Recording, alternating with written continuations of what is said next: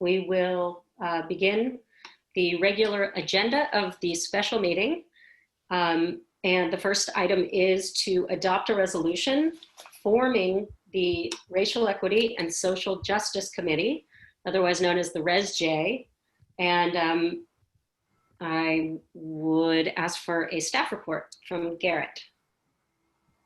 Okay, so on August 5th at your regular council meeting, you provided staff with additional direction for the formation of the RESJ, the Racial Equity and Social Justice Committee. And so what the resolution reflects is that the council decided there'd be 13 members of the RESJ, 2 council members, 11 community members. Members must either live within the zip code, own a business, or work in a business with a commercial storefront in downtown. There's one issue that you'll need to decide, or at least we're recommending you decide, is how to handle youth members. Right now, youth members or anyone under 18, you actually have 2 applicants who are under 18. So you do have a scenario if you wanted to, you could appoint your youth members and not include them within the 11, or just continue including them within the 11, in which case we just need some modifications to the resolution when you adopt it. Resolution also reflects the council direction was to let the RESJ develop its own goals, objectives, work plans, mission statement with the help of a facilitator. RESJ will form a subcommittee to address or explore police practices, alternative public safety methods, services, and so on. I think we had indicated town staff would provide support to the RESJ, but we wouldn't actually be a member of the committee. If we got invited to meetings, we would attend. And usually one thing that the resolution does have that the council didn't discuss per se is usually there's an initial term for committee members. In this case, we just established an initial 1-year term. Because at some point, depending on the council's direction, you could always go back, modify this formation resolution to address terms and so on. So pretty much that's it. So what we're recommending, you decide on your youth members, then when you adopt the resolution, then you can move on to actual appointment selection since you will have formally created the committee. Okay.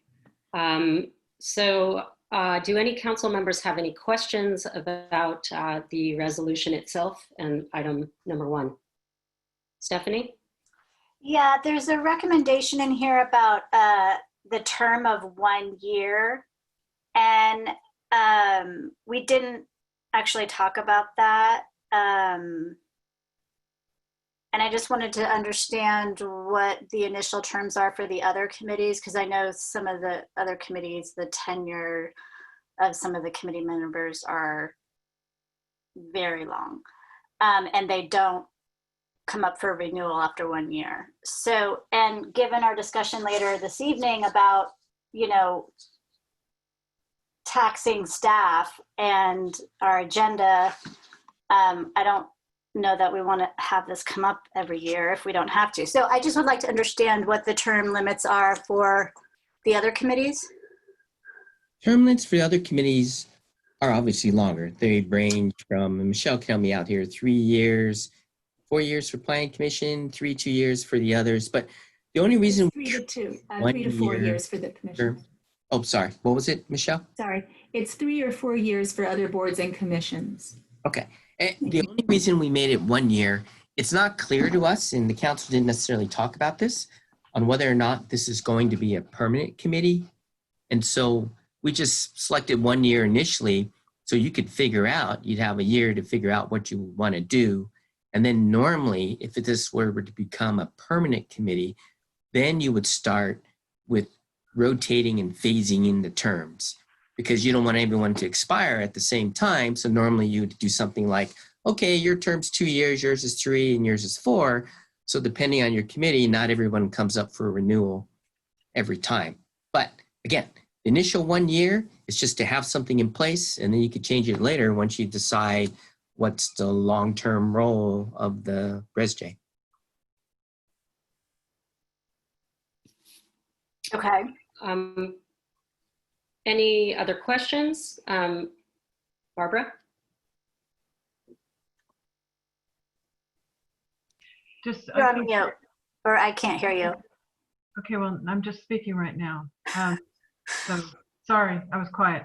I already raised this, and I think Garrett sort of mentioned it, is the resolution has a decision that it will be 11 individuals other than the council members and up to 2 youth. So I think what you're asking, Garrett, because I'd raised this earlier, is in this agenda item, are we going to decide on that so that when we adopt the resolution, we'll have it the way it may say or. Anyway, so are we going to make that, are we deciding on the resolution as well right now? So are people going to comment on that? Yes, that's correct. Okay, thank you. Okay, any other questions, John? Yes. I know we talked about, that this is similar to Barbara's thing, but we talked about 11 community members and a couple of council members. And at that point, we didn't know how many applicants we would have. I was frankly very impressed with all of our applicants.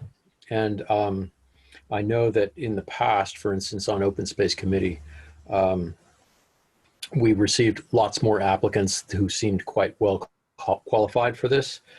And I would, frankly, on looking at all the applicants that did apply for this, and I would expect most, if not all of them, will show up for all these meetings anyway. And by us going through this process and winnowing down the voting members of who's there, it seems somewhat artificial in some ways. I mean, we're creating this pecking order within this community. And I would like to put it out in front of my fellow council members, the idea of appointing more people to this committee, perhaps. John, I'm sorry to interrupt, but let's stick with questions and then let's go out to the public and see what people think. And then let's come back and discuss all the things that we've all brought up. But duly noted. Yeah, any other questions? I thought that was a question. So with respect to that, if we discuss it, people who are not appointed, including maybe even people who didn't apply, would be able to attend those meetings. Right. Just clarifying that for everybody. Yeah. Okay, so if council has no more questions, then I'd like to go out to the public for public comment. And folks know how to do that. So go ahead and raise your hand and Michelle will call on you 3 at a time if there are so many. Michelle, do you see anyone's hand raised? I do not see any raised. Oh, I see one raised hand too. Okay, so the first person is Deborah Benson, followed by Daria Sievers. Okay. Deborah, you need to unmute yourself. Thank you. I'm unmuted. Yes. So is this opportunity to speak on anything having to do with this committee being formed and the resolution that's being put before the council? Yes, it's specifically about the resolution at this Okay, point. good. So I'd like to point out that there's no mention of a budget in the resolution. The $100,000 taxpayer funds was part of a budget presented to the town council and approved as part of the police department budget for overtime and other needs. And while it was very kind of Chief Marin to offer this money to a town committee, a budget needs to be prepared and presented to the council for approval before even a penny is spent. I propose that on attachment A, number 5, include the words "and a budget" after the words "and a work plan." Also, there have been suggestions from members of the public to offer the volunteer committee members a stipend. If members of this committee are given a stipend, so must the members of the other town committees, the volunteer board, the tree committee, the citizens oversight committee, the planning commission, the affordable housing committee, parks and recs, open space committee, Measure F Oversight Committee, Finance Committee, and Climate Action Committee. And that's all I have to say. Thank you. All right, thank you, Deborah. Next speaker, please.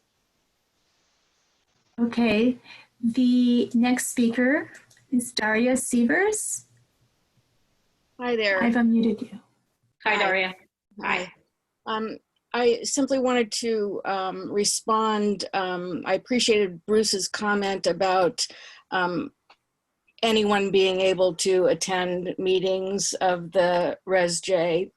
And I'm just a little uncertain about John's suggestion of expanding the number of members on the committee. I'm just a little concerned how efficient the committee could be with even more numbers on the committee. It seems like a large committee as it is. That's my only comment. Okay, thank you. Are there any other commenters, Michelle? Yes, next, there's one other. It's Chance Cutrano. I've unmuted you, Chance. Thank you. Good afternoon, Council. I just had a couple comments. One, to the point that Councilmember Reed had raised, I was also wondering what the implications would be as far as establishing a quorum. Does it make it more difficult as you continue to build that out? And so that might be something to think about. The other note I wanted to make, while I recognize it's important to have the budget item possibly called out somewhere because that was identified at the last council meeting, I think it'd be imprudent at this time to really deliberate on how those monies would be spent prior to the actual establishment, because I think the committee members on that committee should be empowered to figure out what the highest and best use of that money would be for moving forward racial equity and social justice initiatives in the town of Fairfax. On the item of, I think we're far away from the discussion about stipends, but I think that there are important considerations down the road to be made about, bringing people in that normally could not volunteer because of their socioeconomic conditions and things like that. So it's something to just keep in mind. But I think, again, that stuff is a little down the road.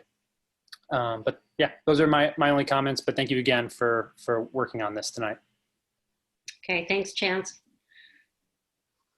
Any other comments? I do not see any other raised hands. Okay. So let's bring it back to council, and we have a couple of items that need discussing. I see it as three things. We need to talk about youth members. We need to talk about whether and how we put a budget item into the resolution or not. And again, number of the committee and term. So there's a few things to tackle. Would anybody like to start? Throw out some thoughts about any of those pieces. Barbara? You're muted. So I know, it takes me a minute. Sorry, my arm doesn't move. So thank you for reminding me. I would say this is, when we look at other committees, when we have youth members who are not voting, we don't include them in the finite number. So I think to be consistent with our other committees, we would probably want to do that.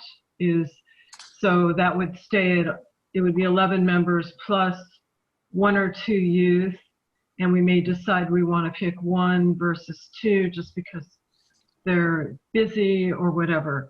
As far as putting the budget into the resolution, I think we've already established that there will be, at this point, potentially 100,000, which we would spend on facilitators and other things. I don't think it needs to be in the resolution. We have it in the minutes. And as far as extending this to everyone, I know I sit on a board with 17 people and I sit on another board with 34 people. And what tends to happen, and these are different kinds of boards, right? But I think that we have the opportunity to really, there were a lot of good candidates, but let's my vote would be, let's stay with the 11 plus the youth members on top of that. And then, people can participate. And I would argue, since I was on the Open Space Committee and I'm still their liaison, that we've never had a plethora of open space people wanting to be on. In fact, it's always sort of difficult to get a new member. But I would just say, group dynamics make it difficult. And we will have a lot of people participating that aren't voting members. But also the quorum issue, which I think Chance brought up, is pretty critical. It gets really dicey to be able to get that many people to a meeting to meet the quorum. So those are my thoughts. Thank you, Barbara. Great. Would anybody else like to comment on any of those things or have some specific opinions or something to discuss? Bruce?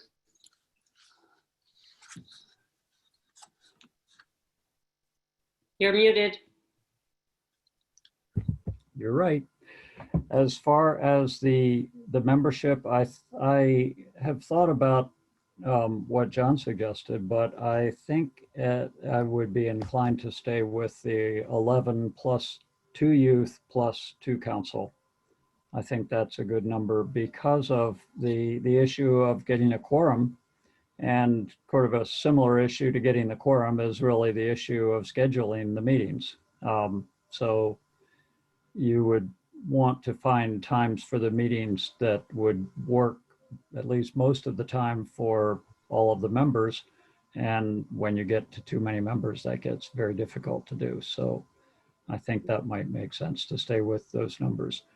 One other thing that that just occurs to me, and I don't know whether we want to address it now, but on the committees that I've sat on, we have going back to the GPAC and GPIC, and I think we've done this, I hope we've done this for the CAC because it's come up recently. No acronyms, Bruce.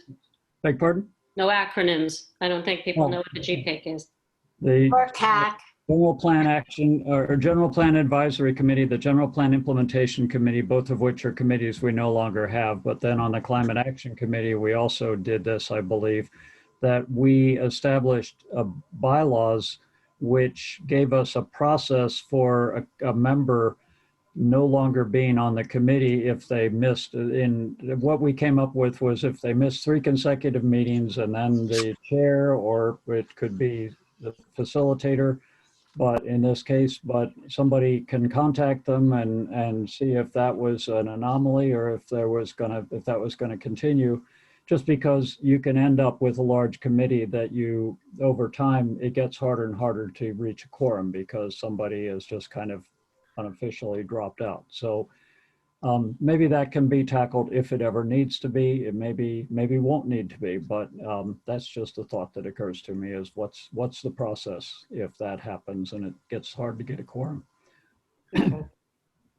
So everybody please remember, if you can or care to add what you believe the term should be, so we don't have to go back around. Stephanie.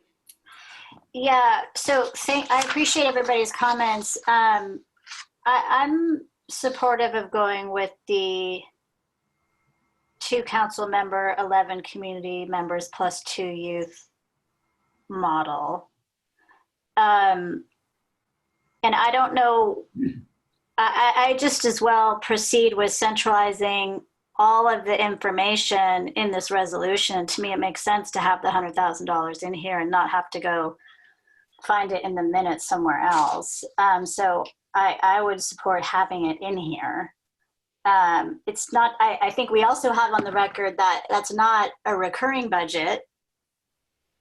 And Garrett, I would like to address your comment that this might not be a permanent committee. I don't know that we've ever, when you set up a committee in the past, if you would make that comment. Racism has been almost 400 years in the making, so there's no reason why we wouldn't have this committee next year and the year after. So let's just assume that this is a permanent committee. Just to be clear, the council didn't talk about it, so we just need to put an initial term. If the council believes it's going to be a permanent committee, I think that's fine. You just will need to decide on the terms later, and you could leave it up to the committee, because typically when a committee becomes permanent, then usually there's just a lottery draw, and people get 2-year, 3-year, and 4-year for the rotating nature of the terms. And so Well, are we saying that this resolution for standing up the committee is only good for 1 year? No. Well, Okay. we're setting the initial term. I'm presuming that at some point you'll modify this, but this thing doesn't mean, if it lasted more than a year, it wasn't like we're going to get rid of the committee as a matter of practice. But I do need to point out on the budget. The budget of the 100,000 is what we had set aside. That's in the budget. Normally, when you set up committees, you never include any budgetary items. That's going to vary year to year. What we said the 100,000 was for the facilitator and possibly any other programs or assistance that the committee might need. That would ultimately all have to go to the council based on whatever their recommendation is. So I don't think it really needs to be in there. It is in the budget. In fact, it's noted as on a page for the ResJ, 100,000. Okay, and I want to clarify that we're not spending $100,000 on a facilitator. That is like not at all what I envision spending the $100,000 on. A fraction of that I envision, and again, this needs to come out of the committee, more on studies and programs. A fraction, because I can just see a lot of buzz out there. They're spending money on consultants, and that's not what this money is going toward. So please, for the record, we are not spending $100,000 on consultants. Thank you. Okay, so back to the term limit. I'm fine for if it's going to be 1 year. And if we establish, Bruce, I liked your commentary on, establishing a process for,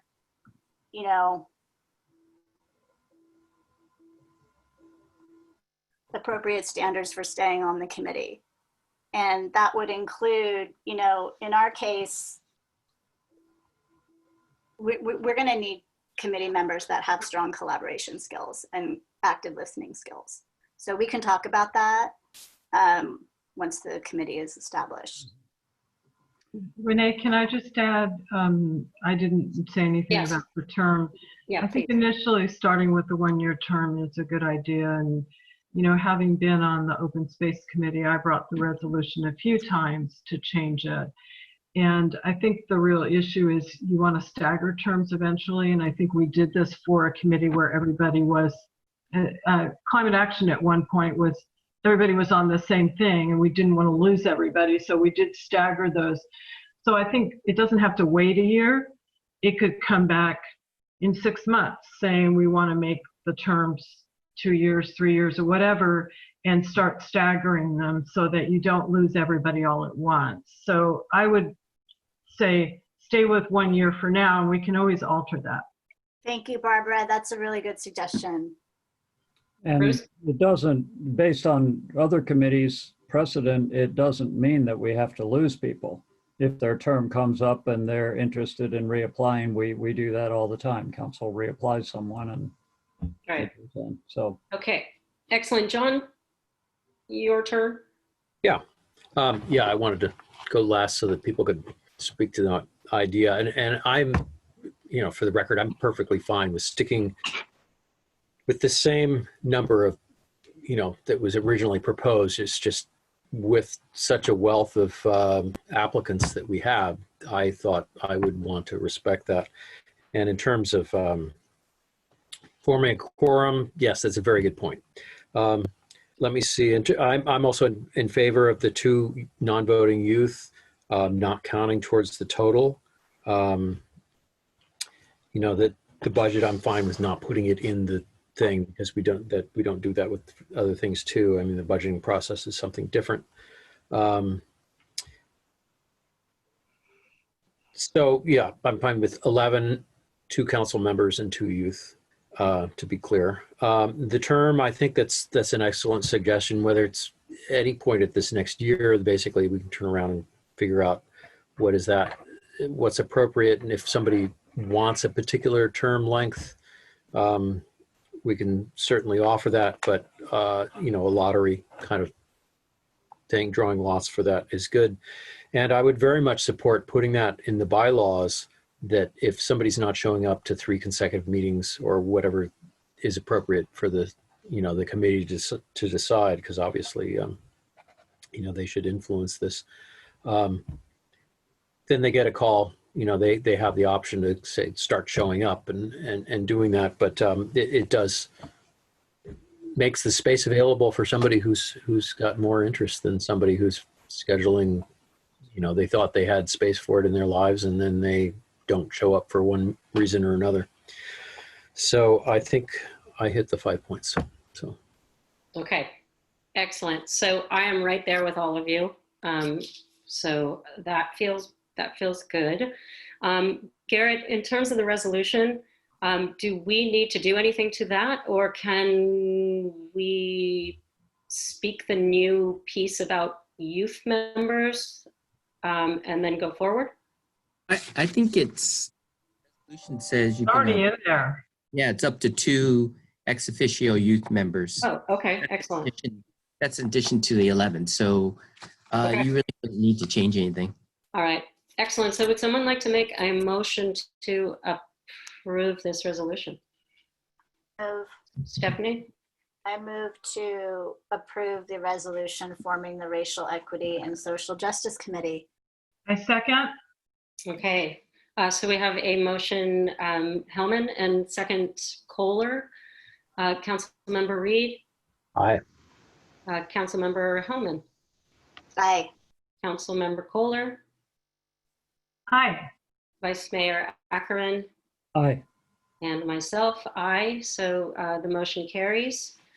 We now have a adopted resolution. Congratulations. And so we're moving right along because it is 6 o'clock and we have the hard work cut out for us right now.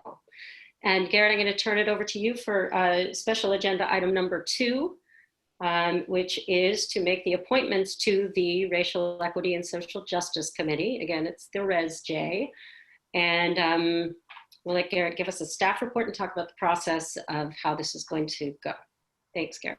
Okay, so as you know, on your August 12th meeting, you interviewed 24 people, applicants for the ResJ.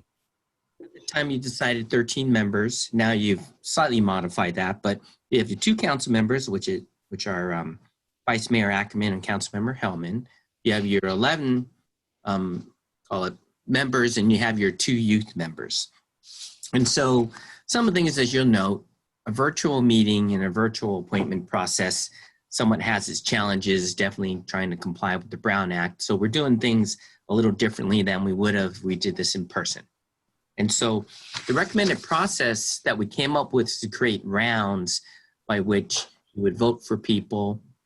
There's some flexibility there in that maybe if someone has 5 votes and there's a certain number of them, you decide that those people should be on the ResJ, narrows down your field for the second round. Just really kind of depends how you end up voting in each round. So I'm just kind of saying there's lots of flexibility that's going to be needed to move forward. So what we would suggest is this, the process that we recommended, and again, that's just a recommended process. You could always change it. But we originally said council members should have up to like 18 votes in the first round. We would suggest you reduce that to 16, and that you just decide what you want to do with the youth members, because you have 2. And so you just need to decide if you're going to appoint 1 or 2. That addresses that issue. And then we could have the voting related to everyone else in the applicant pool. In terms of how that process will work is Michelle, your town clerk, will just read the people's names off the list that you have that's attached to the staff report. The easiest thing to do is just council members who want to vote yes for that person would just raise their hand. And then Michelle would just announce to everyone which council members for that person. And then we'll go through the whole list of 22. Then what would happen is we have a spreadsheet. What we'll do is while you're voting, we'll input that into the spreadsheet, but then we'll need to take a break after round 1. And with that, we'll compile the numbers, and then we'll come back and you'll be able to see who voted for who, and more importantly, how many votes each applicant received. At that time, then you can see if you have a lot of people with 5 and 4 votes. If you're not comfortable appointing people with the 5 votes, you might just have your people with 4 and 5 votes advance on to the second round, and then we go through the process again. We're actually saying by the end of round 4, the pool should be narrowed enough that maybe you'll have to decide on a couple of the candidates, maybe a few of them, but in essence, it'll be narrowed down so you can actually make your decisions. And then at the end, what happens is you'll actually make a motion to appoint those 11 people plus the youth members to the committee.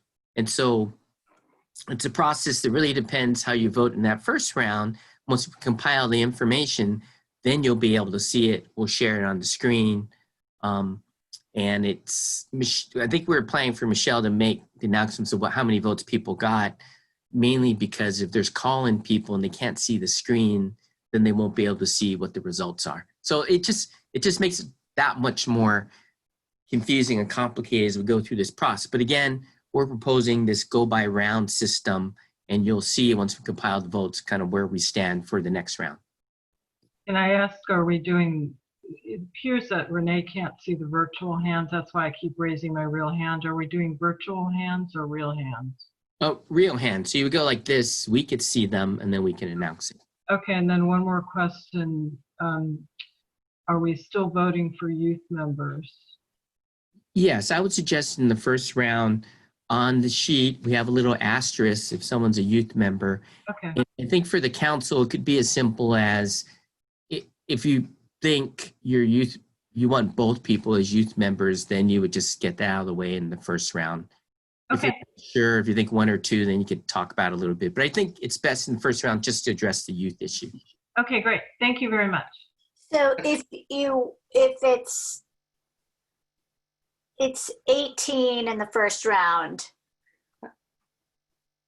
Is that right? I think we were going to 16 because we decided the 2 Right. would be non-voting members. Right. And so it's 16 not, but if you were going, it's 16 not including the youth. That's correct. Okay. And can we, I had asked this prior, can we vote for less than that number if we care to? Yes, you have up to 16, but you don't have to use all 16 votes. Okay, thank you. Okay, are there any other questions? And then we will go right out to public comment before we come back to the voting. Any other questions about the process from council? Nope. Okay, that means Garrett, you did an excellent job with the staff report. Let's go out to the public. So if anyone would like to comment, give us your thoughts about process or anything that's before us, please, this is your chance. Madam Mayor, I'm looking, I don't see any raised hands at this time. Oh, Uh, okay. We can Let's just make sure that everybody understands that this is the time, because then we'll go right to voting. Michelle, you still see none? I don't see any comments. Okay. All righty. Then I think we will proceed. Michelle, it sounds like you're going to be running the voting process, so I will leave it to you. Okay, thank you, Madam Mayor. So yeah, just to remind you to raise your real hand and make sure that I count it when I read off who's voting for it. And we will start with the first applicant, and that is Ryland Morgan. So council members, please raise your hand if you would like to vote for Ryland in this first round.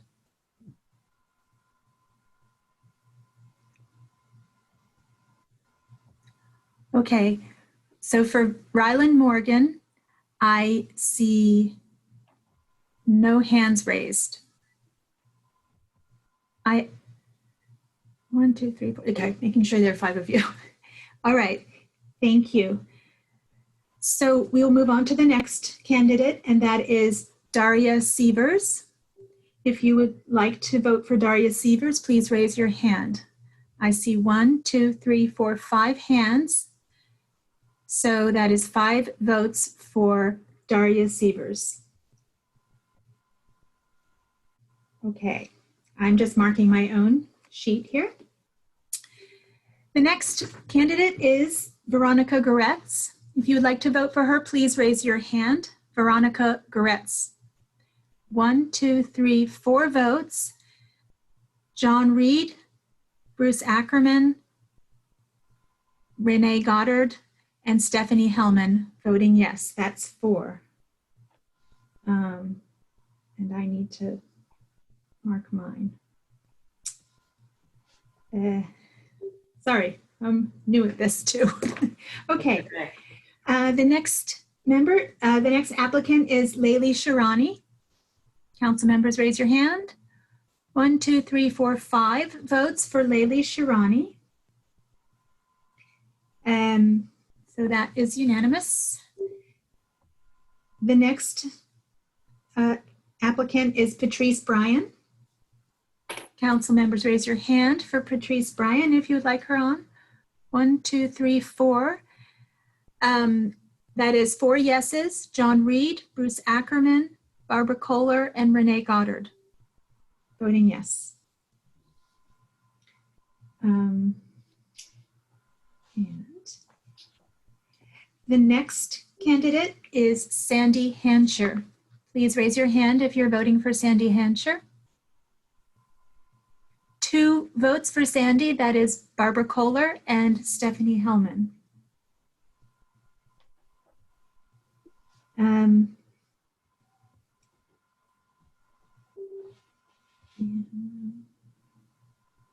The next applicant is Liesel Blosch. If you are voting for Liesel, please raise your hands. I see 5 votes. That is all council members. The next candidate is Jane Richardson Mack. Please raise your hand for Jane Richardson Mack. I see 1 vote from Barbara Kohler.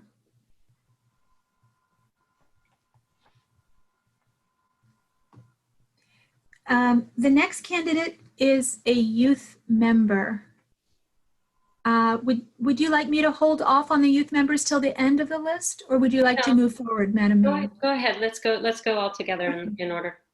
Okay. This youth member is Sophia Martin.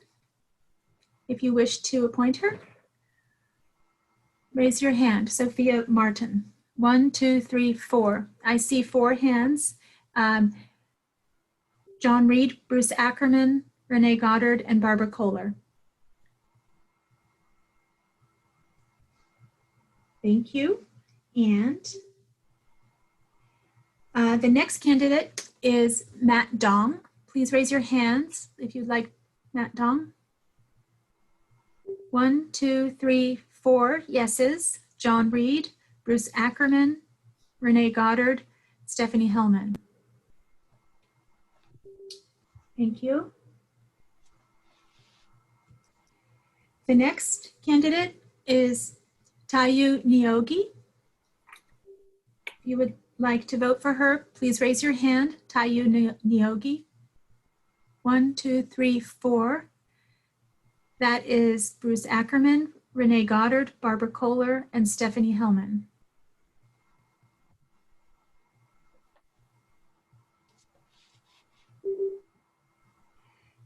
The next candidate is Larry Bragman. Please raise your hand for Larry Bragman. I see 1, 2, 3, 4 hands. That's John Reed, Barbara Kohler, Stephanie Hellman, and Mayor Goddard. Okay.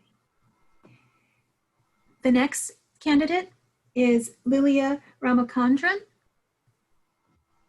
If you would like to, please raise your hand now. 1, 2, 3. I see 3 votes. Bruce Ackerman, Renee Goddard, and Stephanie Hellman.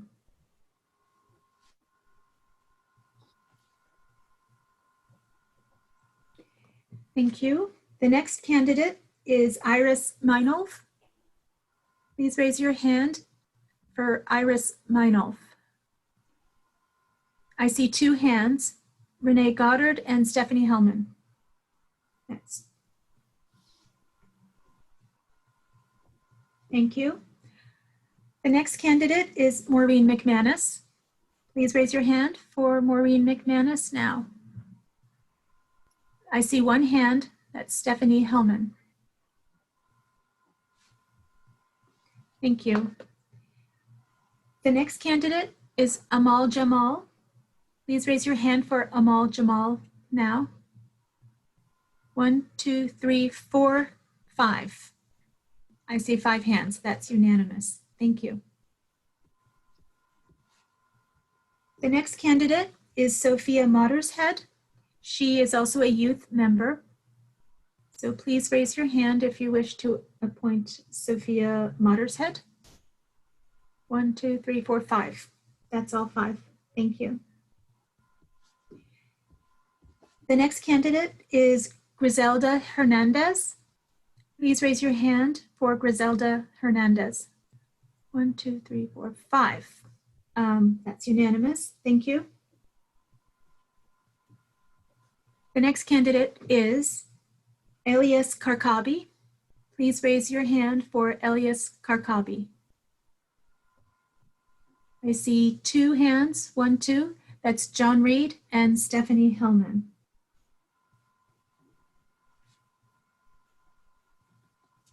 Thank you. The next candidate is Ziana Griffin. Please raise your hand for Ziana Griffin. I see 5 hands. That's unanimous. 5 votes. Thank you. The next candidate, Jess Lerner. Please raise your hand now for Jess Lerner. I see 2 hands. That's John Reed and Stephanie Hellman.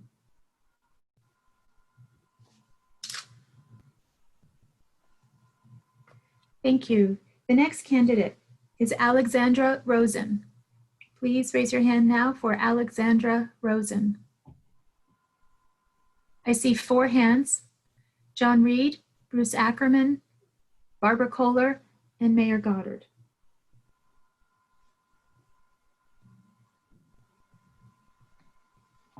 The next candidate is Frances Lee. Please raise your hand now for Frances Lee.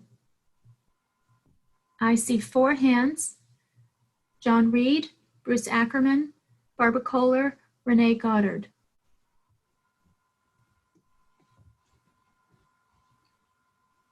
Thank you. The next candidate is Serena Campbell. Please raise your hand now for Serena Campbell. I see 3 hands, John Reed, Renee Goddard, Stephanie Hellman.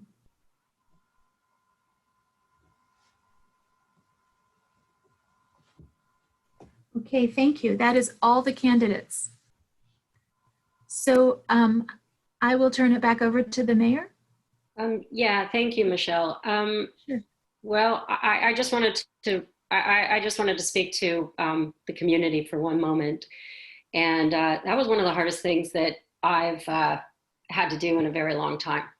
Spent hours and hours, and to look at you all, at least your names, and feel as though I'm voting for you or not when you've put your hearts and souls into this and told us who you are is about the hardest thing that we get to do, I would say.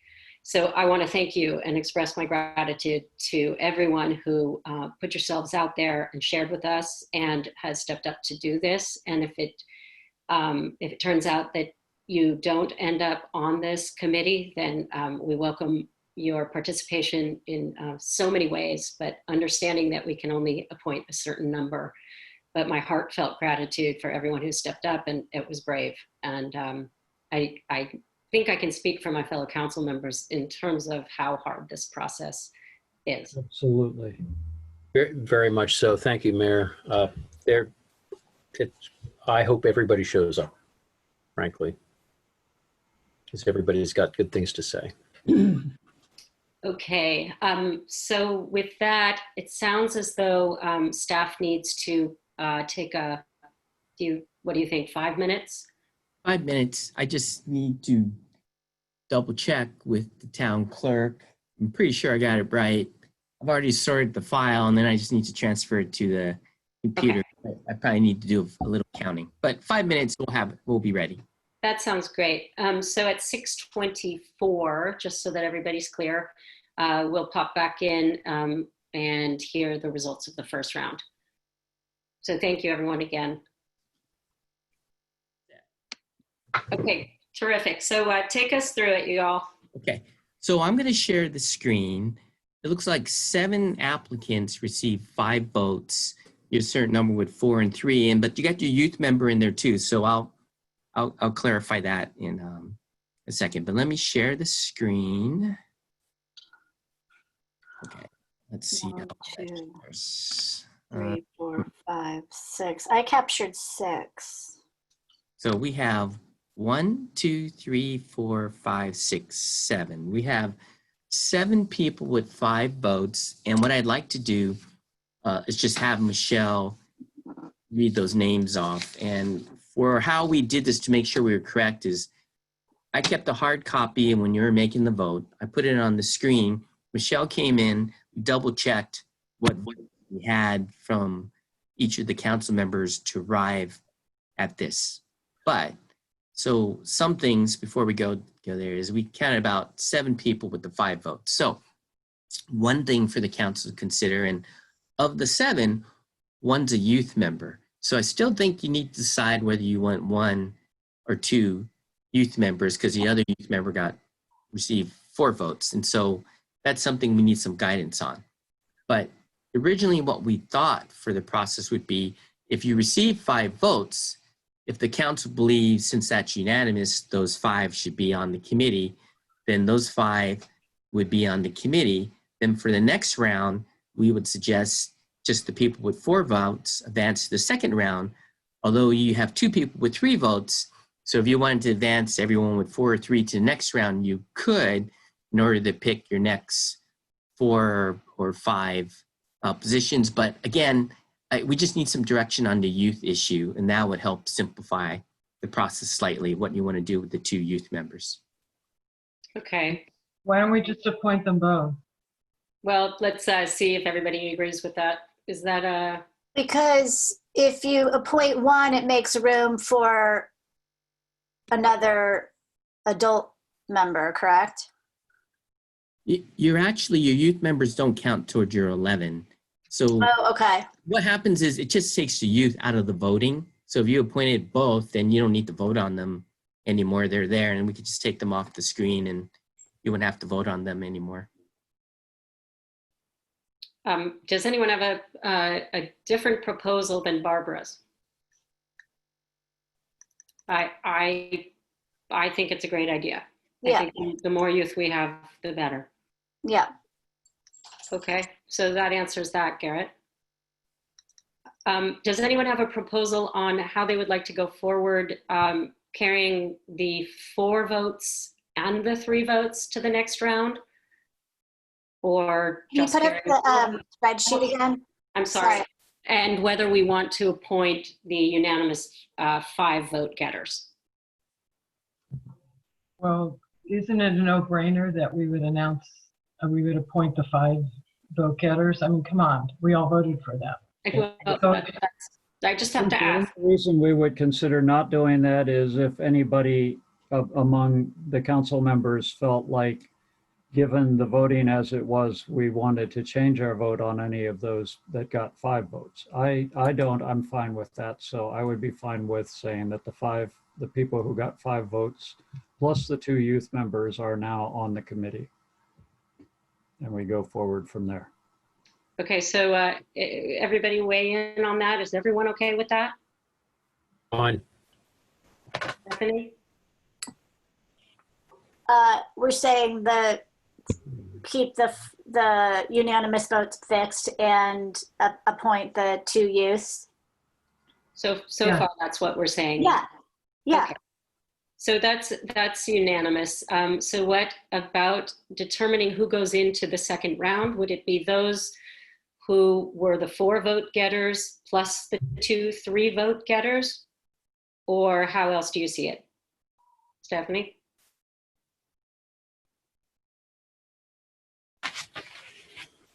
Or anyone with feelings about that, either way? It seems to me unless people didn't like, might want to change their vote, that we Yeah, should. But I don't think it makes much difference because there's only 2 3s. So would someone like to make a proposal how you'd like to see it done? So it sounds like Barbara is saying, and I would agree, this next round, we would vote on the people who got 4 votes or 3 votes. But the 2 youth members were already appointed, so not counting the youth members. Okay, so Stephanie and John, are you good with that? Okay. Yes? Okay, that's where I was going as well. So we're ready to go forward to the second round. Okay. Can we have a minute to scribble on our spreadsheets to just think about this? Sure, I can redo the spreadsheet too, because this spreadsheet right now shows everyone with 4 or 3 votes, and I just need to take out the youth member. What will happen is, to be clear how many votes you'll have, is the people that got 5, that was 7, but 1 was a youth, so 6. So you have 6 people who received 5 votes. That means you have 5 slots left. For the second round, that means you'll have 7 votes. Vote up to 7 people. Okay, can you put the spreadsheet back up? Sure. The second round spreadsheet? Yes. Okay. Oops. I think I need to switch it back. Sorry, let me get to the second round. No. Oh, sorry, didn't switch. There you go. Yes, thanks.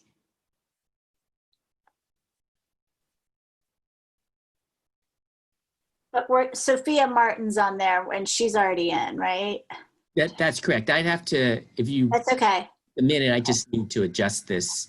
And right now, I think I said 6, so 5, you could have 7 votes, and then you'd have less votes the third round and so on. But who knows, if you're unanimous again, then you could theoretically be done. But so if you like, I'll fix this. That's okay. Sheet. So how many are we saying we're getting in this round? 5. Oh, yeah. You have 5 open seats, but you'll have 7 votes.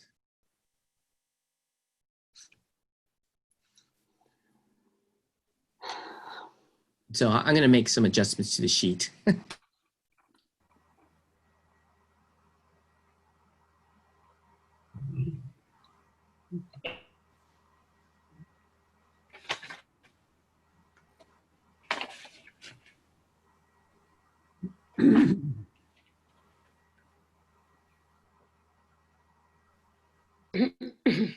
Can we say up to 7 votes? Some of us may not want to provide up to 7. We may want to stay with 5 or 6.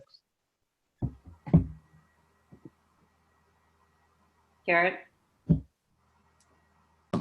Sorry. Yes, that's correct. You can vote up to 7, but you don't have to use all 7 votes.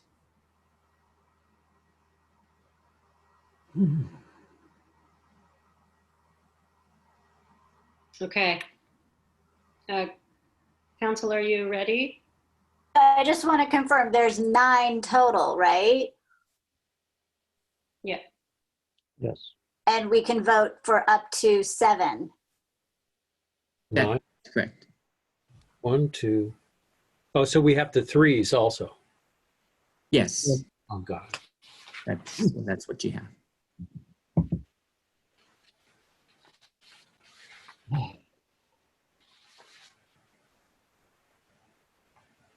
So did you want me to leave it on the screen or just have Michelle just go through it when you're voting again? I think it helps to see everybody's hands up. For me personally, but maybe other people don't feel that way. I would prefer hands. Mm-hmm. Okay. Okay. Stephanie, are ready you for me? ready? Yeah. Okay. Okay. All right, This Michelle. is the town clerk. Yes.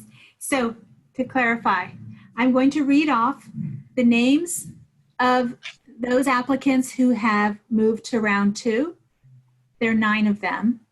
You have up to 7 votes total for 9 candidates. Okay. Is that clear? Okay. Yes. So the first candidate is Veronica Goretz. So please raise your hand if you're voting for Veronica. 1, 2, 3. I see 3.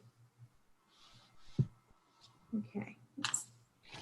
And oh, sorry, could you keep your hand up? I looked down for a moment. I didn't memorize them. Okay. And that is Stephanie Hellman, Bruce Ackerman, and Renee Goddard. Okay. So, thank you. The next candidate is Patrice Bryan. If you're voting for Patrice, I see 3 votes, 4 votes. Okay, Patrice Bryan. 4 votes, Bruce Ackerman, John Reed, Renee Goddard, Barbara Kohler.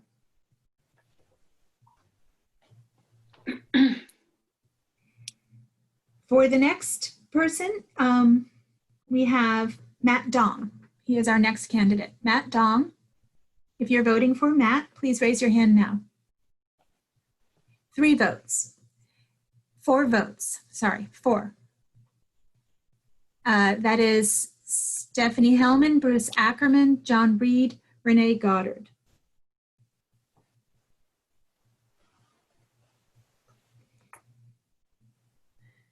The next candidate is Tayu Niogi. If you're voting for Tayu Niogi, raise your hand now. I see 4 hands. I see 5 hands. That's unanimous. 5. Okay. For the next person, the next candidate is Larry Bragman. If you're voting for Larry Bragman, raise your hand now. I see 3 votes. Stephanie Hellman, John Reed, Barbara Kohler.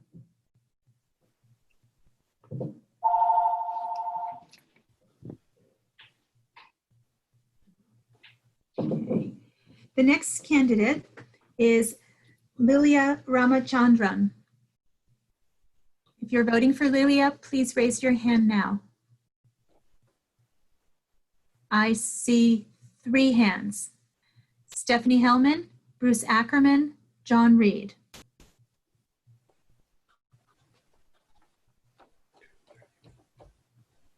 Thank you.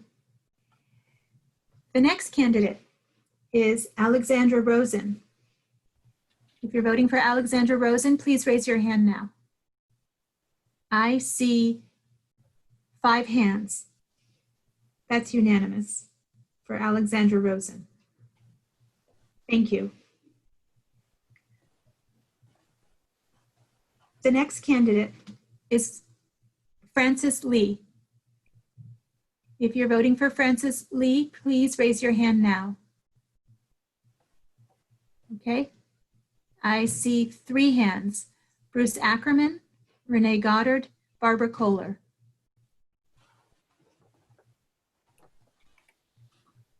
That's 3.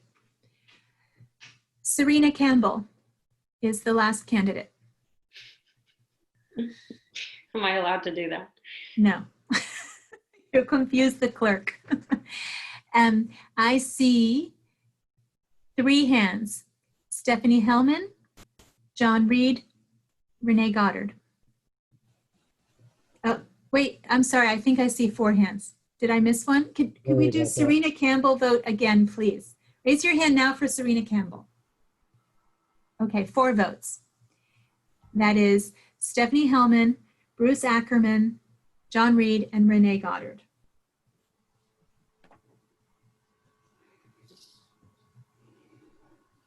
All right, that is round 2. Okay. Um, So if you could just give us a second to sort the spreadsheet, then put down the screen, and then you could see, you obviously have a couple, I believe, that are unanimous, but we'll put it on the screen. So if we just have a few minutes to do that, that'd be great. Okay, 6:42. Okay, sorry about that. Okay, no problem. Michelle's got to run back to her office and log on. Okay, great. Thank you for wearing masks.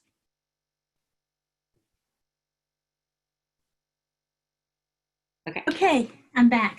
Okay, great. so Thank you. I will share the screen that shows you the results of round 2. So for round 2, you had 2 candidates that received 5 votes. If you follow your straw poll policy, if you get 5 votes, you're on, you would add those 2 to the other 6, not counting the youth members. So you would have 8 out of your 11 selected. If you did that, then what we would recommend is you could see, some with 4, some with 3. I would just have your 4 and 3s go to the next round, because the next round, you only have up to 4 votes each. And then your last round, you only could vote for whoever's remaining. So you're slowly willowing it down.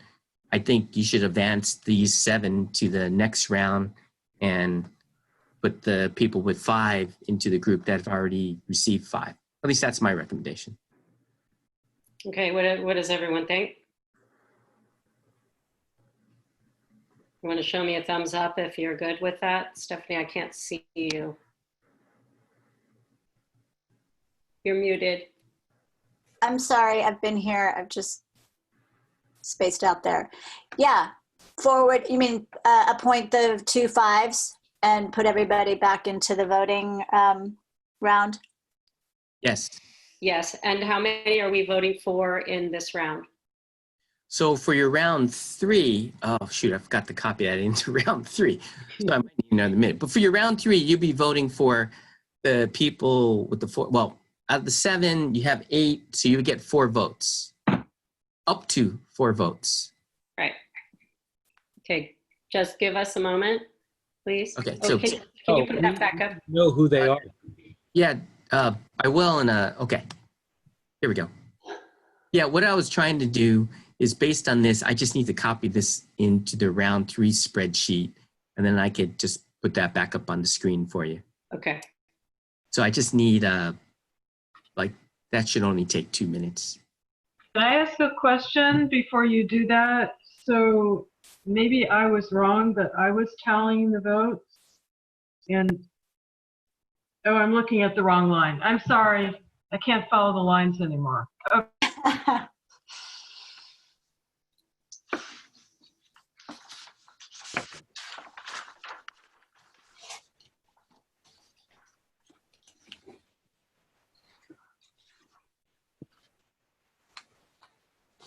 I'm sorry, how many votes are we getting this next round?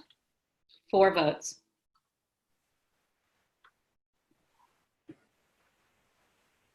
You'll get up to 4 votes for 7 candidates. Can you put this, He's copying it into sorry. the 3rd round. 4. If you like, I can read you the 7 names just in a list. Does that help you? That's Yes, okay, please. I have it marked, I'm good. I could use that. Yeah. Okay. 1, 2, 3, 4, 5, 6, 7. Okay, so it will be Veronica Goretz, Patrice Bryan, Matt Dong, Tayu Nyogi. Oh no, sorry, No, you got the 5. she's sorry. Larry Bragman, Lilia Ramachandran, Francis Lee, and Serena Campbell. Okay.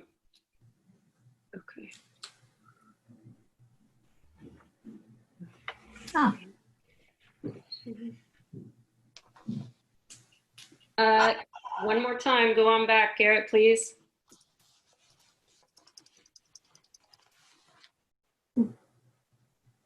Thank you.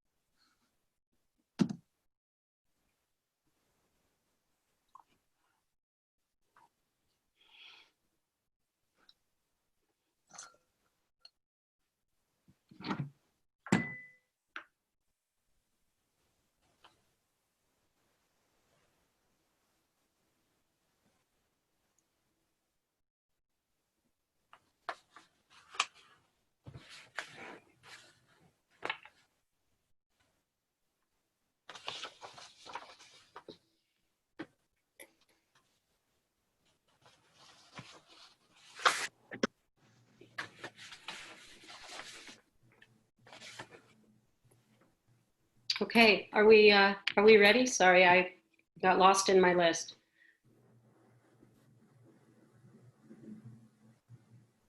All righty, Michelle, let's move Are you forward. ready? Yes. Okay, I'm ready. So you have up to 4 votes for 7 candidates in round 3. The first candidate up for a vote is Veronica Goretz. So raise your hand if you would like to vote for Veronica Goretz. I see 3 votes. Bruce Ackerman, John Reed, Renee Goddard.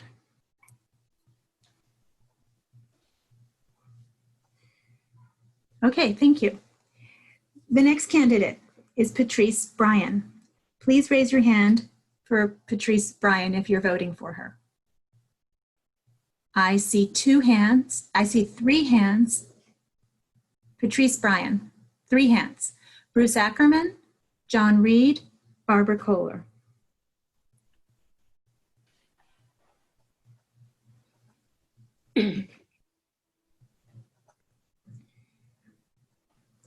Next candidate is Matt Dong.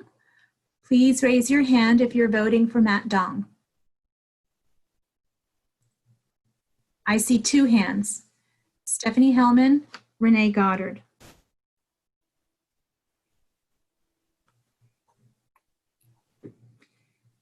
Thank you.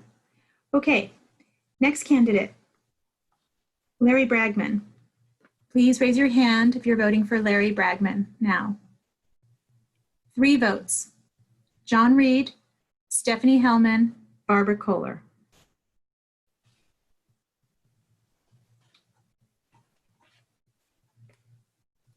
Thank you.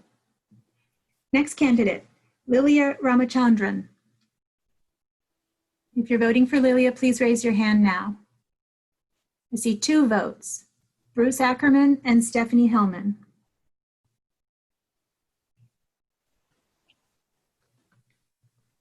Okay, thank you. Next candidate, Francis Lee. Please raise your hand now if you're voting for Francis Lee. I see 2 hands, Bruce Ackerman, Barbara Kohler.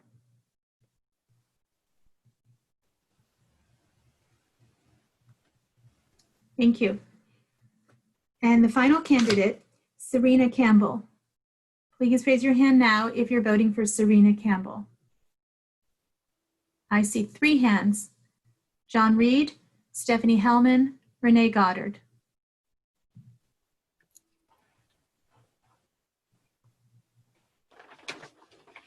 Thank you.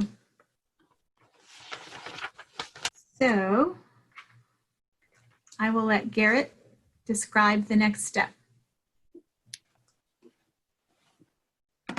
Okay, so I'm just going to put it up on the screen, although we might have to double check here because the mouse moved funny. Let's see. Oh, sorry.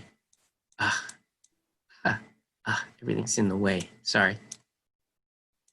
There we go. Okay. Okay, so Michelle, you might want to double check here. So this is what I have as the vote. You still have 3 slots, and you actually have 1, 2, 3, 4 people that receive 3 votes, and the others receive 2. So you have a couple of options here. Your next round, which is your last round, you have 3 positions left, so you only get up to 3 votes each. You could decide to just move forward the people with 3 votes, in which case you only have 4 people to choose from, 3 votes each.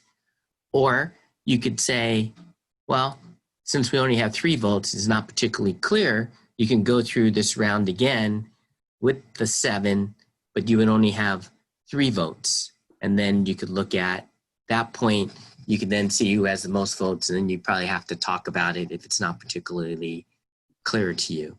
So that's what I see as your options. You could either advance the 3 voters to the next round, advance everyone, and you only have 3 votes. But you only have 3 votes in either case. So any Any preferences, any thoughts from council? I kind of think we've gone through this and it's been very difficult. It would seem to me, why don't we just advance the 3 and, do our best. Can Any I other see the thoughts? spreadsheet again? I would just suggest, why don't we just advance the 3 that have, the 4 that have 3 votes and just, finish this up. It's been very difficult and maybe we're extending the pain by continuing this we have good candidates. How is everybody with that? I can't, I see everyone but Stephanie. Oh, there we go. Okay. I'm fine with that. All righty. And So then in this next round, we have how many votes? we have 3 votes and we have 4 candidates who each received 3 votes in the last round. So let's just take a moment and we'll come back for the vote. I need, you keep taking away the spreadsheet. Can I see the spreadsheet?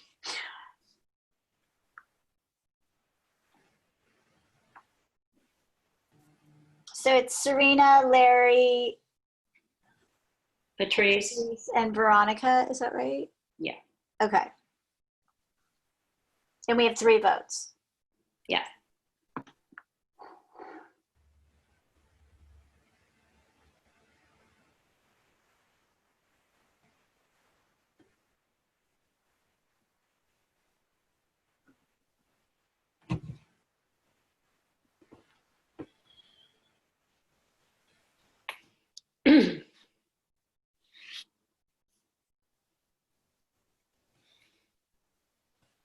All right, are we ready? Stephanie looks deep in thought. I'm good. All righty, so Michelle, let's go ahead and do the 4th round. Okay, I'm ready. Mhm. So we have, 1, 2, 3. We have 4 candidates for up to 3 votes. First candidate, Veronica Goretz. Please raise your hand if you're voting for Veronica Goretz. I see 3 hands, 4 hands.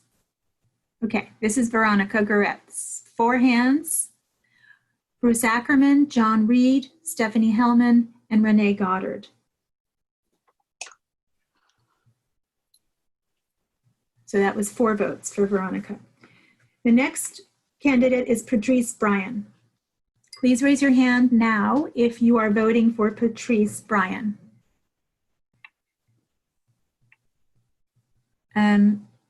I see 3 hands. Bruce Ackerman, John Reed, Barbara Kohler.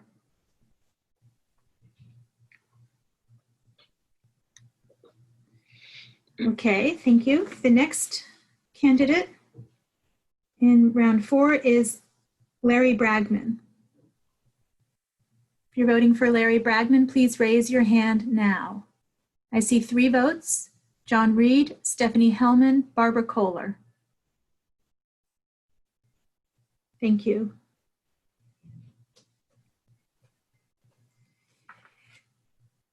The next candidate, and the last candidate, is Serena Campbell. Please raise your hand now for Serena Campbell. 4 votes: Bruce Ackerman, Stephanie Hellman, Barbara Kohler, Renee Goddard.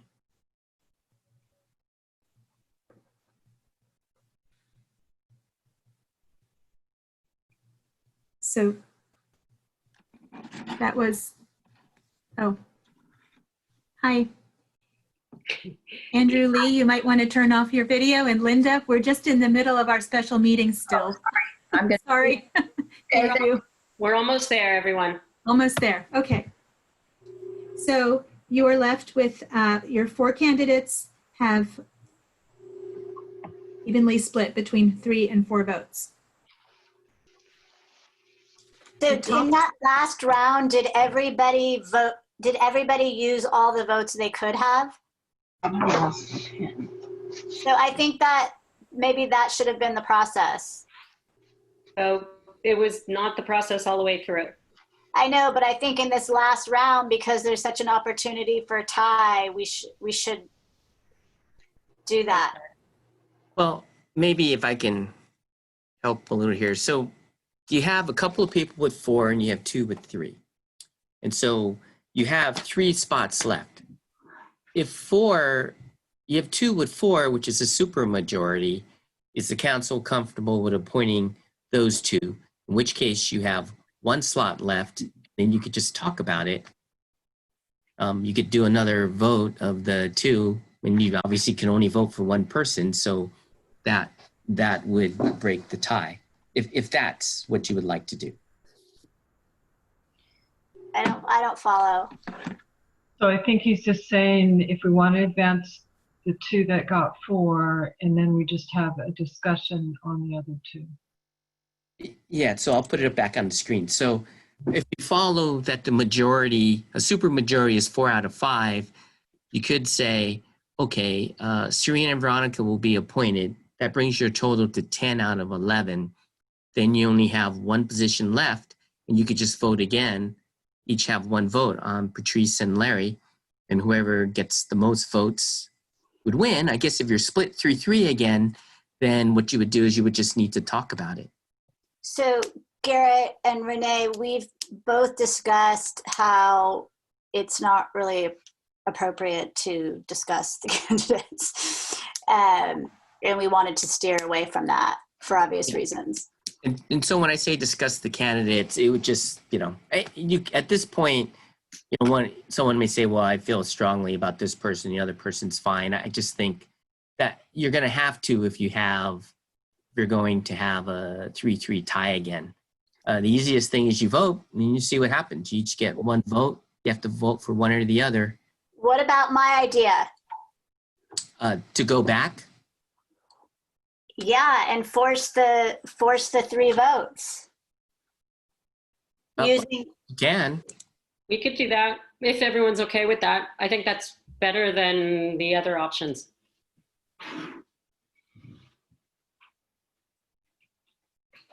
I mean, won't that? What it looks like is under round 4, it looks like I have the mayor. Oh, I see. Under round 4, the mayor, you only voted twice as opposed to 3 times? Right. Okay. So So if my voting for my full 3 count would fix this, then I'm very willing to do that. okay. So just to clarify, is that if that's what you like to do, then the mayor's deciding vote for the last position. If that's okay with everyone, then I think that's fine. I think that's okay. I think we all should have done our 3 votes. And I mean, I think it's. Uh-oh, you froze, Barbara. Let's, whatever we do, hopefully people will participate who aren't chosen. Okay, so we'll go back to that 4th round. And Garrett, it is 7:05.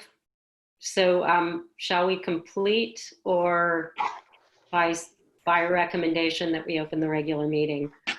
I think if you're going to actually vote, and if everyone's fine, you're the tiebreaker between the last 2, then it's simple enough that you could put together a motion and appoint all 11 plus your youth members. We'd be done with this item, and then you can open up the regular meeting, as opposed to opening a regular meeting and saying you want to get back to this item. Okay, so no pressure on me, huh? Well, in this scenario. Yeah, I think that's the best way to do it so that we can move forward.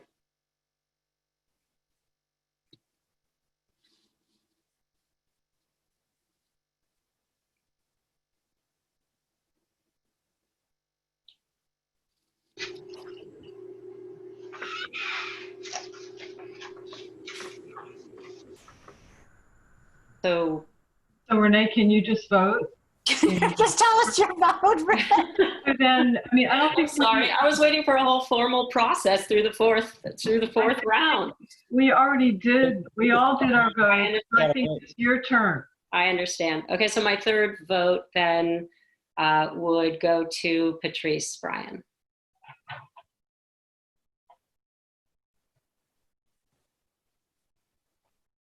Okay.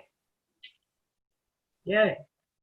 So I think if that's the case, then you can see who had, oh, do I need to put that back up on the screen?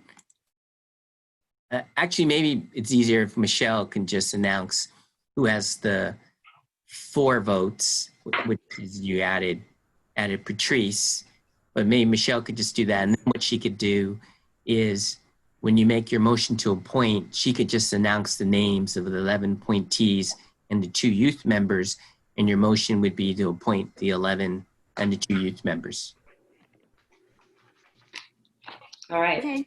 So let's put that up, and then I'll ask for a motion, and we'll move forward. Okay, so the 3 people in round 4 who got 4 votes and who are therefore appointed, I guess, or I shouldn't say that yet. The 4 vote getters are Veronica Goretz, Patrice Bryan, and Serena Campbell. Okay, correct. Okay. And Michelle, were you going to read off all the names so that when we make the motion, we don't have to try to figure out what, I mean, I could probably do it, but I think it'd be best if you just read off all the names so we can say so moved or something to that effect. Okay, I can do that. I just want to make sure I get that right. 1, 2, 3, 4, 5, 6. If it helps, Michelle, I could put back on the first round the people with the 5 votes. I think I have 11 here, and then the 2, wait, youth. It's the youth that are throwing me off. Oh, the Sophias. Okay. 1, 2, 3, 4, 5, 6, 7, 8, 9, 10, 11. Yes. Okay. I know who they are. All right. So the people who got the top votes, the 11 people, are Daria Sievers, Veronica Goretz, Layli Shirani, Patrice Bryan, Liesl Blasch, Tayu Niogi, Amal Jamal, Griselda Hernandez, Ziana Griffin, Alexandra Rosen, and Serena Campbell. Except you missed a youth member. So, And then for the youth, I was going to do them separately. Those are the 11 members, okay. the 11 adult voting members.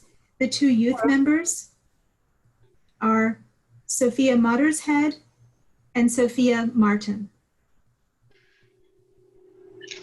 So would someone like to move that? I would love to make that motion. Okay.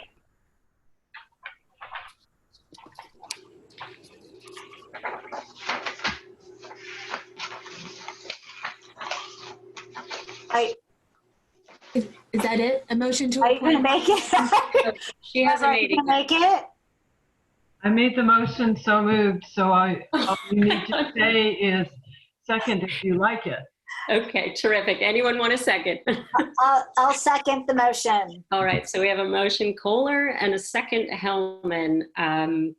And all those in favor, John Reed, Aye. Vice Mayor Ackerman, Councilmember Hellman, Aye. Councilmember Kohler.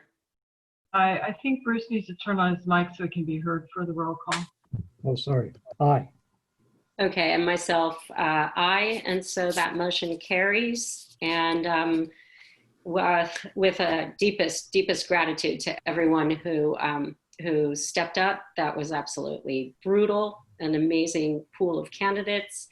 And as Barbara said, I hope that everyone will step up and that it will continue to grow.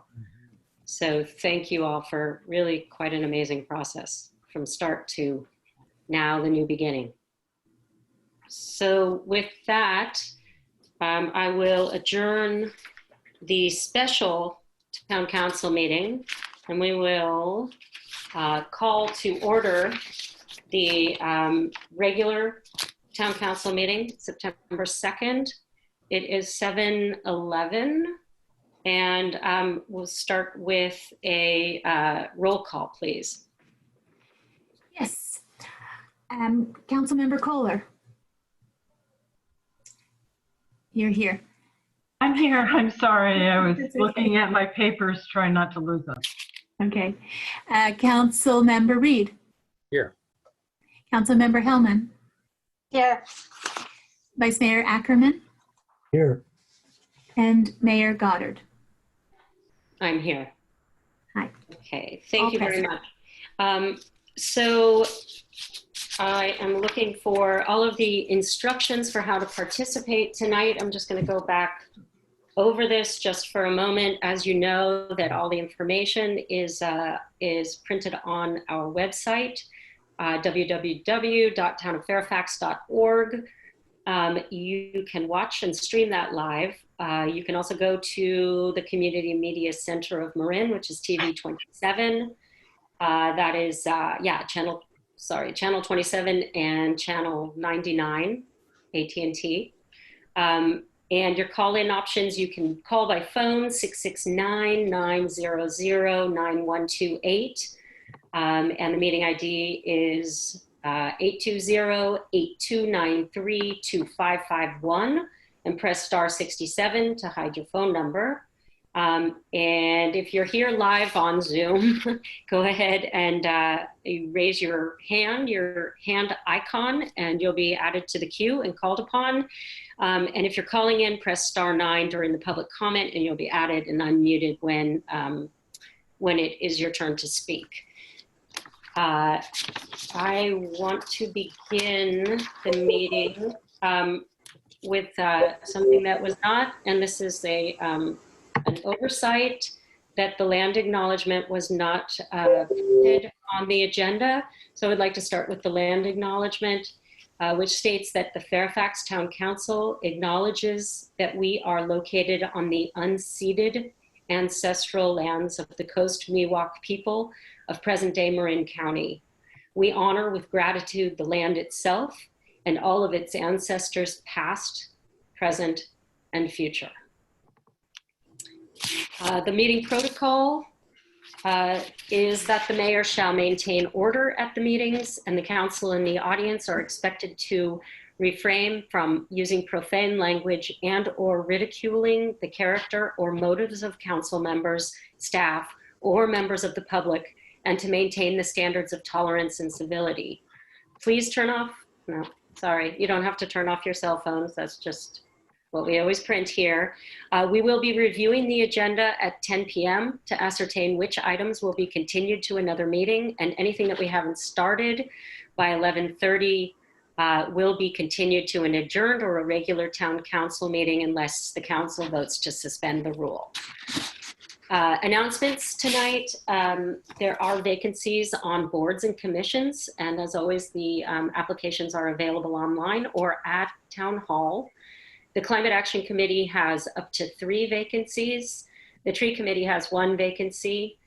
Parks and Recreation Commission has 1 vacancy. The Open Space Committee has 1 vacancy, and the Measure F Oversight Committee has 2 vacancies.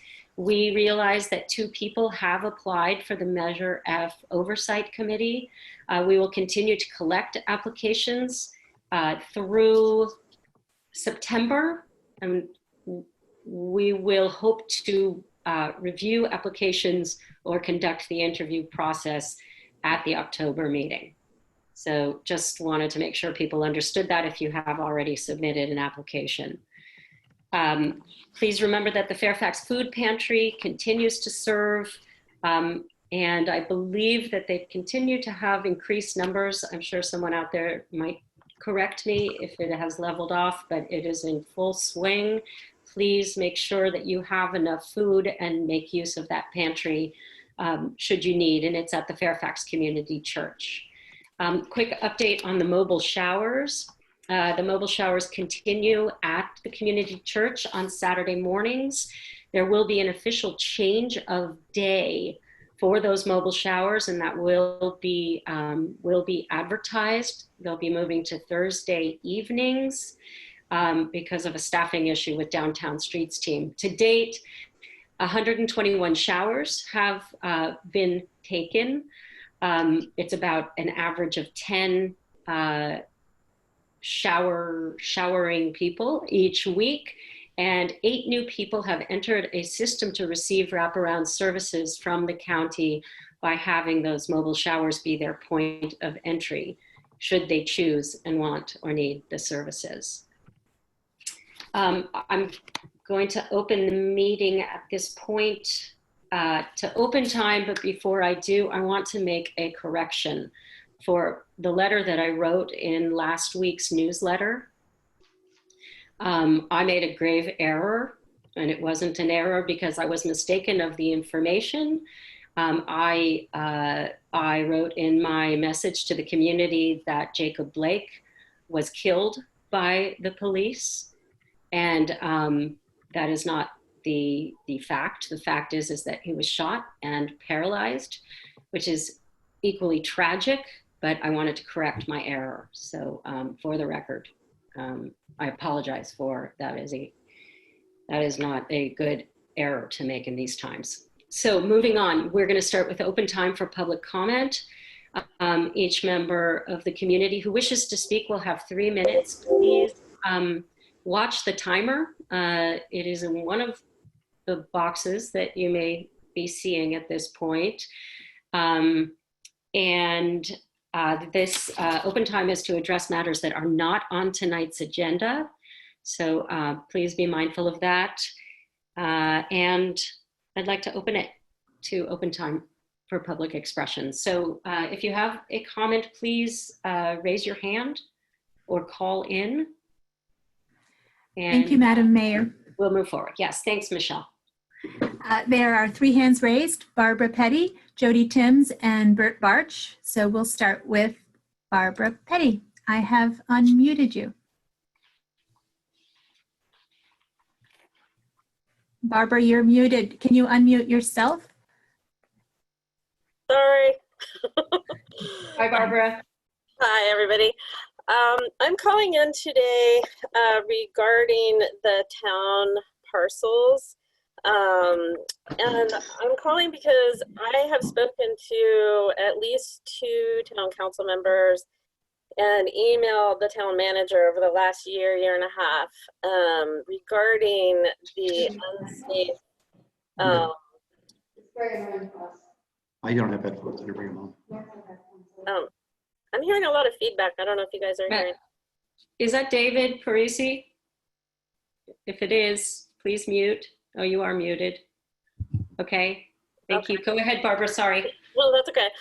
Anyway, so, you know, I live on Forest Avenue, and Forest Avenue has actually really come together, and we're a fire-wise community, and we're doing a lot of really good work. We've done our own evacuations. We're clearing our brush. We're doing everything that we think we need to do to keep ourselves safe. However, there are several town properties adjacent, so Forest Avenue down to the Town and Country Club or Forest Avenue above, and all those properties are really kind of a mess as far as undergrowth, and I just think that I need to get some action here. I need to get a plan. I need to know that the town is going to do something about this. Because we've been talking about it for a couple of years and I don't see anything happening. We did get a grant so that they came in and cleared the brush right next to the road, which is great. So if we have to be evacuated, at least there won't be embers on our car or, you know, as much. But the real problem is those properties need to be cleared of all the undergrowth. So I would kind of like to know, how can we move forward? Can we appoint somebody to be the point person? Like, what can we do to get this going? And Forest Avenue obviously isn't the only one. I know there's more, but that's my concern. Can I just add something, Mayor? Barbara brought this to me a number of months ago, and I had raised it to staff, and I apologize. I thought it had been taken care of. So I'm hopeful that our town manager can get this moving. You know, especially with the fires now, we don't need to have more fuel out there on our parcels. So if we could, I mean, I can follow up with Garrett subsequent, but let's get this moving. This was months ago. You're muted, Stephanie. We should not be responding during open time. This is one of the reasons why we have inefficient meetings. And we'll be getting to this on our agenda later. Thank you. Later Okay. tonight? Like, I don't understand. I didn't see it on the agenda. No. It's Stephanie, with all due respect, in order to respond, we can direct staff to take a look at something and follow up. And that's as far as we go. Okay. So we won't take time. But no, Barbara, that's not on the agenda tonight. Yeah, I didn't think so. Okay, well, I appreciate whatever you can do. Thank Okay. you. All right, thanks. Next speaker, please. Next is Jody Timms. Whoops. Yeah. Okay. And Hi. Good morning. Good morning. Good evening, council members. Jody Timms, Cascade Drive, and the representative, your representative to the Commission on Aging with my quick monthly report. Just wanting to mention that the Commission on Aging is meeting tomorrow morning at 10 o'clock. It's an open educational event. There will be a panel of 5 addressing the effects of COVID in nursing homes and congregate settings. So the information for all the things that I'll mention is on the website for the town. But as you may know, 84% of the 70 deaths to date in Marin County have occurred to residents of facilities. So there are a lot of issues there to consider, and that's what the conversation will be about tomorrow on the Commission on Aging. Also, we'll have our Breakfast with Friends as usual on the 16th, the third Wednesday. And then the forum this month, the Age Friendly Forum on the 23rd of September, will be on ageism. We'll be talking about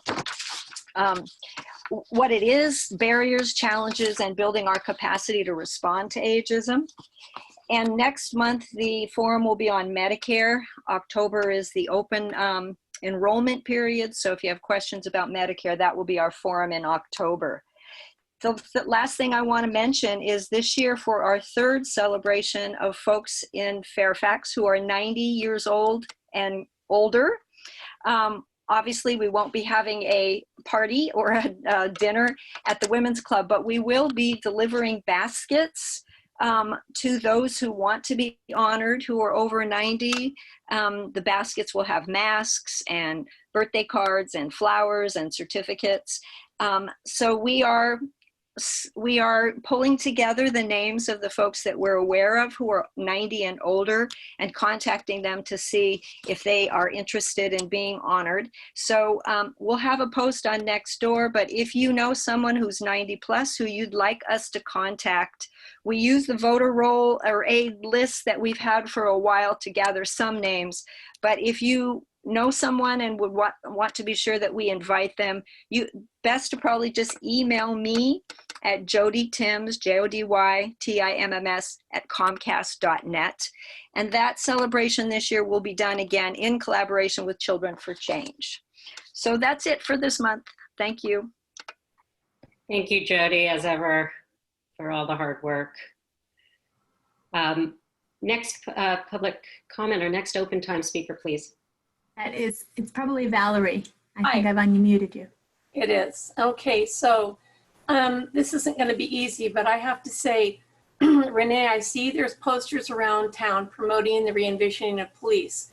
One result of this has been to defund our Fairfax police by $100,000 unless that's changed.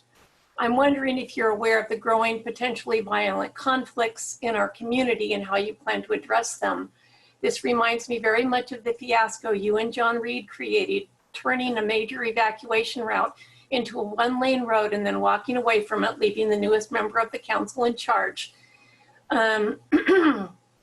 And this led to major community outrage and protests, still unresolved, especially while we're now in fire season and need an open road to evacuate more than 3,000 people. In the same vein of questioning, I wonder what your plan is if the firestorms surrounding us spread to our town, should the winds rise and the temperatures that are scheduled for this weekend. Now that you've helped to eliminate the overtime money that would have paid police to help guide the traffic and assist in evacuation. I wonder if the council, all of whom voted in favor of this move, has plans to be out there yourselves risking your lives should we have the kind of firestorms that have hit nearby towns. I'd really appreciate an answer on how you plan to protect and evacuate townspeople up in the hills, 4,000 or more on the west side of town and the east side of town, who are all facing overcrowded, essentially one-lane roads to exit with no possibility of exiting cars being able to make way for emergency vehicles. So $75,000 from the police overtime budget that could have been used for evacuation help, and $25,000 from the money budgeted for the major crimes task force that deals with things like drug dealing, opioids in adults and kids, child trafficking, and this at a time when we know that inmates have been released from jails, and Fairfax is not immune to any of these issues. In fact, a recent article shows that clearly. From the Mercury News, federal prosecutors in the Bay Area have filed felony charges against a Fairfax man who, according to the criminal complaint, told an undercover agent he wanted to do some very bad things to a 5-year-old girl, film the incident and sell the video. And they found a lot of very bad things in this guy's house. 36-year-old guy, registered sex offender. So I know this is shocking, but what is more is your lack of a plan, at least that the community is aware of, as well as defunding overtime for the police during fire season. It's really unconscionable and hangs over the head of all who are on this council, especially significant for the 3 people who are running whose seats are up for grabs. So I'd like you to please explain to the residents what you plan to do to mitigate this very poor judgment from my perspective. Thank you very much. Thank you for sharing your concerns, Valerie. Next speaker, please. The next speaker is Richard. Good evening. So just very quickly, I haven't heard yet, and it may just be my own ignorance of whether or not there's going to be any kind of debate for our election season this year. And I hope there will be. But if there isn't, I hope that there can be some kind of format where we can hear from all of the council members that are running for re-election and get an updated perspective of their view of the town and the work that it's a 4-year appointment now, and it would be good for all of us to be able to hear sort of where everyone's coming from. The debate format would be the best, and that would also allow the other folks that are running to express their points of view. So I don't know if that's in process or has been organized or League of Women Voters is doing anything or whatever, but I would just encourage that to happen. Thank you. Thank you, Richard. We'll get information on that. I can speak to that. The town never organizes that. This is Michelle, the town clerk, and I'm also your elections official. The town does not organize those types of forums. And the League of Women Voters has reached out to me for the contacts of the candidates. So it sounds like they'll be doing it again. And there might be another group also. Okay, thanks, Michelle. Next speaker, please. The next speaker is Frank Egger. I've unmuted you. Yes, Frank Egger here on Meadoway. Hi, Frank.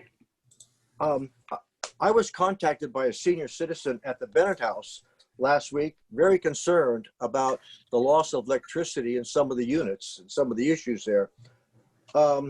Bennett House still has no generator to provide lights, air conditioning, refrigeration, or operate the elevators if the lights go out. You know, PG&E's talked about having these ending electricity for periods of time. The 100 plus seniors have no way to evacuate the Bennett House if electricity's out, if PG&E does one of those shutoffs. I know, I mean, Councilmember Bruce Ackerman had said at the time when you were voting on whether or not to approve the $30 million refinance of the Bennett House, Bruce had said that Fairfax does not have any moral responsibility for the senior Bennett House. So my question is, who's going to evacuate the Bennett House if there's a major emergency, if there's a fire and the electricity is out, it's been turned off by PG&E? Thank you very much. Okay, thank you, Frank. Next speaker is Julia Ledyard, followed by Richard Hamer and Deborah Benson. So Julia, you're up, and sorry, I lowered your hand by mistake. Okay. Hi, everyone. Hi, Julia. First of all, thank you so much for your tough work tonight on the Res J appointments. I know we had a lot of good candidates, and that was a really tough work. So thank you. And I'm excited to see that move forward. I was hoping that the resolution in support of the Golden Gate Village residents would be on the agenda tonight. And I understand that we're not quite ready to move forward with that because there is a lot of research and things that need to be done, which I appreciate that work as well. And I'm just asking, please, when you do ask questions or talk to the Marin Housing Authority, that you also give that amount of time to the Residents Council and perhaps visit the site and see what they have to lose and the consequences of those losses. Hang on, I lost my thoughts. Yes, while this is not on Fairfax, these are our neighbors, and this is, and I know that I am annoyingly late to this issue, but this is a lot of people are coming forward now. This is a special time in history where we can actually, this is like our time to make changes and to change the inequity in the housing in Marin. So I'm asking that you give the Resident Council same amount of time as you give Marin Housing Authority. And again, thank you so much for your hard work. And that's it. Okay, thank you, Julia. Thank you. Next speaker, please. The next speaker is Richard Hamer. Hello, Council. I would like to let you know that currently flying over the ball field, Contrati Field, is a campaign flag where an American flag usually flies, which I think is in really bad taste, and I request that the Town Council have the police department remove it immediately and replace it with an American flag. Thank you. Okay, Rick, thank you for informing us. Okay, and the next speaker is Deborah Benson. Hello, Council. Thank you for hearing me.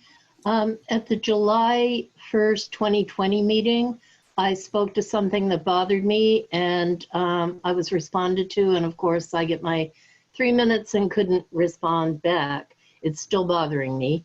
It was regarding item 14 on the agenda regarding hiring Lamp for Gregory as project manager for the Marinda Heights subdivision, also known as the Wall property. On page 2, paragraph 1 of the staff report, Mr. Toy states, and I quote, "The town attorney's office has also worked with Mr. Gregory on many projects in other jurisdictions over the past 8 years. About 3 hours later into the meeting, Mr. Toy said, again, the town attorney has experience working with him on EIRs of this nature.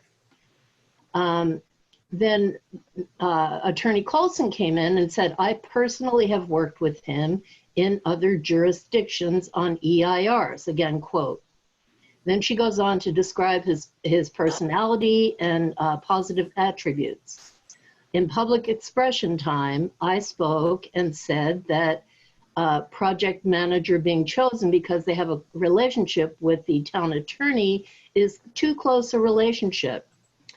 After that, the town attorney came in and said, somebody said that I have a relationship with one of these people. I don't have a relationship with any of these people. But, and I'm quoting again, having worked in this field for almost 30 years, I've watched and I've seen many people at council meetings and planning commission meetings. I don't have a relationship with any of these people. So which is it? What was Attorney Colson's role in these meetings? Was she merely an observer, or did she indeed have a working relationship with this person? I think the public deserves to know which town, city, planning commissions, and council meetings and which projects both were involved in. And I maintain that hiring this person, given the history with the town attorney, is too close. Thank you. It's a pretty glaring contradiction. I was reviewing the minutes from that meeting because I have some comments on the minutes, and I did come across this contradiction myself, so I would like some clarity on it myself. That's fine, Stephanie. I certainly can, Councilmember Hellman, I certainly can clarify this for you. So when I work, I've worked for a number of different cities. I work for a law firm that represents a number of different jurisdictions. And in that capacity, as city attorney, town attorney, I have worked with a number of consultants who are doing EIRs, various other environmental documents for applicants before those cities. Lamper Gregory, Scott Gregory, has been one of those consultants. And I have worked with him in my capacity as, for example, city attorney in the city of Pleasant Hill. He has been the environmental consultant for a number of different applications. That's where the town, the city hires an EIR consultant. I don't have any decision-making role in that hiring process. They hire a consultant, and they necessarily have to work with the city attorney's office or the town attorney's office when they're doing an EIR or a mitigated neg deck, whatever the environmental document may be. So I have had the occasion to work with a number of different environmental consultants. I don't have any kind of a relationship with any of these consultants. No financial relationship, no personal relationship, nothing of that sort. That's what I mean when I use the word relationship. But you're familiar with the work. And yes. Yeah. Yes. And so I know that he does quality work. That's the only thing I was trying to say, is that I've worked with a number of different people in that capacity and in that sort of role. It's not, we weren't working together as partners. It was nothing like that. It was me in my role as the city attorney or town attorney working with an environmental consultant hired by the city or the town. Does that clarify for you? And hopefully for everyone? It does for me. Okay, thank you very much, and thank you for responding, Janet. Let's move on to the next public commenter. Is there anyone else there, Michelle? I do not see anyone else. Okay. You'd like to close? We'll close the open time. I see someone just popped their hand up. All right. And that is Tuna Fish Salin. I've unmuted you. Tuna Fish Salin, I've unmuted you. Can you hear me? Hi, Sierra. Can you hear me? Yes, we can. Okay. I just wanted to comment about the election, basically. Election's coming up. It's election season, town council. Hopefully remind everybody thinking about running for office and people that are already in office to hopefully do our best to kind of speak for everybody and look at the whole community and not just find a way to build more unity somehow, if possible. I see a lot of people seem to be a little bit more prone to fighting over just about everything. I've been quipping lately and saying I think that humans have finally evolved to the point where we don't have to have anything to fight over. We can just fight. Or maybe that's devolving.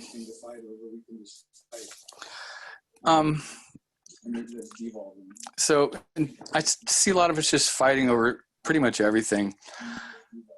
And perhaps we can cool our knees a little bit And something to try and remember is the idea that there but for grace. We all have our reasons that we are the way that we are, and there's not a whole lot of difference between any of us. And when I see all of us crabbing at each other, young folks crabbing at us, stupid old stinky old folks that don't know anything, that never did anything and didn't go to any protests, and old people getting upset because they went to this protest and that protest and no more than the kind of ignorant young people, and both sides just kind of crabbing at each other. I think we all need to take each other with more than a couple pounds of salt and just, you know, how do we have a couple of potlucks and quit shooting at each other? And I wanted to say about the land statement and the Miwoks, etc. You know, one thing that we all forget is we fence off our yards and the lands and we pave everything, is none of it belongs to us, period. And we're all pretty human-centric, and humans are pretty much exploiting and extracting everything for our own ends. And that's something to think about. And I'll leave with one thing about sharing public space. And I know that people have been at each other's, irritating and fighting with each other over public art, for example, or noise or sound qualities, and the impermanence of it all, and things getting cleaned off or not permanent, or what the process is to have art last for a while. There's very little that humans create except for perhaps nuclear waste that lasts more than 100 years at that. And, you know, we might preserve a few really fine pieces of art or something for a few thousand years. So really, you know, if our mural gets washed off or our fine art gets covered over or something breaks, how do we have a little bit of patience? And I know I'm about the end of my time. Okay. How do we recreate without getting irritated? Because it's a continual recreation. Actually, I've got a little bit more time left. Wait, Sierra, could you finish up, please? Yeah, we forgot. We don't own the land, and we don't own it all. Sierra, could you finish up, please? Yeah, we forgot. We don't own the land, and we don't. Okay, you get the gist of it. It's, you know, get out and vote. Vote for your conscience. Someone that's going to leave, not just be exploitive, profiteering for the environment. They're going to kick our butts. Thank you, Sierra. And we got a lot of firework to do and turn things off. And, you know, go out and buy somebody a cookie or a donut or something to eat and just hang out with them. Quit fighting. Thank you, Sierra. Appreciate it. Mayor, just one tip for people that are calling in.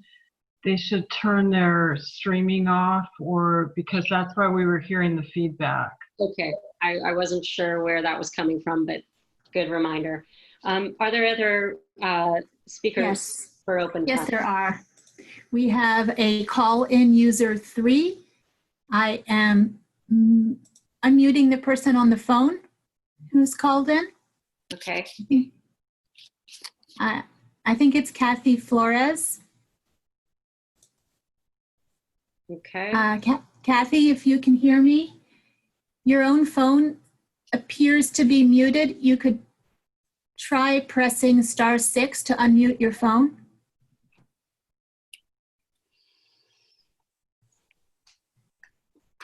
Hello?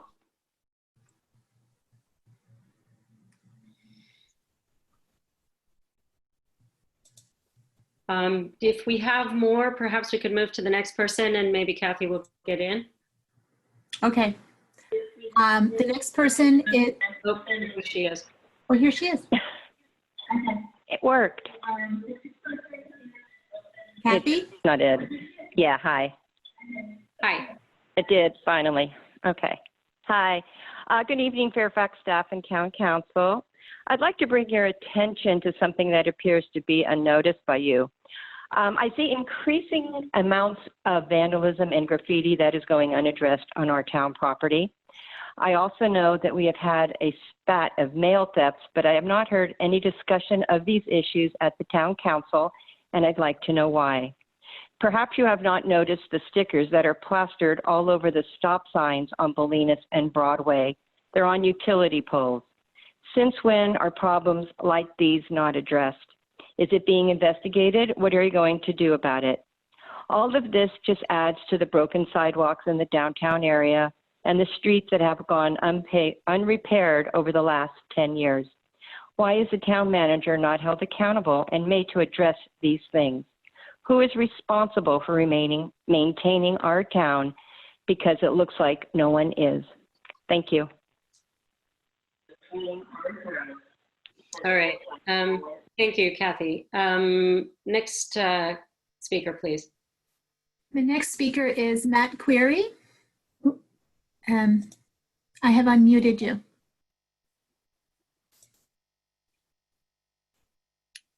Gotcha. Hey, can you hear me? Yes, we can. All right. Thanks to the whole council for all the work you're all doing. Really appreciate it. Just wanted to opine a little bit on the striping issue that's come back up in terms of. So Matt, you're going to have to call back in when we start the item. Oh, okay, gotcha. I will. 100%. Call back in. Done. Okay. Any other speakers? There are no more speakers if you would like to close the open time. Yes, I am closing the open time so that we can move forward to the consent calendar. Are there any council members who have anything to say on consent briefly, or would you like to pull anything for more discussion? Or I have comments on the July 1st minutes. Okay. I need to turn my light on here. Sorry. Is anyone else pulling anything? No, I just have a couple of quick comments, but go ahead. Okay, page 3, I mentioned this to Michelle, the clerk, earlier in the week. Halfway down the page, it's Ziana Griffin. Her name is captured wrong. Okay.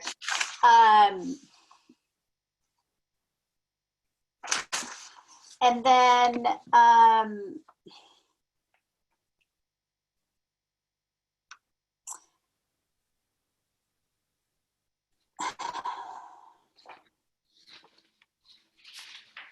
on the topic on page 6 on the regular agenda number 14.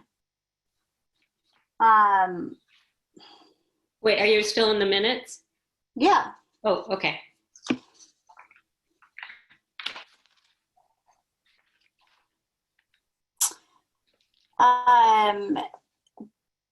There was an omission about transparency related to the project manager selection, which I think is pretty important. We also had a discussion around clustering, which I thought was pretty noteworthy. I know it's important to the public. I had an inquiry around clustering and an exchange with Ben Berto about clustering. So I would like that included, and I think that's it. I know it taxes staff, so I had more comments, but I'll leave it at that because I am sensitive to taxing staff. Thank you. Okay, so Garrett, can we take a look at those and make sure those things are added to the record? Are you there? This is the town clerk. I will look at those. Okay. All right, thank you. If no one else has anything on consent, I would like to take a moment on consent item number 4. This is the Town of Fairfax proclamation, and I am going to take a moment to read this. Mr. Stan Rosenfeld, who is the chair of the UCSF Urology Patient Services Committee, has consistently, year after year, in September brought this forward. At first, I thought it was kind of an interesting thing when I first got on council to declare and proclaim this, but he has done more for the health of the community by bringing this forward that I honor it so deeply that I believe we should read it. So, Town of Fairfax proclamation declaring September 2020 the Prostate Cancer Awareness Month. Whereas prostate cancer is the most fundamentally diagnosed cancer in men and the second leading cause of cancer deaths in men, and whereas the American Cancer Society estimates that there will be 191,930 new cases of prostate cancer in the USA in 2020, resulting in an estimated 33,330 deaths. And whereas it is estimated that 20,160 men in California will be diagnosed with prostate cancer this year, and it's estimated that 3,890 California men will die from this disease this year. And whereas Black men in the USA and Caribbean have the highest documented prostate cancer incidence rates in the world, and whereas early prostate cancer usually has no symptoms and studies suggest strong familial predisposition may be responsible for 5 to 10% of the disease cases, and whereas late stage prostate cancer commonly spreads to the bones, which can cause pain in the hips, spine, ribs, or other areas in the body, and whereas the 5-year survival rate approaches 100% when prostate cancer is diagnosed and treated early, but drops to 31% when it spreads to the other parts of the body, and whereas the rapid reduction in prostate cancer mortality is attributed to early detection through PSA testing and advancement in treatment, and whereas the American Cancer Society recommends that men should have an opportunity to make an informed decision about whether to be tested for prostate cancer based on their personal values and preferences, and whereas the Fairfax Town Council joins communities across the nation to increase awareness about the importance for men to make an informed decision with their healthcare provider about early detection and testing for prostate cancer. Now, therefore, be it hereby proclaimed by the Town Council of the Town of Fairfax that this month of September 2020 is Prostate Cancer Awareness Month in the Town of Fairfax. And I wish you all good health. And thank you, Stan. I wanted to make one other, this is a brief comment, but a number 6 on consent. We are reappointing Gio Taylor to the Fairfax Volunteer Board. Gio has contributed an extraordinary amount to this town, and he's joined committees far and wide, from Firewise to our Corona Task Force. He's brought creativity and new spirit to the volunteer board and brought a lot of people together. So I want to express our gratitude for his being willing to step up again, and for his reappointment should the council pass this consent calendar. And with that, I would like to go out to public comment about anything on consent. Michelle, is there anyone to comment on consent? There is a comment from Mr. Stan Rosenfeld. I've unmuted you. Wonderful. Thank you. Can you hear me? Yes, we can, Stan. Okay, wonderful. Thank you, Renee. Thank you, everybody. Wow, what a nice statement. I mean, I don't have to say anything. I normally make a very short statement anyway, but thank you for that.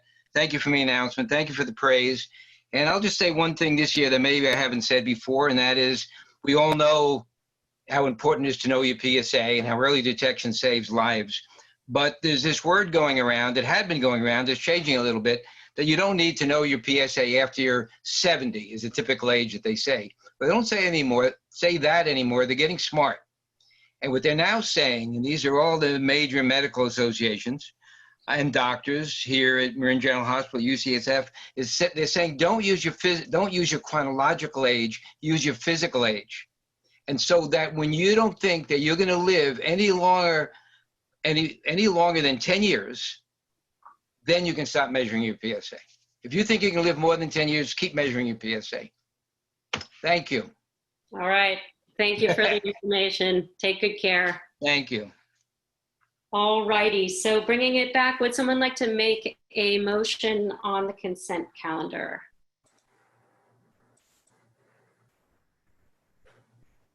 I'll make the motion to approve the consent calendar with the additions that Councilmember Hellman added, those edits, and that's it.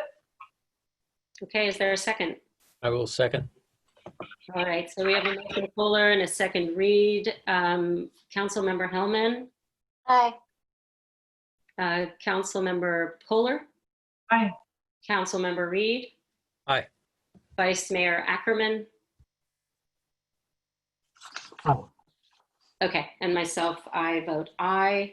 So we can move right along to the regular agenda this evening. And item number 7 is to discuss, consider the options for the Cascade Drive striping project and provide direction to staff. And since my home is located directly in the middle of the striped section on Cascade Drive, I have recused myself, and I will hand the meeting over to Bruce Ackerman to move through item number 7. So I will see you all soon. Thank you.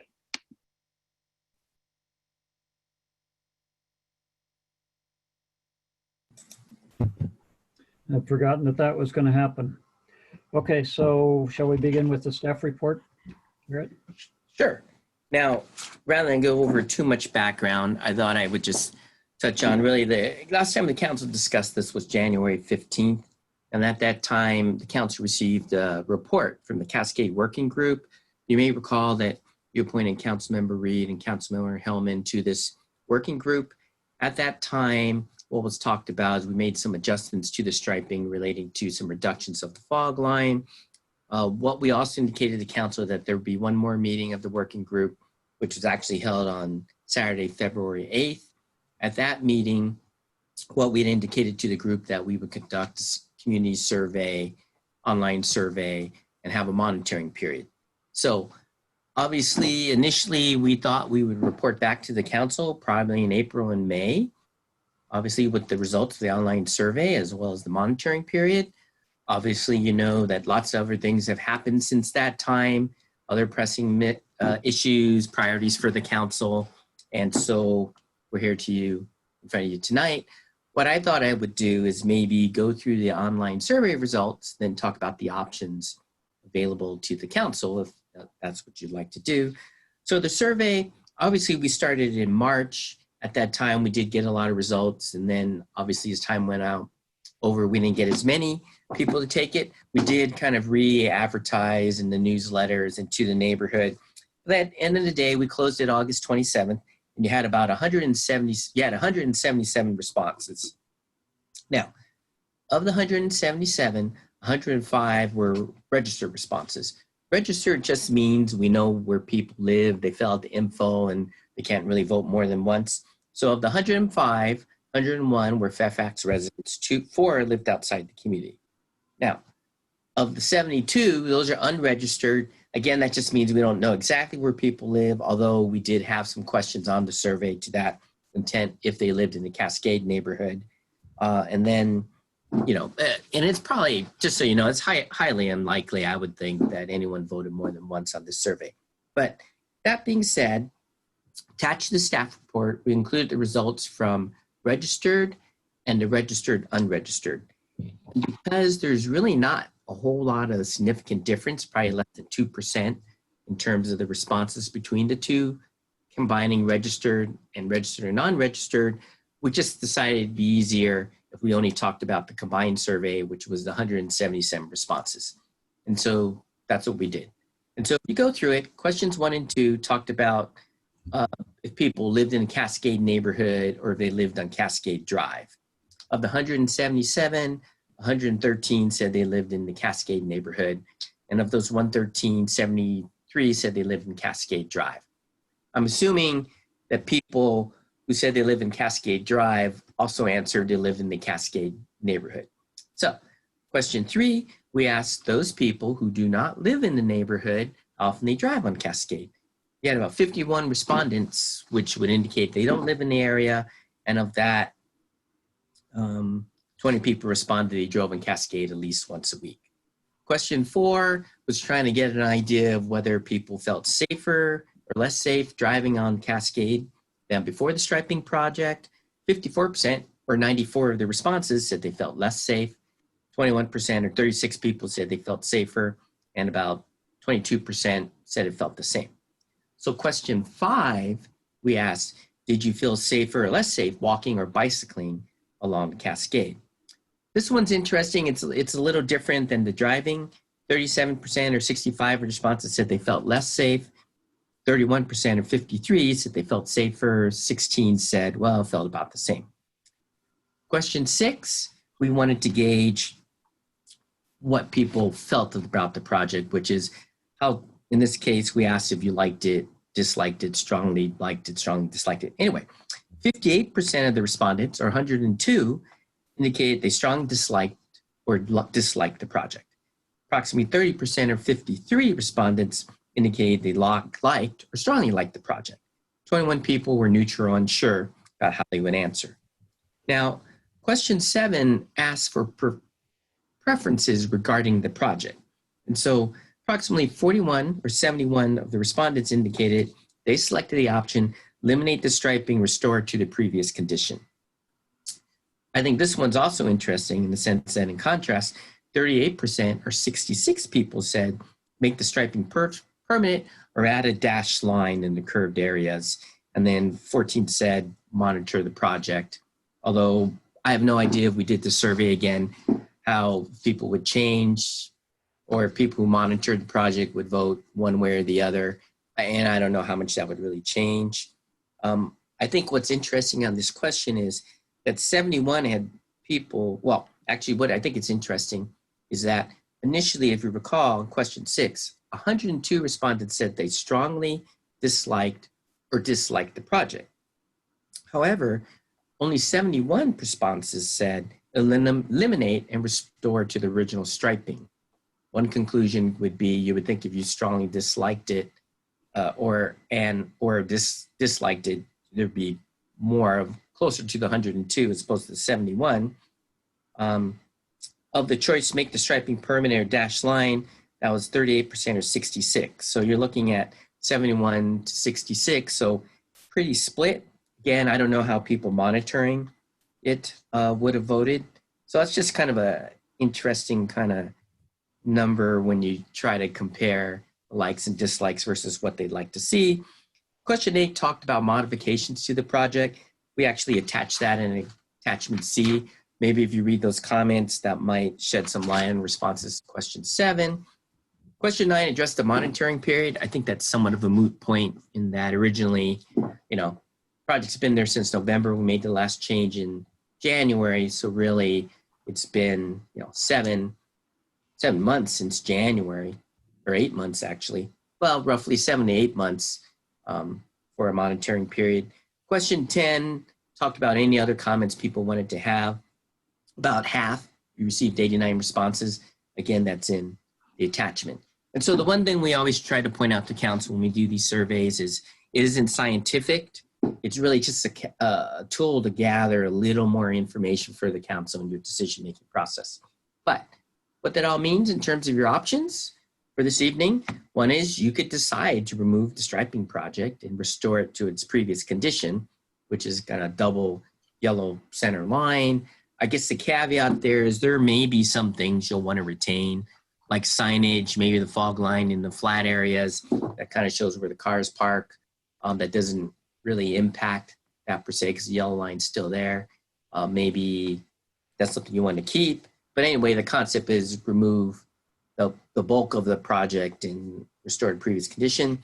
You can make the striping project permanent, or you can make additional improvements or modifications to it. The one we talked about was adding a dashed yellow line in the curved areas. The concept being if a concern is cars entering the curved areas aren't sure where they're supposed to line up, a dashed center line would line them up so that they're more right of the center line, typically is what you would do normally if you see a yellow line. And what we also did was, in addition to that, we also asked the traffic engineer to update the speed survey. And so the results are in the staff report. So what I'd like to do right now is that's pretty much the staff report on the survey, but I think it might be helpful if you could hear from the traffic engineer on the dash line concept and the speed survey. as well as we had seen some comments related to speed bumps. And so we thought it'd be important for the traffic engineer to share his thoughts on speed bumps, which he had previously, but it's been a while, so we thought that'd be important. So maybe what we could do is let Precinct Transportation go ahead and make a few comments, and then the council could ask questions either as staff or Precinct after that. Thank you. David, thank you. Good evening, council, city council members. I'm David Parisi, traffic engineer with Precinct Transportation. I'm joined tonight by Andrew Lee. We have, as you all know, this is a very challenging street to accommodate all the things that people desire. And we have spent some time looking at the street again, taking some additional speed surveys, and also looking at the possibility of other treatments. Garrett asked us to address the idea of speed humps, for instance, and just real quick, speed humps or speed lumps or speed cushions, anything that's a vertical device, their intent is to really slow traffic down to 20 or 25 miles an hour.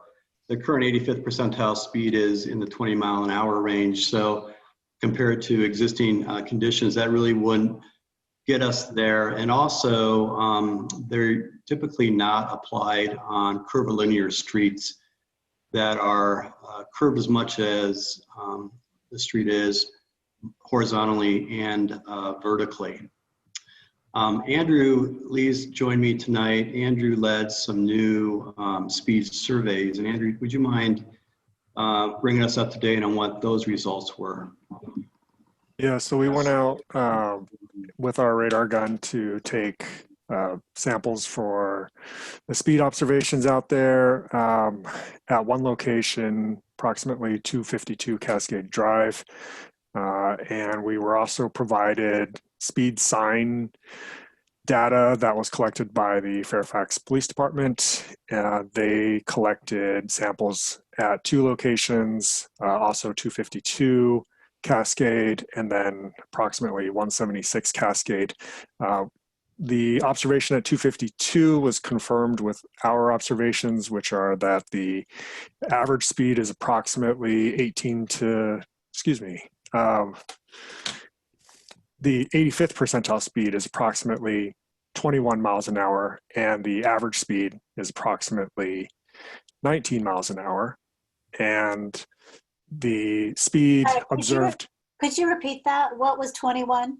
Sure. It's the 85th percentile speed is 21 miles an hour. The average speed is approximately 19 miles an hour.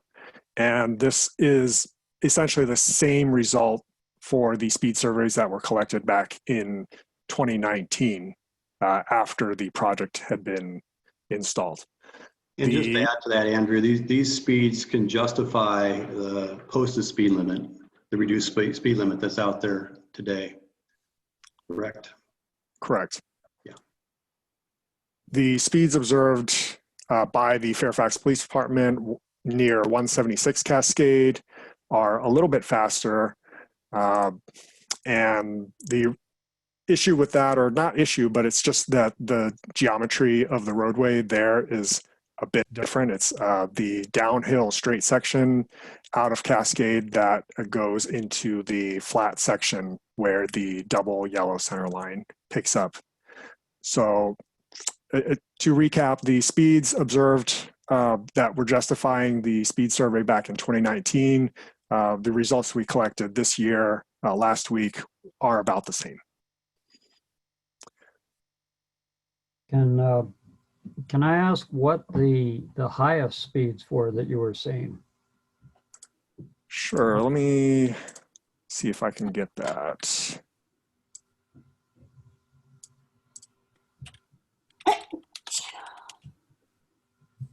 Bless you. Thank you. So I want to add the caveat that the highest speeds that we observed are unique to Cascade at 252. The recorded speed, highest record that we got was 25 miles an hour. I do know that the speed observation collected near 176 was higher. And I could pull that information up, but you have to give me a little bit of time to do that. We did also receive from the town manager, Garrett, additional information from the Fairfax Police Department regarding the number of traffic incidents that had been reported. We are fortunate to report that among the incidents reported, there was only one collision, and it was a collision with vehicle into a fixed object. There were no incidents reported, at least, that involved multiple vehicles. And then the majority of the incidents reported per the police reports were parking violations, with people parking their cars in the shoulder area, which is now delineated with the right edge line.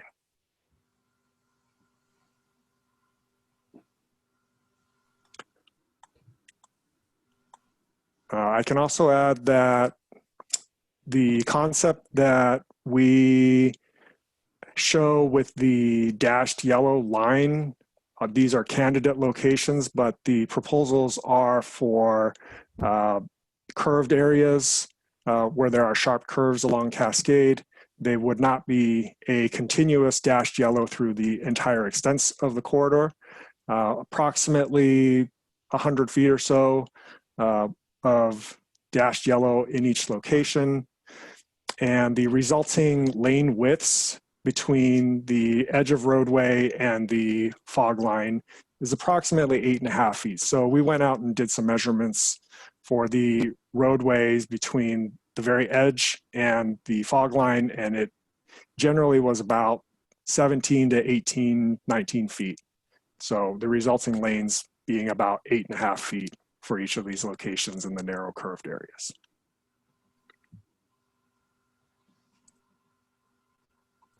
Okay. So these maps that are the last 2 pages of the packet here, these are proposals? These are, I would call them as optional treatments. This was a request from the town manager for us to show on the existing and installed sign plan what the extents of the potential dashed striping would be. Okay.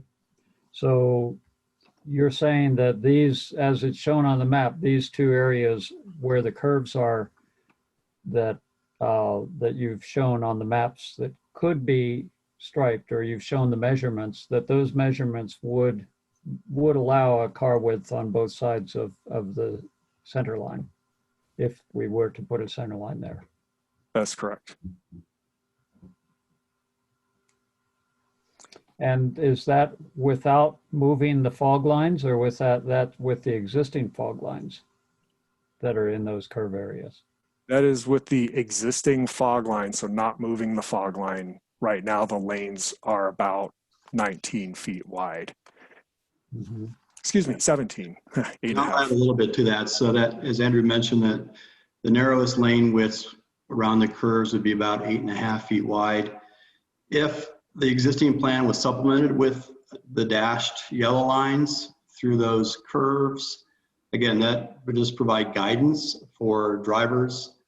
Certainly most drivers and passenger cars, SUVs would be able to make those movements within the lanes. Larger trucks, just like previously, would have to probably need a little bit more room, but it's a guidance. They'd hopefully be careful, as they were even in the past when they were crossing the center line in the previous conditions. So just want to put that out there and be real honest about that. Yeah, yeah, they're on the narrow side, those lanes. 9 feet is pretty commonly about as narrow as you like to get. Is that correct?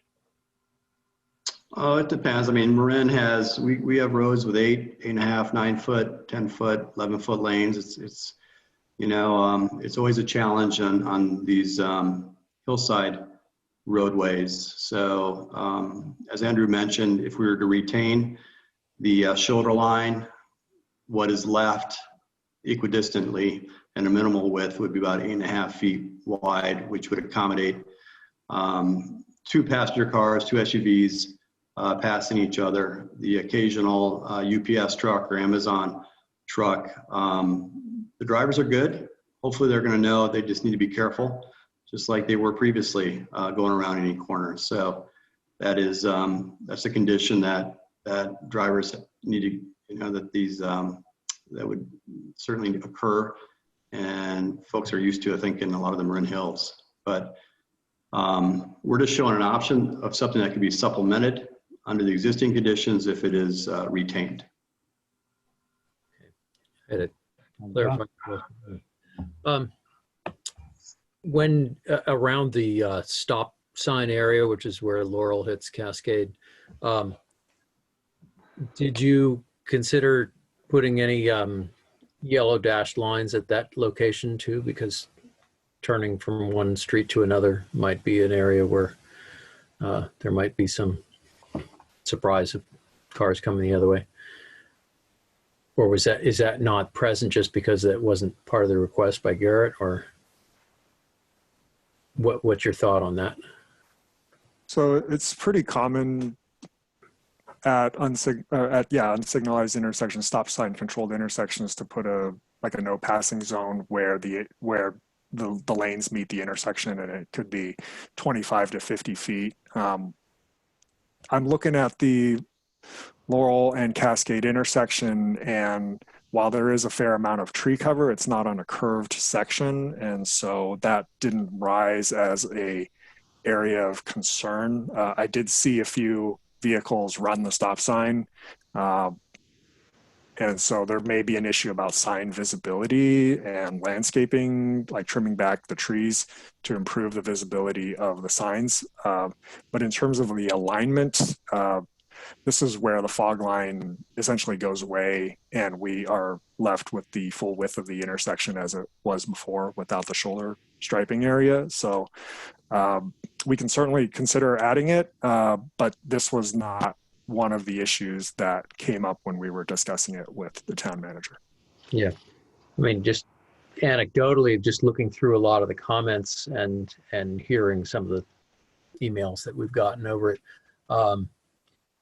that turning, I don't think anybody running that stop sign is not seeing the stop sign. They're pretty regular users of that intersection.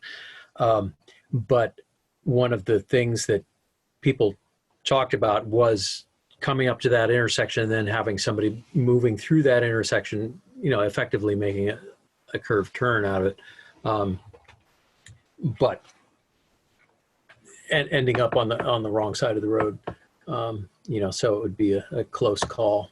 So perhaps a dash yellow could help in that, you know, kind of clarify there. That was one thought I had. So if any other council members want to ask questions, that would be great. I have a couple more, but anyone want to go? I don't want to jump in the head. The only other comments I have is that there were 2 members of the community who live right at that last curve that wrote to us, and were not able to take the survey. So I wanted to make sure that their comments were taken into consideration because they live right at that very dangerous curve.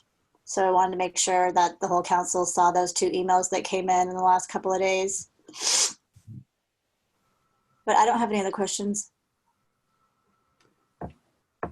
One of the things that I saw in the comments that we've received is has to do with the area where the fog lines move from.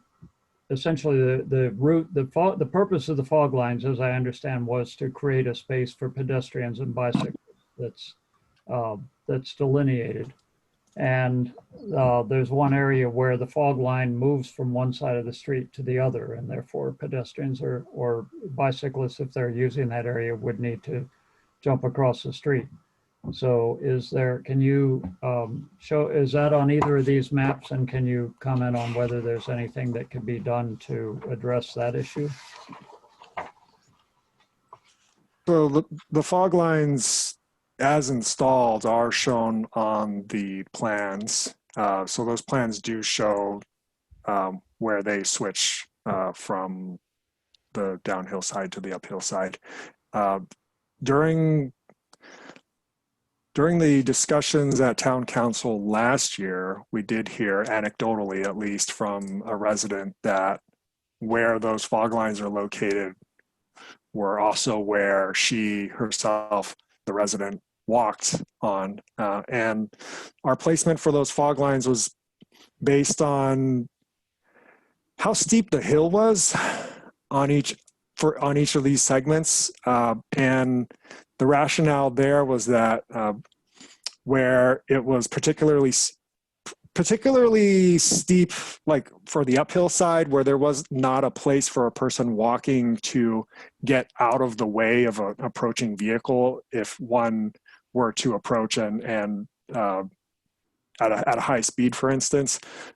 Where the fog line is shown, there is at least some sort of level area adjacent to the edge of the roadway where a person could walk into to get away from an approaching vehicle, versus the other side, which tended to be the hillier side, where a person would not be able to get out of the roadway due to the hillside or other raised features.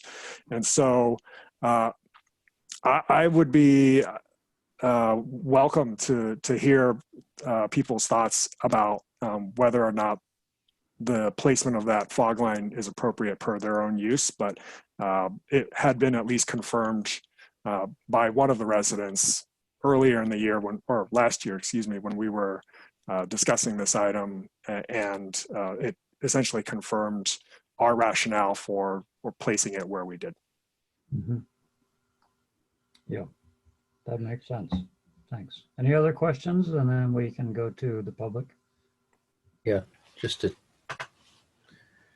I think, was any thought given to marking where it transfers from one side to the other on that? I mean, I understand it's especially bicycles going slowly up that hill on that side, but in effect, there's a crossing area both there and in the intersection. No thought's been given to that, indicating that for. Councilmember Reed, this is David Parisi.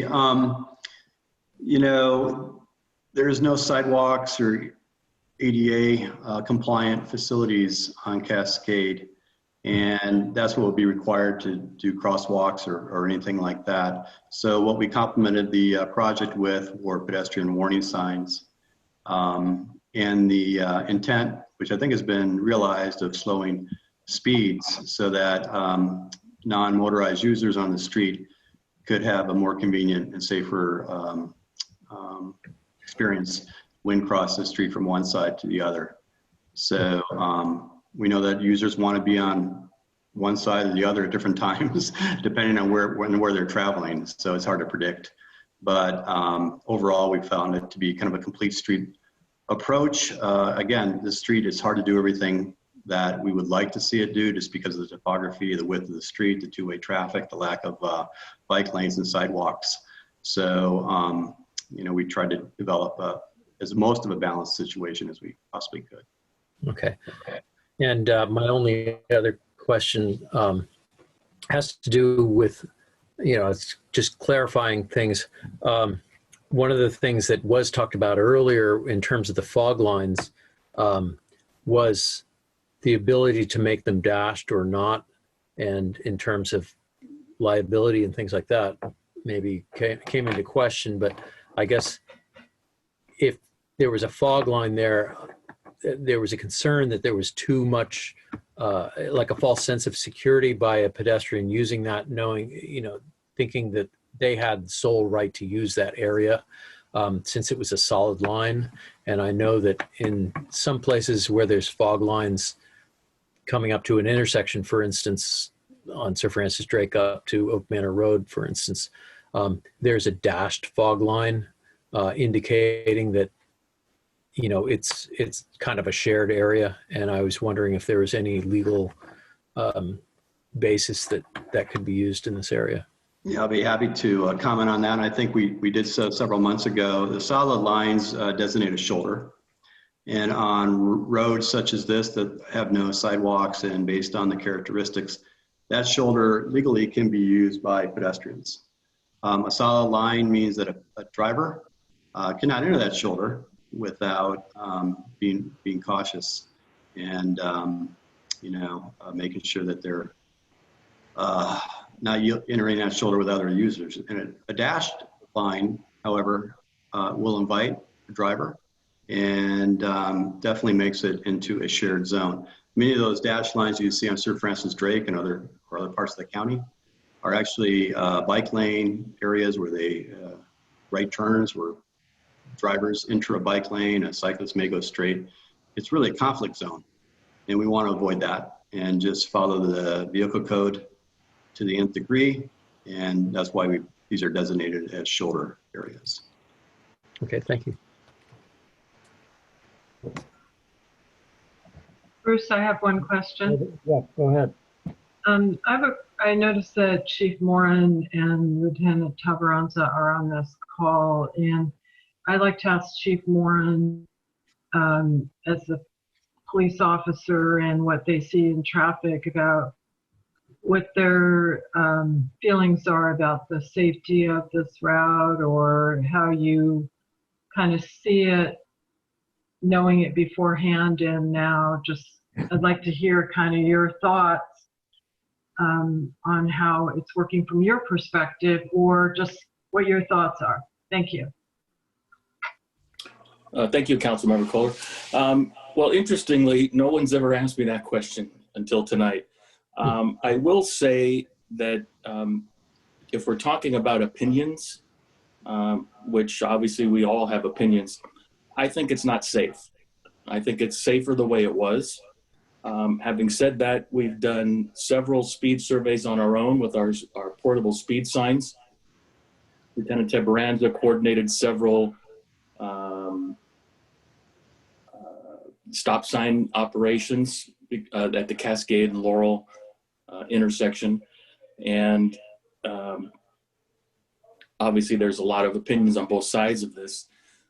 One thing that I may have misunderstood Andrew, but our speed sign survey at 172 Cascade, we've done two. One was in February, and the most recent one I did, no one asked me, but Lieutenant Tabaranza actually did this on July 24th, the week of July 24th is our most recent survey.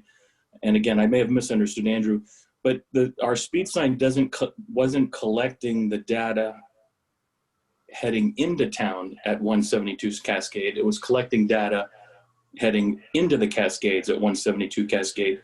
And in that area, the average speed, even though the speed limit's 15 currently, the average speed was 20, basically 20, and the 85th percentile was 27 miles an hour. And not to confuse everybody, but when we did our own survey in February, when the speed limit was lowered, people were going much slower at both locations of our signs. They were the average speed was roughly 20 miles an hour. And again, that was February. And then when we did it again in July at 172 Cascade, the average speed was 20 and the 85th percentile was 27. So I just offer that as information. No one asked me to do those. Lieutenant suggested doing them at those intervals, and we did that. Lastly, I would just like to say, because most people don't know this either, I was working in Oakland during the Oakland firestorm in 1990-91, and it's chaotic.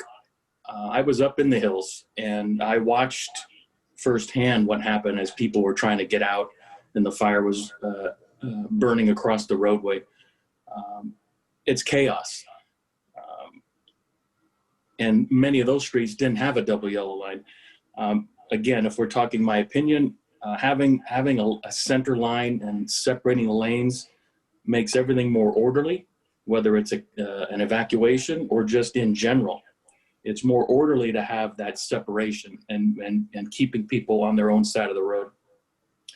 I can't necessarily speak for the fire department, but the ones I've spoken with and the ones that the lieutenant has spoken with, they do not think it's safe either with the removal of that double yellow line.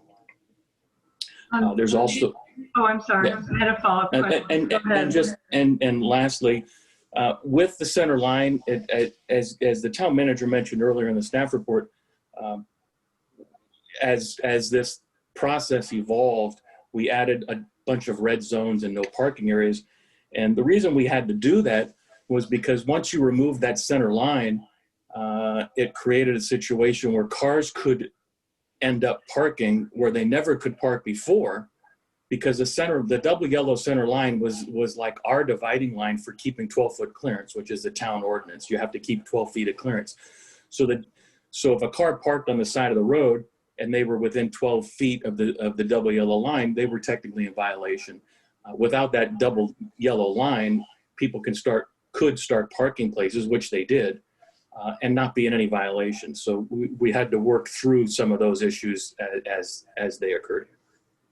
So one follow-up question, Chief, and I think you may have already kind of answered this when you talked about your experience during the Oakland firestorm, and I had friends who lost their houses there. And I don't think we've had an evacuation down Cascade Drive, but as we know, there's kind of one way in and out. But what's your thoughts about if we have a firestorm, which we already know, we're not even in fire season, we're approaching it, and we've already had some pretty horrible fires. What's your opinion of how that would go? Because I know police do a lot of the knocking on doors and the fire guys are tending to fight the fire. So maybe you already added that when you talked about the Oakland fire, but anything to add to that?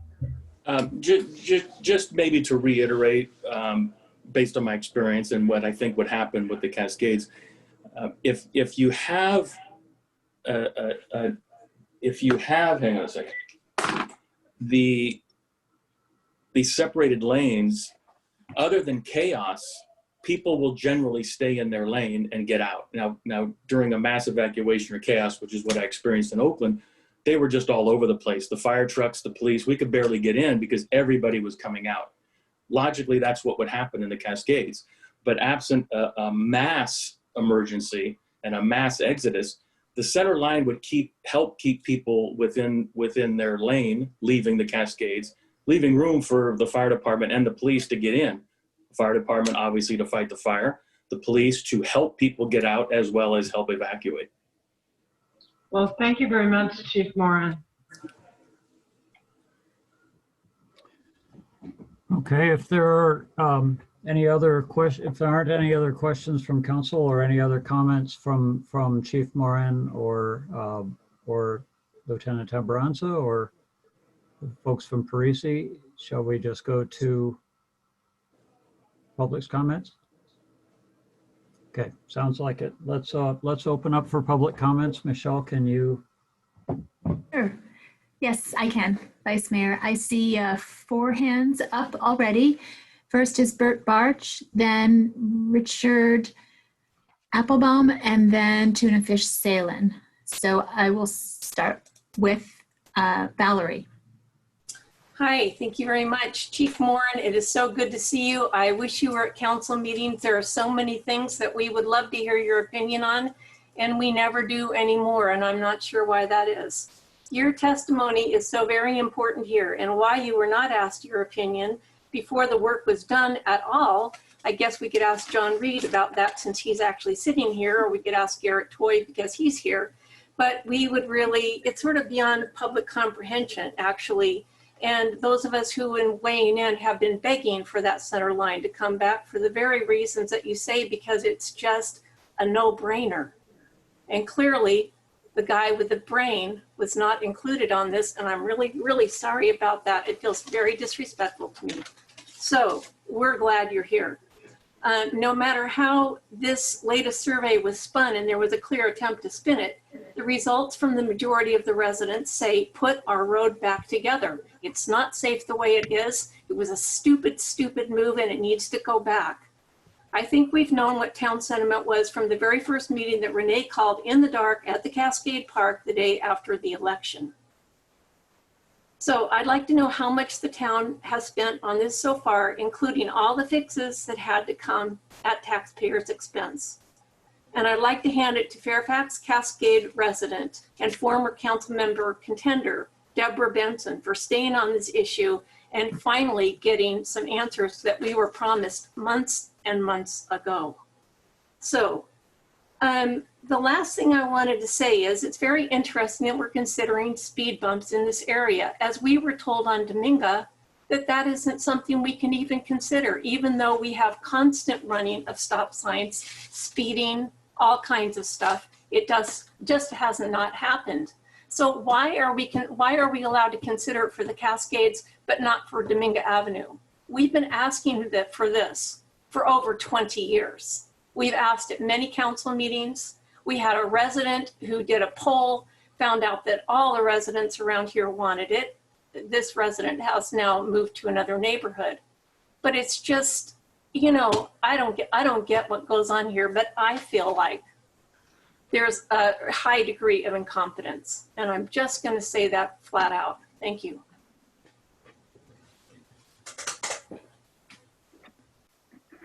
Okay, thank you. The next speaker is Richard Applebaum, followed by Tuna Fish Salen, followed by Matthew Gregory Gable. So Richard, you're unmuted. Thank you. Just a couple of spread of comments. When there was some discussion with the consultants on traffic about that intersection of Laurel and Cascade, that's my intersection. So I live off of Laurel. So I'm passing through it all the time. And the issue is not about visibility to the stop sign. It's that as you finally approach that stop sign, you're coming out of that last awkward curve. And that's one of the areas that the stripe has been removed.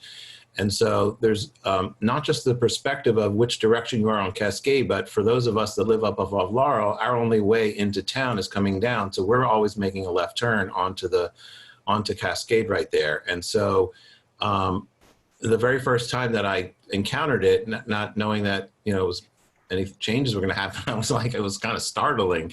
And so the reality is that most of the time, there's not a lot of traffic there. You know, you're often just yourself or you and one or two other cars. And so what happens is we're all just practically doing what we need to do to have enough room to traverse the area. And so it was interesting when I heard the comments about the intention of the sort of white lines that have created sort of new parking or a little safe feeling for pedestrians and cyclists. Because oftentimes we have no choice but to put our cars into those areas because we're making up for what feels like one lane where we used to have two. So I was really fascinated by the chief's comments that it's not safe because that's been my instinct all along. And so I would support at least just the clear division of two lanes. You know, if, you know, I don't know if that's a complete hard reset to where we were in the beginning. I honestly don't even remember exactly how it all was. And I know there've been some gains and benefits for some of the local neighbors down there with some of the other pieces to it, but it really is just feels uncomfortable and not as safe without that clear delineation of two lanes at all times. So I support that. Thank you. Thank you. Okay, the next speaker is Tuna Fish Salen, followed by Matthew, followed by Jess Lerner. You're unmuted, Sierra. Okay, it's tuna fish. Anyway, you know, Cascade, once you leave the flats, is a narrow road, period. From what I've seen, or from what I've experienced in a car, on a bike, or on foot, mostly below where Laurel goes up the hill is pretty mixed. Overall, people do seem to be going a bit slower. However, if on foot or a bike, you best not expect folks to really take care of you. And you pretty much always have to watch your butt.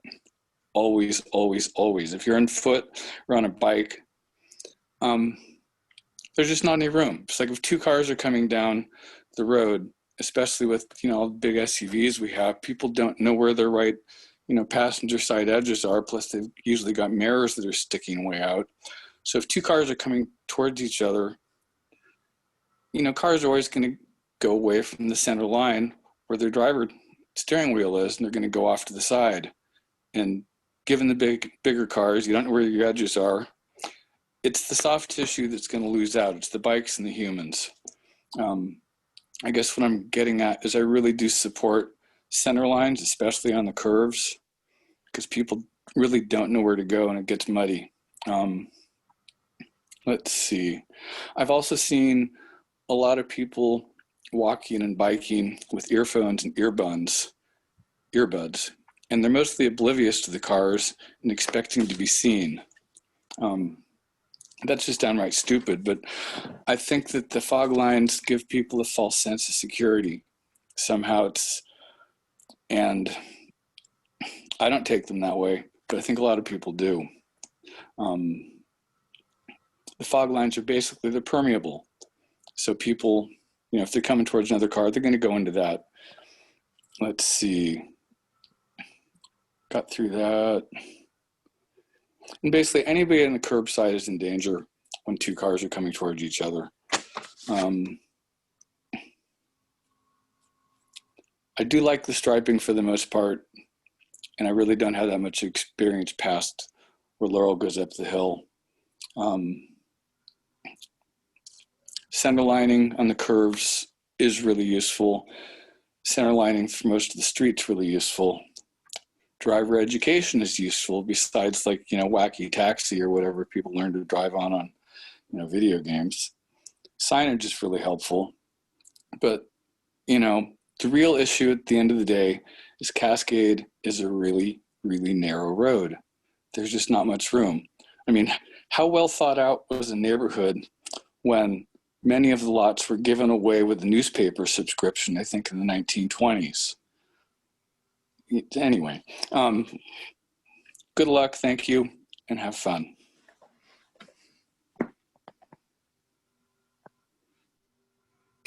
Okay, the next speaker is Matthew Gable, followed by Jess Lerner, and then Linda Kenton. So Matthew, you are unmuted. Hello, and thank you. Start the timer. Wait, what? I'm just asking that thank you. Go ahead. All right. I would just like to say that I really agree with the sentiment of the police and the firemen. That's like what I've been saying this entire time with respect to that issue. As for like anecdotal experience, which seems like people have a lot of, I've been writing a lot with coronavirus, and I've had more close calls since this restriping with cars way too far over because there is no center line on the corners than I ever had previously. I didn't get hit, but it certainly got my attention every time it's happened. So I would definitely like to see a return to the way things were, or at the very least, the addition of those center lines as described by the engineers. I think a good compromise from what they were suggesting and from the people that wanted to see the double yellow come back is maybe you don't just have the center lines on the corner, you have it for the entire section of streets. So even on the straightaways where you have like no line currently in the center, you just keep running it.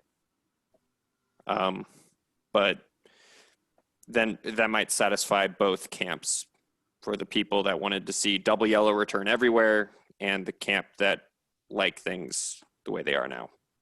Anyway, that's all I have. And thank you, Chief Moran. Mayor, can I just add a little comment? Go ahead, yes. Oh, I'm sorry, Vice Mayor. Yeah, the last caller, he made a good point, and I know Parisi has suggested this in some of their suggestions. Whether it's a double yellow line or a solid center line or a dash line, that part, it all just helps separate the lanes. So when I offer my opinion that was asked of me, I would just say that, again, whether it's double or dash, just giving that separation, it's just a visual to keep people where they belong. Again, whether it's a mass evacuation or just general safety, which is what we deal with almost every day. Thank you. So shall we continue? Sure. The next speaker is Jess Lerner, followed by Linda Kenton, followed by Matt Query. Jess, you're unmuted. Hi. So I live on Canyon right off of Cascade, and I just wanted to say that I definitely support restoring the double yellow line. Like other speakers, I feel it is much, much safer that way. I drive the road almost every day back and forth, and I've had lots of experiences now getting to know the road as it is, and it does not feel safe. I do support the slower speed limit. I like that it's 15 miles an hour per now. I like the signage for that.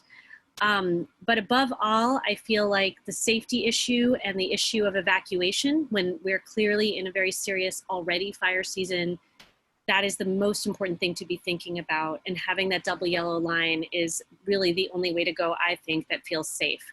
I also want to just comment that a lot of times the people that I see going really fast on Cascade, I don't think they live here, because I see a lot of like delivery drivers, those Amazon trucks, UPS trucks, they just ignore signage and local regulations. So, you know, that might be a consideration to create signs specifically for delivery drivers or people who aren't used to following local rules or knowing about them.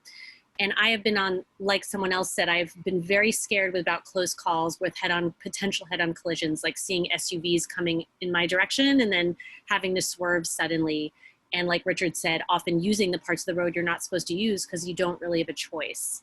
So that's been my experience of it. And I did fill out the survey, and I wanted to just mention that I was not clear if my survey went through. There was some tech difficulties. Just mentioning this in case anyone else had this problem. I filled it out, and a couple of pages didn't look like they had totally gone through. And prior to the survey, which I filled out this week, I didn't even know about it, because even though I've been on paying attention to this issue as much as possible, I signed up for the town newsletter 3 times, and it took like a 4th time just to get the newsletter. So just in case anyone else is having those kinds of tech difficulties, it might mean that people were missed who would have wanted to comment. Yeah, and I mean, again, I think this has been, covered at meetings I may have missed. I still don't know why we weren't notified. I appreciated the apologies, but that was never clear what happened. And so I hope that in the future, I'm glad that the community is now being invited in to comment. Hope those comments will be taken seriously, especially for those of us who live out here off that road. And that won't happen in the future. And instead we'll know about what's going on and have a chance to weigh in. Thank you. Thank you, Jess. Next. Next is Linda Kenton, then Matt Query, then Frank Egger. Linda, you're unmuted.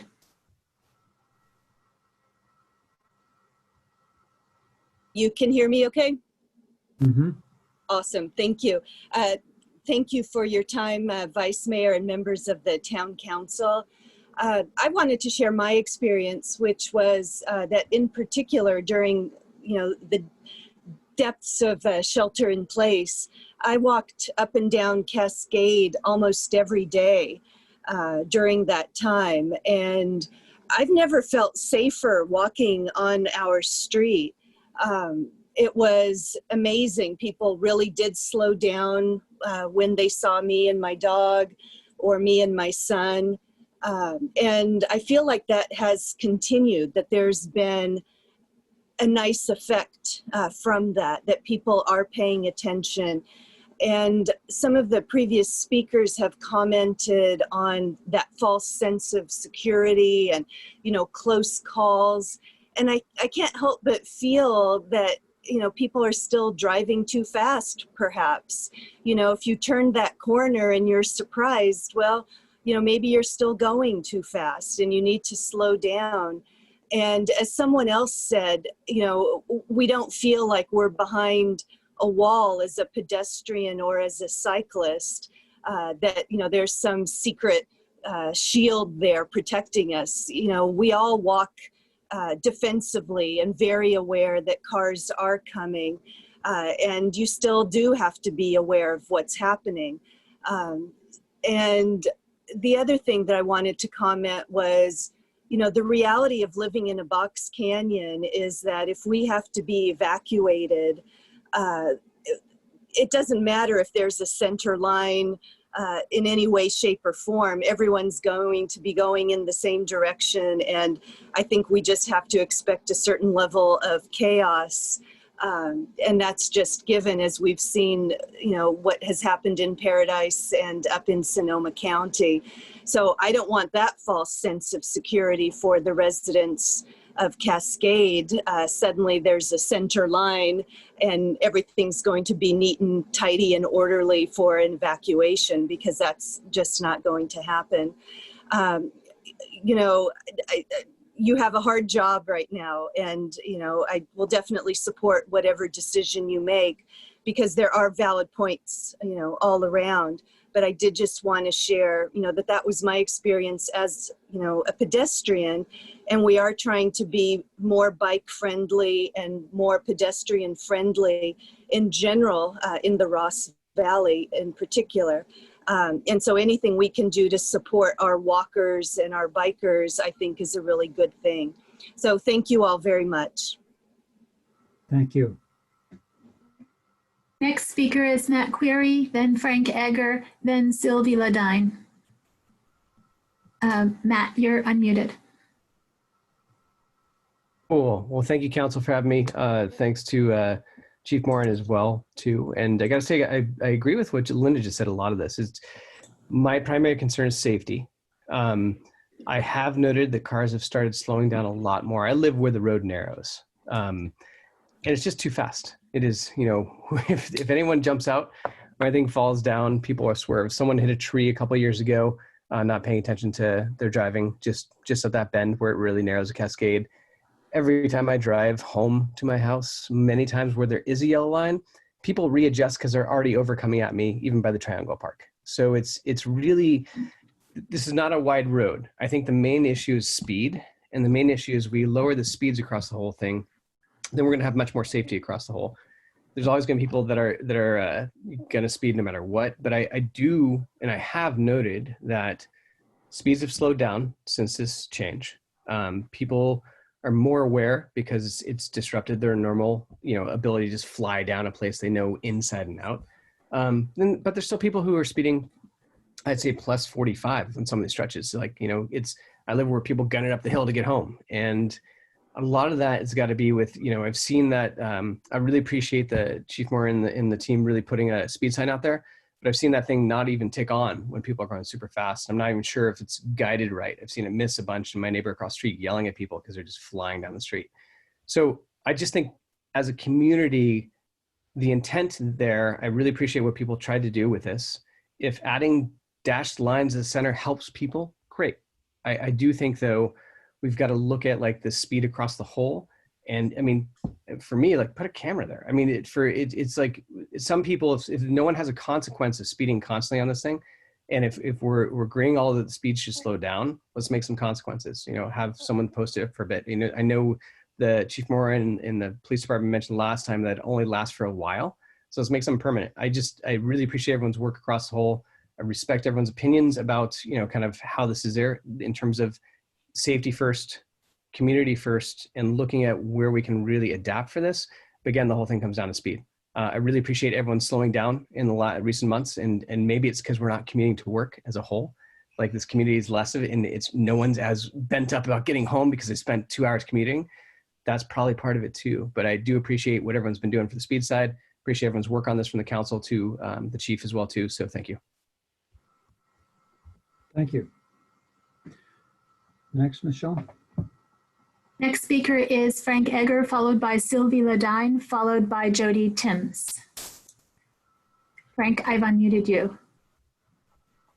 Yes, thank you. Frank Egger, on Meadowway. 2 council members, Renee Goddard and John Reed, had no legal authority to reduce the 2-lane road to 1 lane on Meadowway down to the flats and remove the double yellow line. on that portion of Cascade Drive. That decision was initially made in 2016 and carried out in 2019. Cascade Drive is the only evacuation route for 1,500 to 2,000 residents. Neither the Fairfax Police Department, the agency that handles all traffic enforcement in town, nor the Ross Valley Fire Authority was asked for their written recommendations on the lane reduction and restriping. The Town Council of Paradise made a decision to reduce a main evacuation route from 4 lanes to 2 lanes. Many Paradise residents died in their cars that burned up while they were backed up trying to evacuate. The unlawful lane reduction on Cascade Drive from 2 to 1 lane and removal of the historic double yellow line is putting the lives of Cascade Canyon residents at risk. If we can't get out because of a head-on accident during the fire evacuation, we're in deep trouble. I do not believe the implied immunity from liability for damages and lives as a result of a minority of the town council making a vehicle code decision on driving lanes would be upheld in court if a catastrophic wildland fire comes out of the Cascade Canyon. Parisi Transportation's insurance company will also be liable for injuries and deaths. Ranita and I have just been notified by our insurance company that they are sending an inspection team to check out the Cascade Canyon and our property on Meadow Way. Our insurance was just renewed in March, but yet they're coming out shortly. Our neighbor was just notified that by their insurance company, they're being raised $800 in their insurance, and they're trying to get that reduced. Fairfax is liable for forcing pedestrians into the street because Fairfax allows parking in the sidewalk areas, say from Laurel down to the curve. Please return Cascade Drive to 2 lanes with a double yellow line in the center. Thank you very much.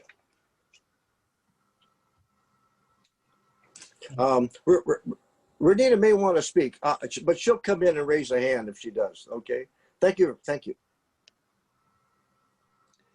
Thank you. Okay, thank you. The next speaker is Jody Timms, then Chris Kenton, and then Jolyn. Jody, I've unmuted you. Okay, good evening, Council.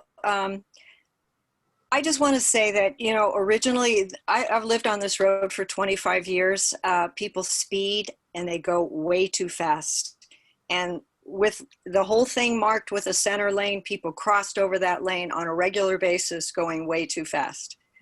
So in my opinion, first of all, the majority of people who answered the survey want it returned. That is not the majority of the people who live on Cascade. It's the majority of those who answered the survey. We don't know what the majority of people who live on this street want and don't want. Based on who's answered the survey, I have a minority opinion. I feel like cars have gone slower. I feel like it's safer. It's definitely safer for me as a pedestrian. I walk that street every day in both directions. I'm at 290 Cascade right in the middle. I experience it more as a safer. I do not, of course, believe cars are not potentially going to go right over that white line, but I walk it all the time and people go slower, I go slower. And I think it's safer. The traffic experts the people who study these things indicated that this is a way that cars will slow down and the situation will be safer. There have not been any accidents in the time that it has been the way it is. So I prefer it that way. I mean, there's what the traffic experts say and then there's people's opinions. And my opinion is that it's safer and it makes me go slower, and I prefer it the way it has been changed. The other, and I recognize that's a minority position, but I don't think we should go around saying everybody wants it back the way it was, because that's not true. And then the other point is, I think, yes, it's cost some money, and it would cost money to take it back to the way it was or to add the stripes. I think this is a time when the council should be being extremely judicious about how you spend money, and changing this road, I don't think is a high priority for me as a taxpayer, but that's my opinion. I prefer it the way it is. At the very least, maybe add those dotted broken lines at the curves, but it's a better experience, and I prefer it the way it is. Thank you for listening. Thank you, Jody. Next, Michelle. Next is, oh, excuse me. Next is Chris Kenton, followed by Jolin, followed by Sylvie Ladine. I'm sorry, I must have cut you off. Okay, Chris, you're unmuted.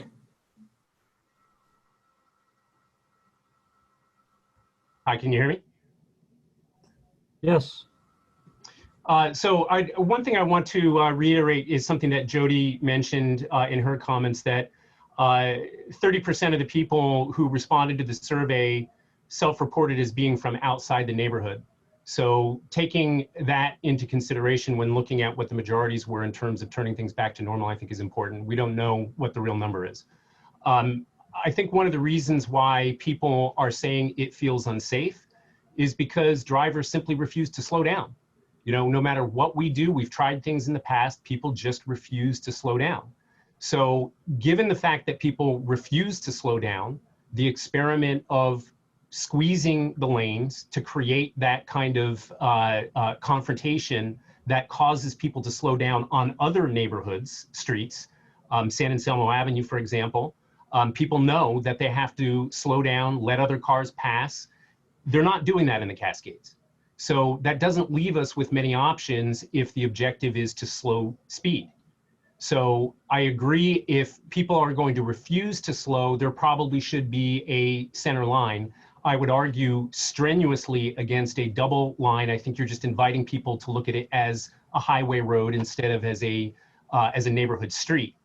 I think it would be, you know, if you do return some type of center line and you also take away the fog lanes, you're simply saying then that you have no place for pedestrians, that pedestrians just have to, you know, fight it out for themselves on the road.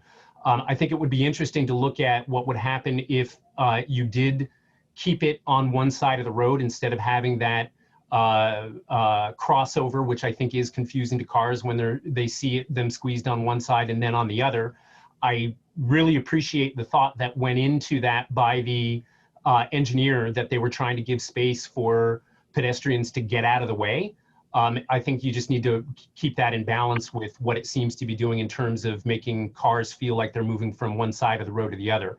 If it stays consistent and there's a dotted line, the last thing I would say is it's really important to keep measuring the data. I don't think there's any reason to say that we should go back to what there was before. We've learned some things. Let's try some additions, some changes, but keep measuring that speed, because that's the entire point. And I would, you know, despite everyone saying how bad a process this was, and there are many things to complain about, we do now have data.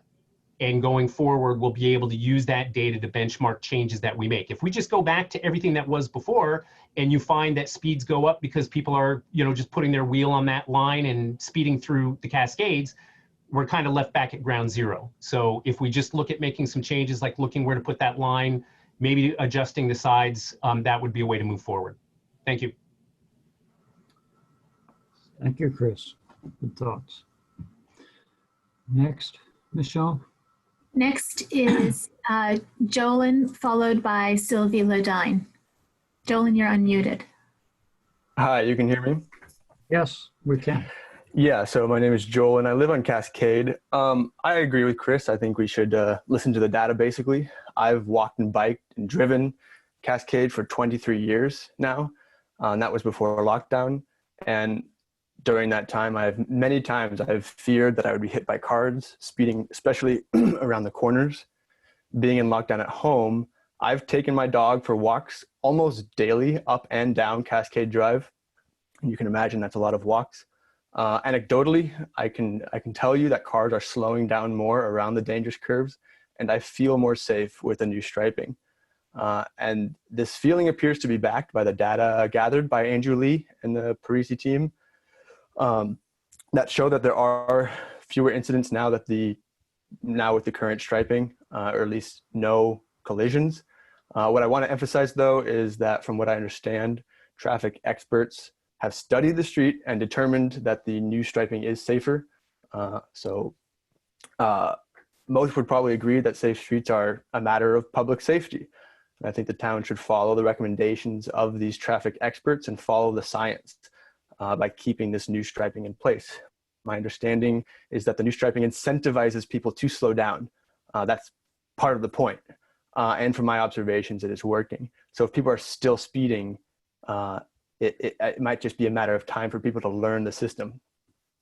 I would urge you to please not act on legal threats from residents or arguments that claim that a double yellow line can be historic or historical, which I kind of find purely comical. And I want to point out that in a time of tremendous economic precarity for millions in America, for the town to spend money to make our streets less safe, according to science, seems to me gratuitous and exorbitant. As the traffic experts just mentioned, current speed limits around the curbs justify posted speed limits. And it's just a matter of getting folks to really follow those limits, which I know is not easy, but I think is possible. I don't think people leaving the canyon in an emergency evacuation also will be too worried about the lines on the ground. I think people will be looking around themselves and figuring out with their neighbors what to do, which would be leave. And I don't think they're going to really worry if it's yellow or white, the line from the ground. Anyway, my basic point is I urge you to listen to the science and keep the street safe. Thank you.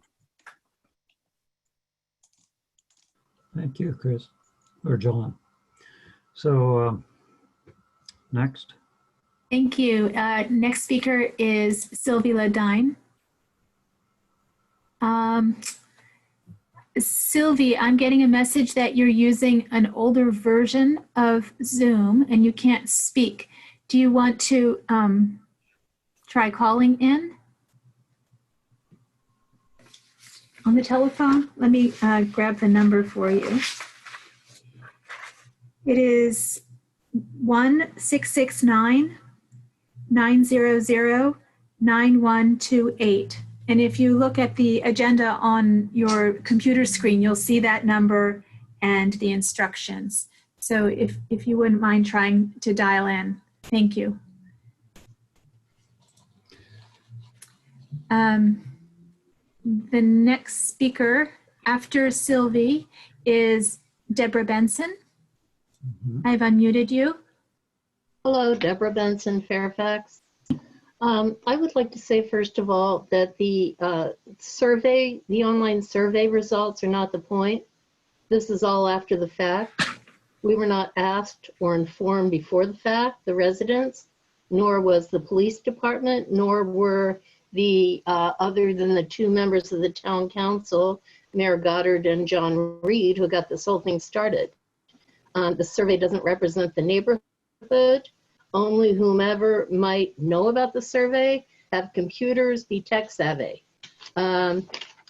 I want to know where the survey was that asked the residents whether they agreed to this whole change in our neighborhood. I have heard someone speak about the science of the traffic engineers who have been paid to create this change in our neighborhood. I have faith in the chief of police and the fire department personnel who are paid to protect us. And I agree with the chief that the speed hasn't gone down. People are just getting used to driving closer together fast. And the pedestrians are walking along side by side with earbuds in this enchanted zone. When I come upon a pedestrian, I move over 2 feet. Now I'm moving over 2 feet away from them on the edge of a blind curve, and a big white pickup truck comes to me, and the driver barely has enough room to get past as he's coming at speed, and looks at me like I'm a crazy person. So this does not work. And at some point, you'll all just have to own it. You know, putting a dotted line in there isn't gonna do the trick. This neighborhood was safe for 18 years. The police report showed only 4 accidents in the section that was changed. Since the restriping, there have been 5 accidents in the area. There have been reports of road rage between pedestrians and motorists, between bicyclists and motorists. There have been near head-on collisions. This has never happened before. It's time to return our neighborhood to the safe configuration we used to have. We used to have this country road, which was made in the 30s with very few cars. Now we have a country road in the 2020s with a lot of cars.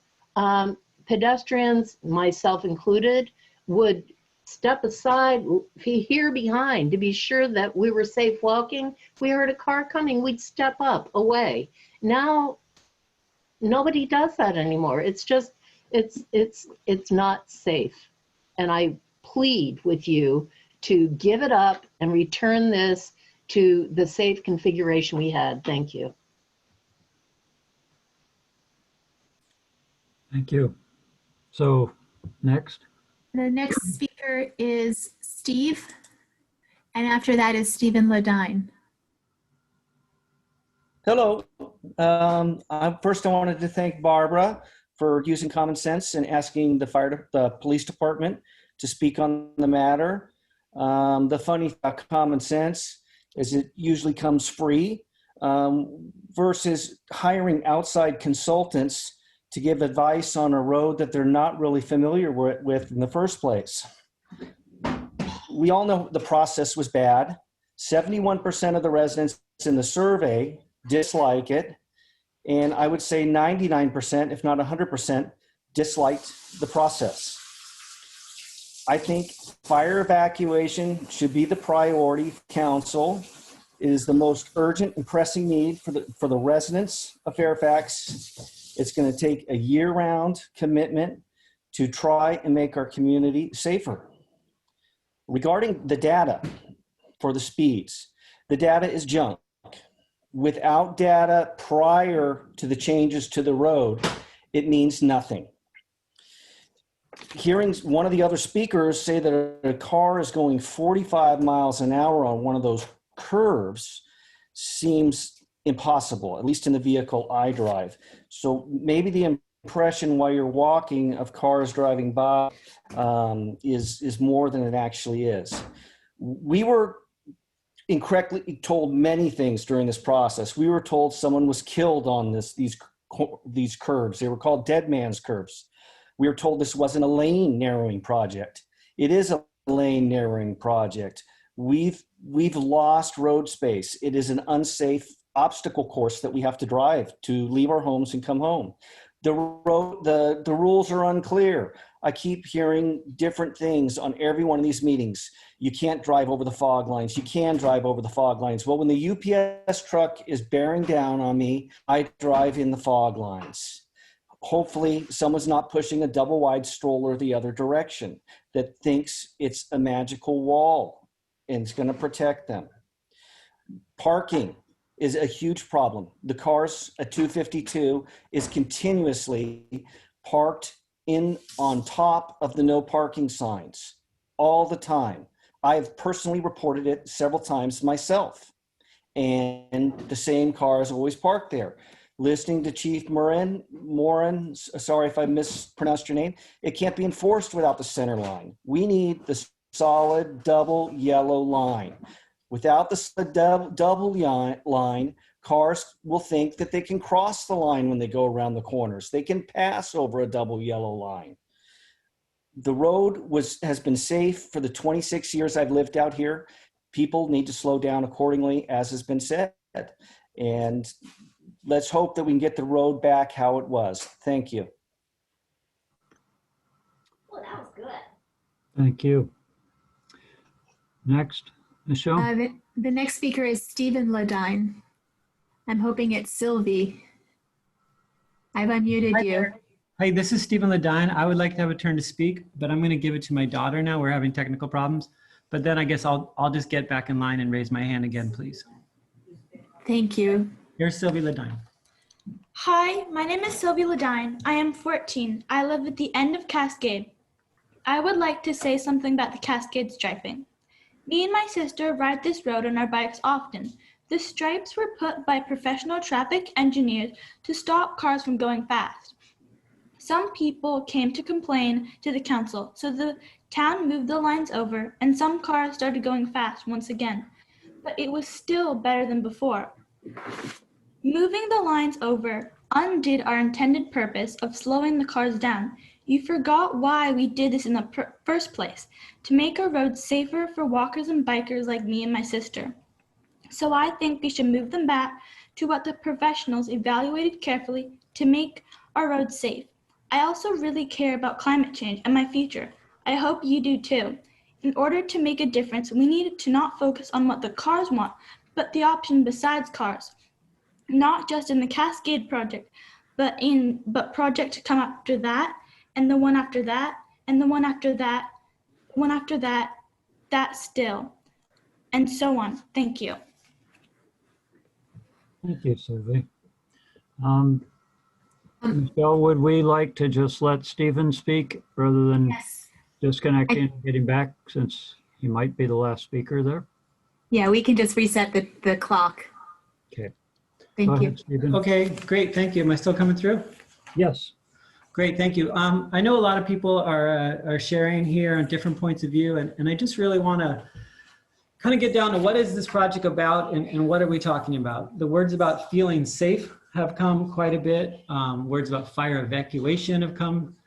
As a resident, I live at the end of Cascade Drive, and I can assure you, my family is never more concerned about fire safety. And I would like to see Fairfax and council come up with a plan how to safely evacuate Cascade Drive. I care about that deeply, but I don't think that's what this project is about. I feel like that's being thrown around as a buzzword here. And as many people said, in a real evacuation, nobody's going to pay attention to the color of the lines, and we're going to get down. The engineers in their original assessment also said that none of the lanes have been diminished. There's no narrowing of the lanes. We're just talking about some paint. So what are we really talking about here? We're talking about priorities and behavior. And the priority is, I think we have a fundamental disagreement. Some people want to drive fast. Some people want their dedicated car lane that they can zoom up and down without having to negotiate or share the space. There's another side, which is people are saying this road should be slower and we should make space for pedestrians and walkers. I wish I could share a photo with you I took yesterday while driving my car. I do drive a car. And it was an older grandmother and about a 5-year-old child walking around the curve. I was driving 5-10 miles an hour, and it was a beautiful sight. So this project and why the engineers did it, it was called traffic calming. And this is about slowing cars down. I think Matt Query said it very well. Jody Timmons said it well. These are people at 290, 155 Cascade, people who live on these stretches. What we're trying to do is slow down cars. This has nothing to do with fire evacuation. We're trying to slow down and change people's behavior. And I understand that people feel uneasy when they come to the intersection. And I believe that's entirely by design. The point is, instead of having a double yellow line where you're like, this is my lane and I can zoom as fast as I want without sharing it, the point of coming around that corner and sharing space with another car coming head on you is so you use your brakes, you slow down, you negotiate the space. That is the intent, it's traffic calming. Some people are talking about how safe they felt before. They basically said, I could zoom down without any worry. As a biker who I ride regularly on this, I didn't feel safe before these lines went in, and they've absolutely improved. So I'm very dismayed that people are considering giving engineers advice, telling them where to put lines.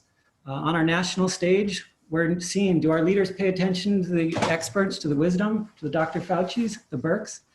And I hope you as our town council, you decide to listen to the experts, and you have a chance to be leaders and make our town better. And who are we prioritizing? Is it just the cars, or are we looking out for minorities and making our town better besides the car opinion? Thank you so much. Thank you, both of you. So Michelle? We have one more speaker, Chance Cutrano.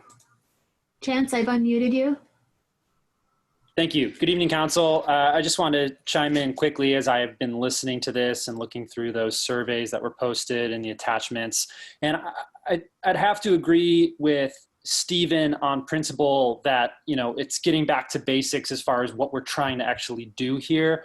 I think, if the goal here and the ideal that we're moving towards is increasing safety, and part of that is traffic calming. Part of that is creating more complete streets. I think we need to continue to center that conversation. If people are parking where they shouldn't be parking, if people are, not abiding by the attempts to increase the traffic calming by, continuing to speed, clearly we have to get back to the drawing board and figure out, what is going to be the next step in trying to tweak what the folks are trying to do to make traffic safer for all. At its most fundamental level, though, I think really this is a question of process too. It sounds like the process was sort of, not following, a real public engagement process, nor does it sound like it followed a real multi-stakeholder engagement process with some of these other agencies or other departments here in town. And I think that's critical for buy-in, and that's critical for moving us forward in a way where we don't spend all kinds of money and then come back to this moment we're in right now, where the majority of people are saying, it sounds like they're saying, and the data showing as far as the surveys, that people aren't happy for one reason or another. And so I just want to, also center this discussion around process too. And I think that's critical as we move forward for just making sure people are brought in at all steps and all stages, and they're not caught by surprise right at the end, because I think that's a imprudent way of using our taxpayer dollars here. So, I don't live on Cascade. I have traveled on it, and I will say I, constantly am thinking about, whether or not I'm moving. It makes me think about how I'm driving. And I think that might be good, but that's anecdotal. And if there's a system-wide experience that's showing that people are still speeding, I think we need to get back to the drawing board here. So thank you all for continuing to do that. And I hope people will continue to bring their best selves in trying to focus on what Stephen had said too, which is focusing on safety and focusing on safety for all users, not just cars, but pedestrians and bicyclists as well. Thank you. Thank you, Chance. Mr. Vice Mayor, I don't see any more public comments, so if you want to close it. Okay, so we'll go with that. We'll close public comment and return to the council on this, and I'm sure we'll have questions for the chief and for EC Transportation as well. So do any council members want to begin with thoughts on this complex issue? Stephanie? Yeah, I have a couple of comments. One of the last public comments made a connection with the parking at 252 and the double yellow. And I was hoping the chief could weigh in on that. I wasn't following the connection on that. Like, why? Could you eliminate me on why there's what's happening there and the connection? Referring to the chief's comments about enforcement, the ability to enforce parking, and that's relationship to the double yellow. I don't know. I didn't understand the person's comment, and was he saying that because there's no double yellow line there, that there's people are now parking in that fog line? That's what I don't understand. I don't know what he said either. Okay. As I recall, Chief Moran, you mentioned in your comments earlier before the public comment that if there was a double yellow line, you can enforce, it's illegal for anyone to park closer than 12 feet to that double yellow. So you have an ability to enforce parking in that regard. Whereas if there isn't a double yellow, then someone could park farther out into the middle of the road, and they're still 12 feet away from the other side of the road. That's what I had thought you meant by that. Is that?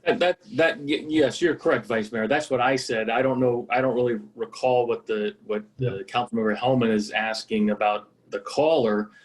I do recall one of the callers who said that cars are parking where we striped in the shoulder we striped no parking because we had to start creating no parking areas because of that center line, double yellow line, I'm sorry, being removed.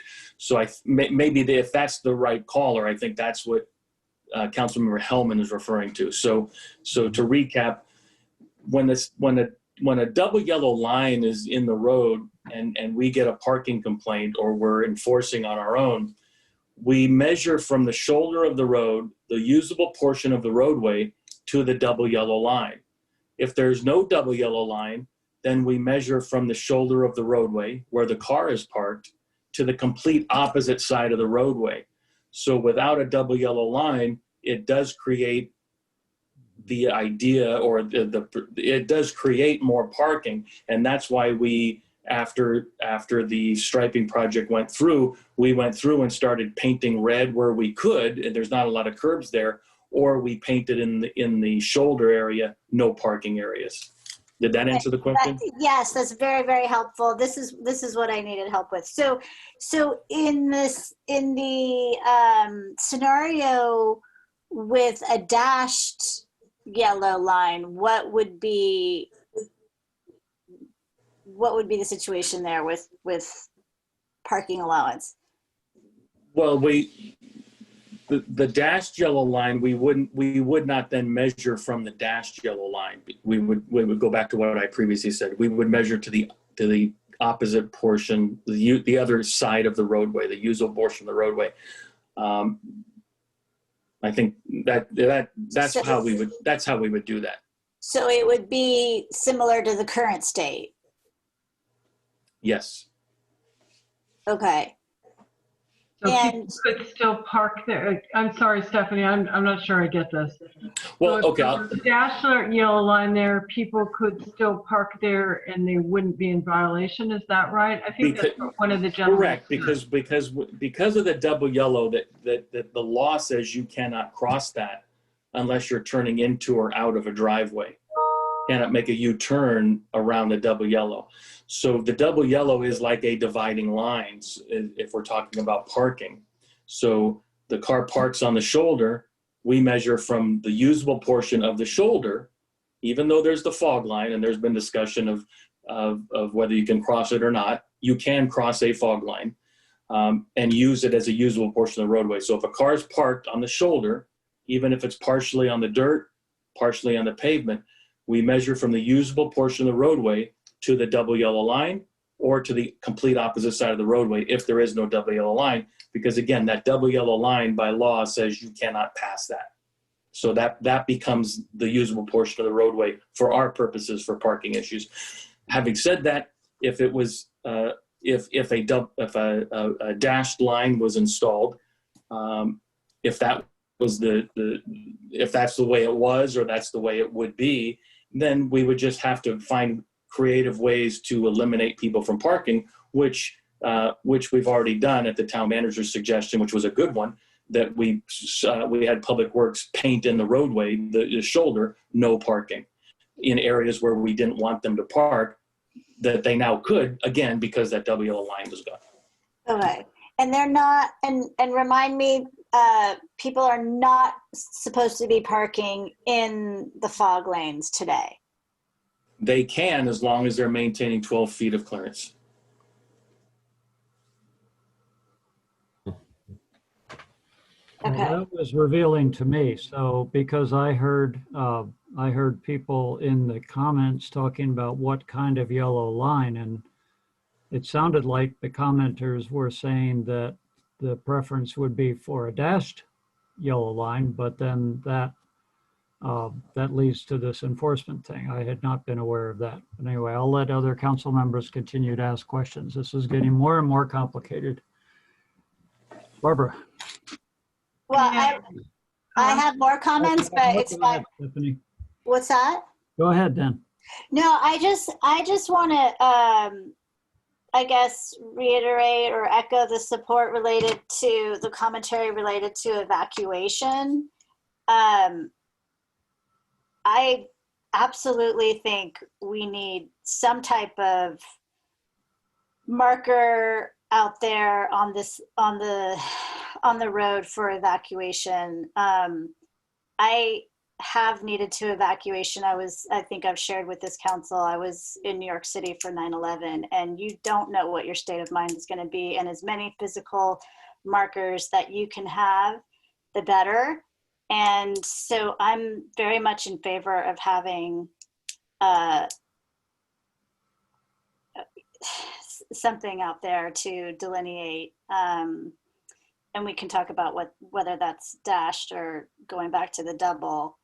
But I think absolutely fire safety is the utmost importance and should be our top priority. So I think that's it. That's it for me. And thank you for providing the additional statistics, Chief. That's it for me. Barbara? So I have a couple of questions for the traffic engineers, but I just want to say one thing, and I don't want to beat this issue to death, but I was mayor at the time that this happened and nobody informed me of this.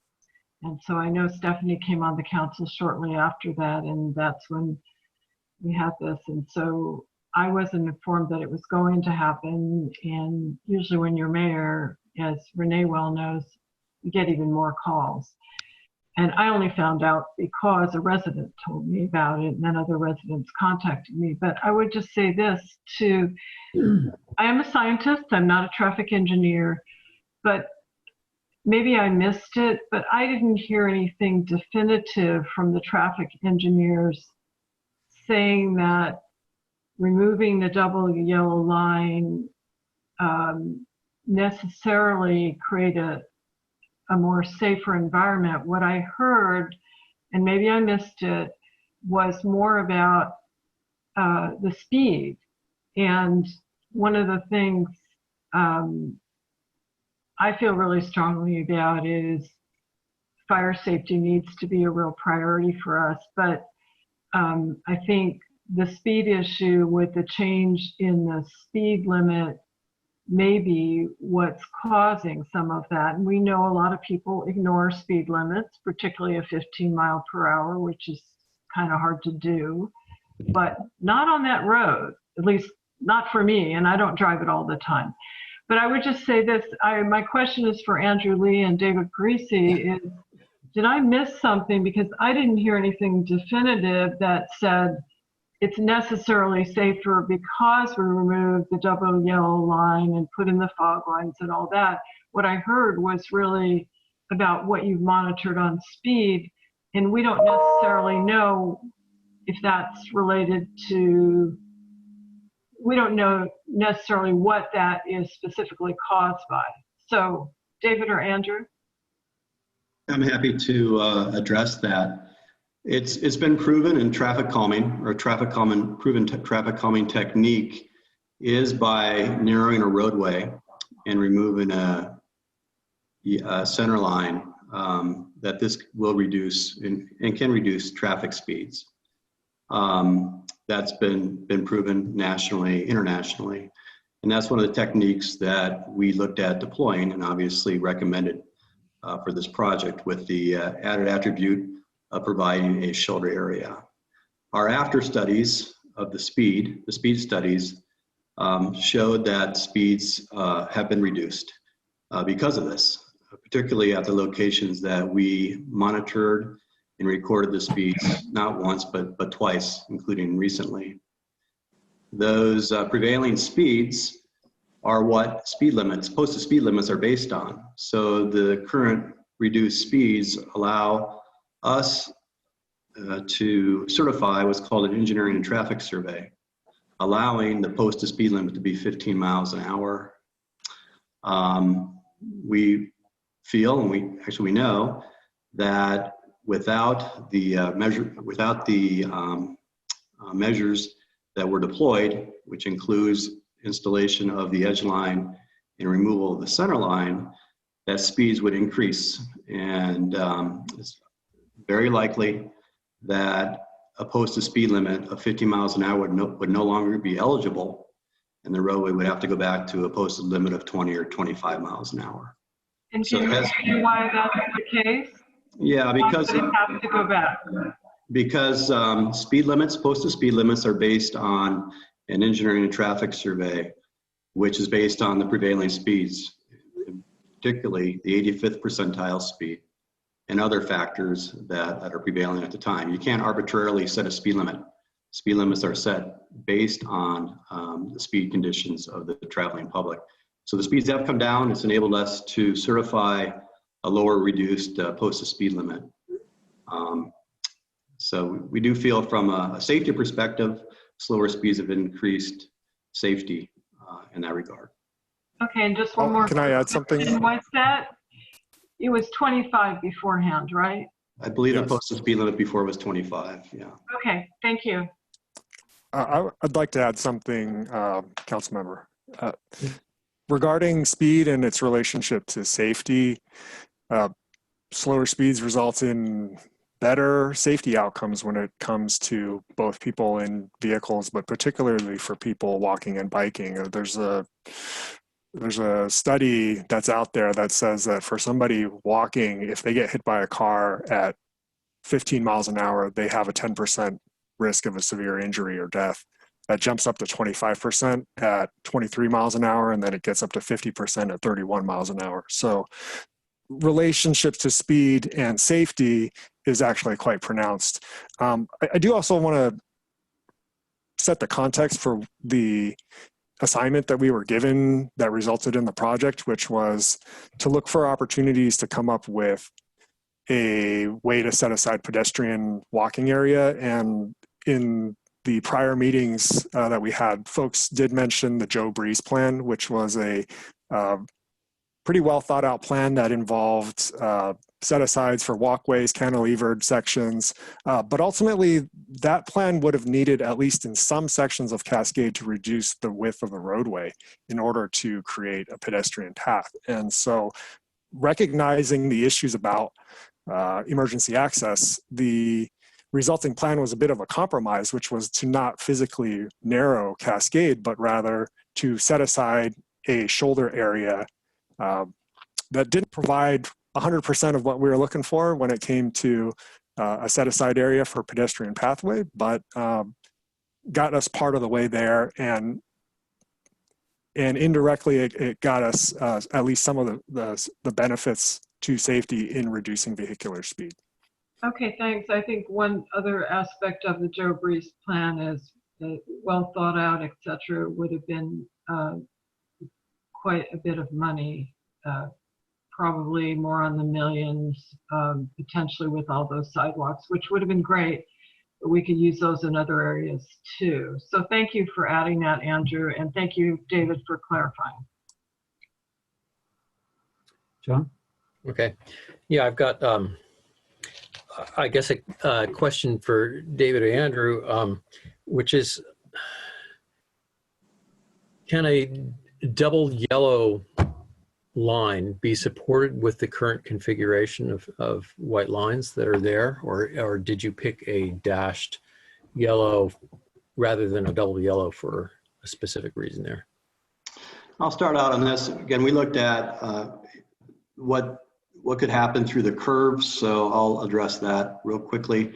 As Andrew mentioned, the street's narrow. We know it's narrow. With the current shoulder lines or edge lines, if there was a dash, or if there was a double yellow, Councilmember Reed, large vehicles on occasion would have to cross that, and that's illegal. You can't cross a double yellow line, but you can cross the dashed yellow line. So our rationale, if a center line was to be installed in the curves, would be to use the dash as an indication of where you're supposed to drive your vehicle. Obviously, if it's an oversized vehicle, even more carefully. But a double yellow would not be practical. Okay. So here's another kind of a follow-up question on that.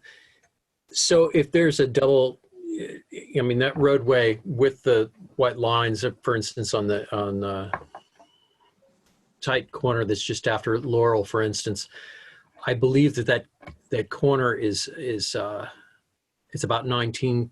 The roadway is about 19 feet wide. Say the double yellow line is in the middle of that. That leaves you know, if the double yellow is a foot wide, that leaves two 9.5 foot lanes. Is that wide enough to be a legal lane?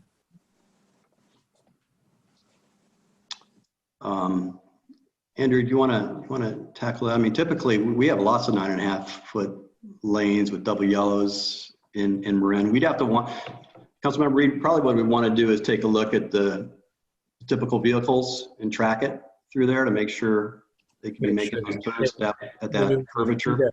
I mean, I guess what I'm driving at is there used to be a double yellow there, but are we even sure that that double yellow would be legal? The previous double yellows? Yeah.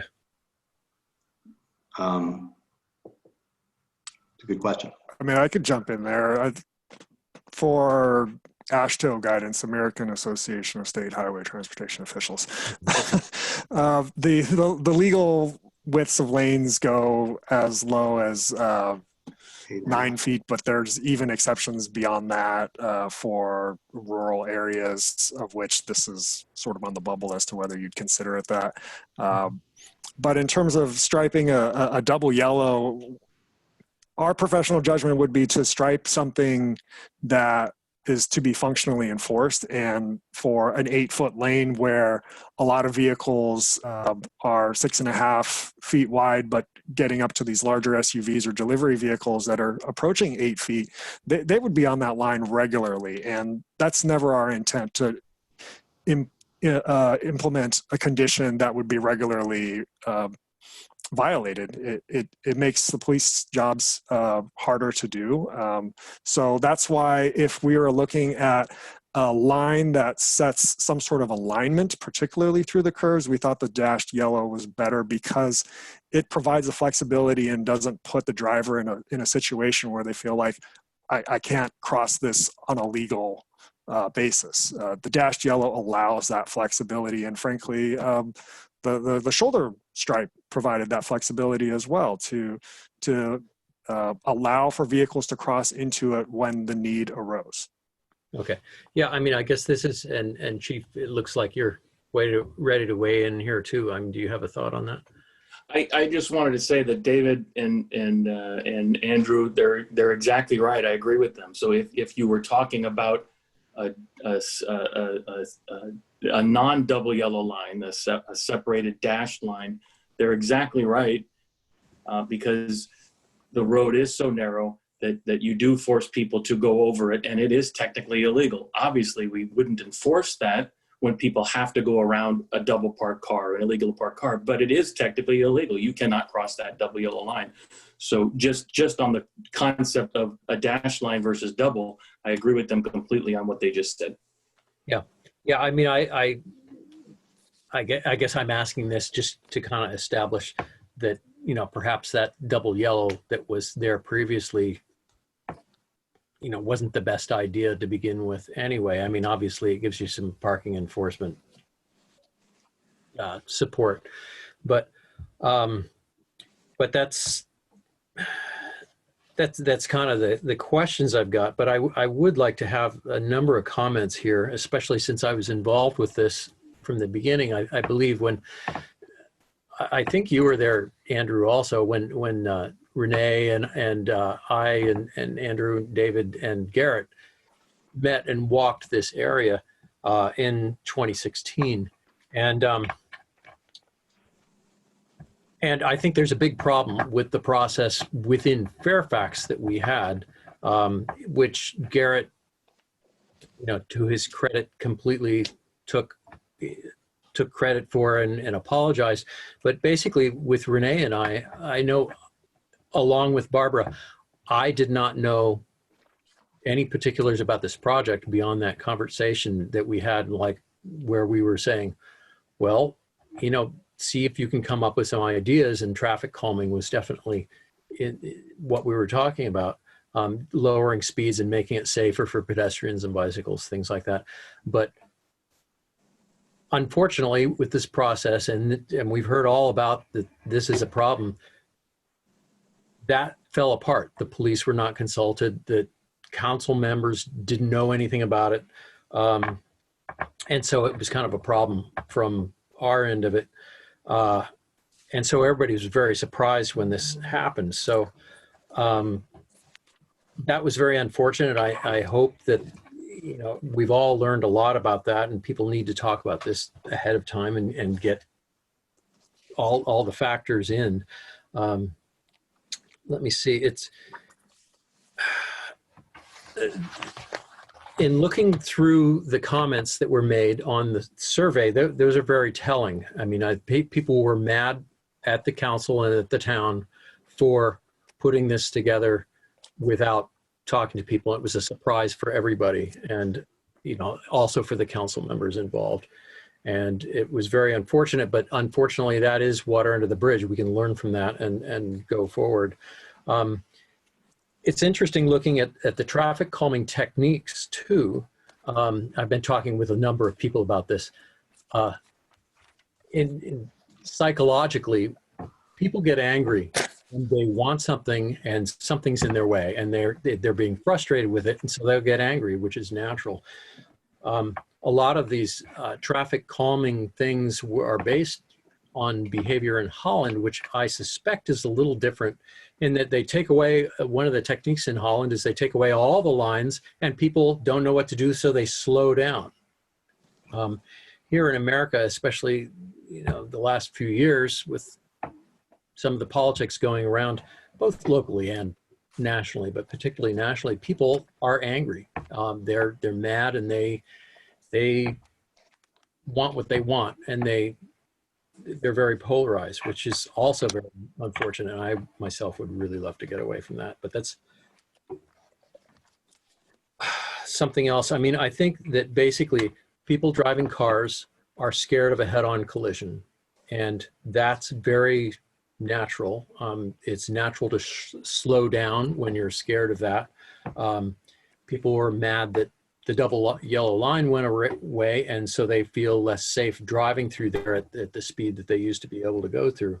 A lot of people walking or riding have been scared for decades on that corner, and that is something that Renee and I were trying to address when we were asking David and Andrew if there was something that they, with their expertise, could come up with that would lower speeds and make it more safe for all the different users on this road. And I think that actually, you know, I mean, it's a very difficult section. It's narrow, it's winding, it's got hills, and there's got a lot of different users.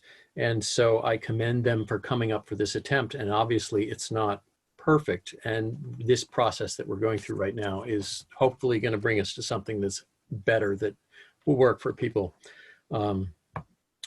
Personally, I feel that the dashed yellow line is a good idea because it gives a place, it indicates where people can go. And we've certainly heard that from the police chief, and I'm really glad that we heard that tonight.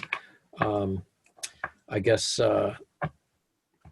the fog line on the side, I think we need some education for people that, you know, it is not a sacrosanct area for pedestrians. So you know, that's why I was asking about the dashed line, but, you know, maybe we need to educate people through signage or something like that.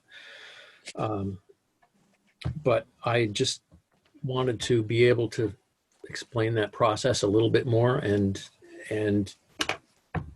thank people for actually listening to each other and seeing that we need to have some place in the middle where it works for the safety of all, because that's really what we need. We need it safe for cars. We need it safe for pedestrians. We need it safe for bicycles. And so we can live together and get along and not be angry with each other. So that's my goal. So anyway, I should stop there. Comments? I have some questions or comments. Yep. So I'll just go ahead.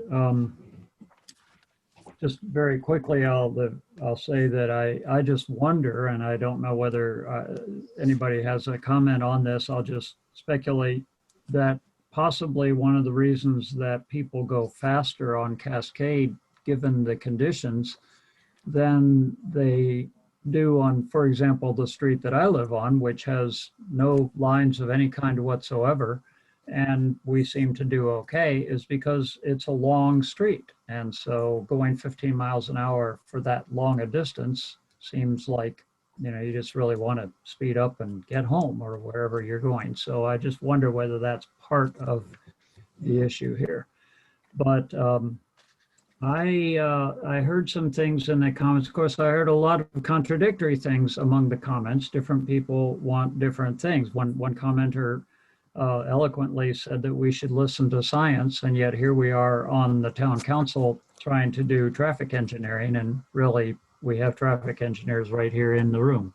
Other people have said don't listen to the traffic engineers because we should listen to the public. We should do a survey and decide how we want the road, and that's kind of almost the opposite approach. So we're not going to be able to win here. All we can do is do the best we can. So let's all, as John said, let's all try to be patient and try to understand that the fundamental issue is this is really a difficult road, and people do want to go fast, and not everybody does the best thing that they could be doing.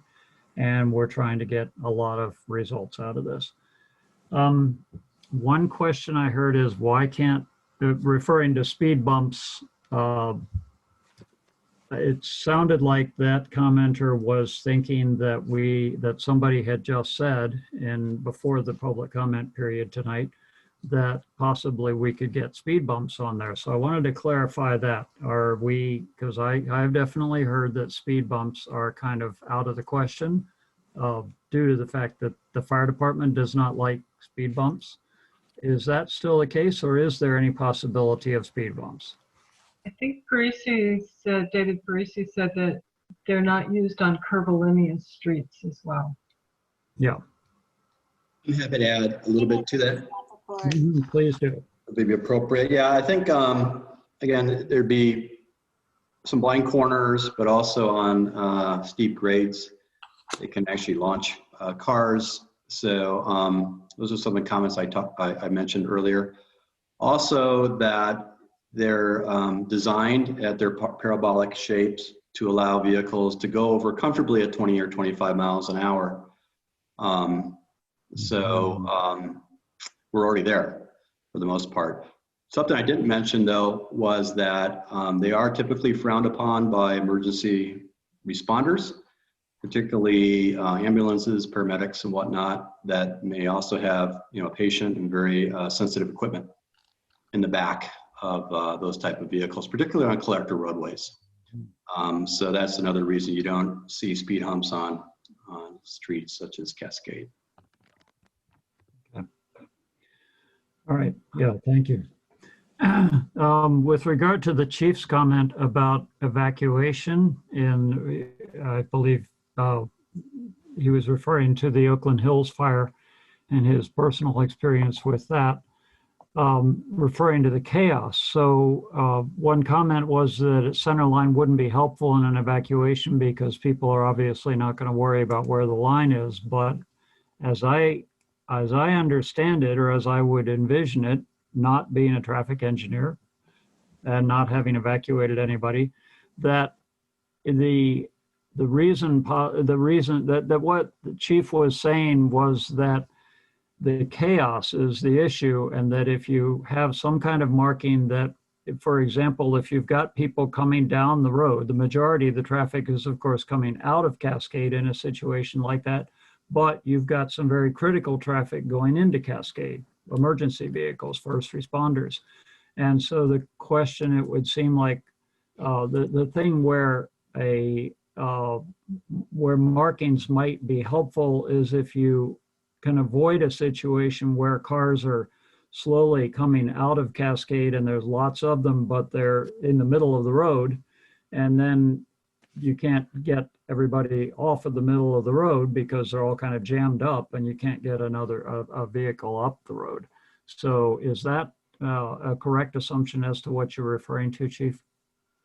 Yeah, yes, that's exactly correct. It just gives, when you have lane markings, if it's possible on types of roadways, it just gives structure, and it gives people a sense of the ability to where they should be. And again, you know, in chaos, and I experienced it, and of course, I think all of us have seen it on the news, whether it's Paradise Fire or any of the other ones. In that situation, there is no structure. But if it's not in that intense, chaotic situation, as I experienced in Oakland, having that structure enables you to try to get them over, especially when we are the ones out there trying to accommodate that, and it just allows for better flow, except in the extreme chaotic situation. Okay. Another question for you, Chief. A commenter referred to there being 5 accidents since these changes were made, but I didn't think that was what you said earlier. Can you clarify? Yeah, I didn't comment on that. I did hear the caller, and I don't know I don't know that that's true. I did provide the most recent statistics today. The town manager asked me for those, and he shared those with Parisi. And the last accident reported to us that we have on record was February 25th of 19 of an actual accident. That's not to say there weren't 5 accidents, as the caller said, or more or less, but reported to us, my last accident report was February 25th of 19. And as we all know, I think it was November of 19 when the project went into effect. Yeah. Okay. I think that's all the questions that I have at this point. And so except for the final question, which is, what are we going to do now? Go ahead, Barbara. I can wait if you prefer to go first. No, if you. Okay, well, I would just say this. I think this started in November, and we didn't know that COVID-19 was going to happen. So I know we had intended to come back to the community sooner. Yeah. I will also say that having worked at the Air District, where surveys were part of the way we got trends, is there should be no expectation that a survey is going to give you every answer. It's typical that you get 10% response if you're lucky. So what you're looking at is trends. I read through the surveys of both the registered, unregistered together, and what I'm hearing is a lot of folks wanting it to go back. But then what we also heard tonight was some people wanting it to go back and others feeling safer. But then I also think of what we're dealing with our new unfortunate normal, which is wildfire season is almost all year round. We had some of the worst wildfires in the state still going on in August, and when the typical wildfires happen in the fall. This would be different if it wasn't a primary evacuation route.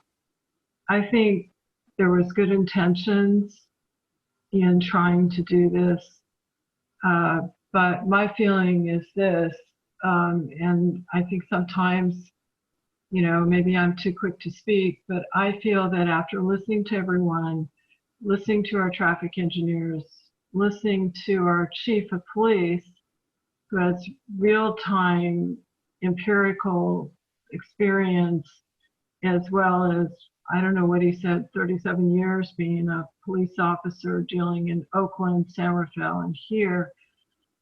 And I know Lieutenant Tabaranza doesn't have that many years, but quite a few. I think we need to really think about safety in evacuation. And I also want to just let folks know that one of the firefighters called me a couple of months ago saying, and this was a rank and file firefighter, not the Chief Weber, who said, what was that about? You know, we figured that out when we were driving up and on a call, and we didn't know what to do. And he had some concerns. But my feeling is this is not perfect. There's no perfect solution here. I suggest that rather than putting back the double yellow line, we do the dashed yellow line, but not just on those curves, the whole thing. And I think I will just say, I liked what the chief just said about chaotic situations.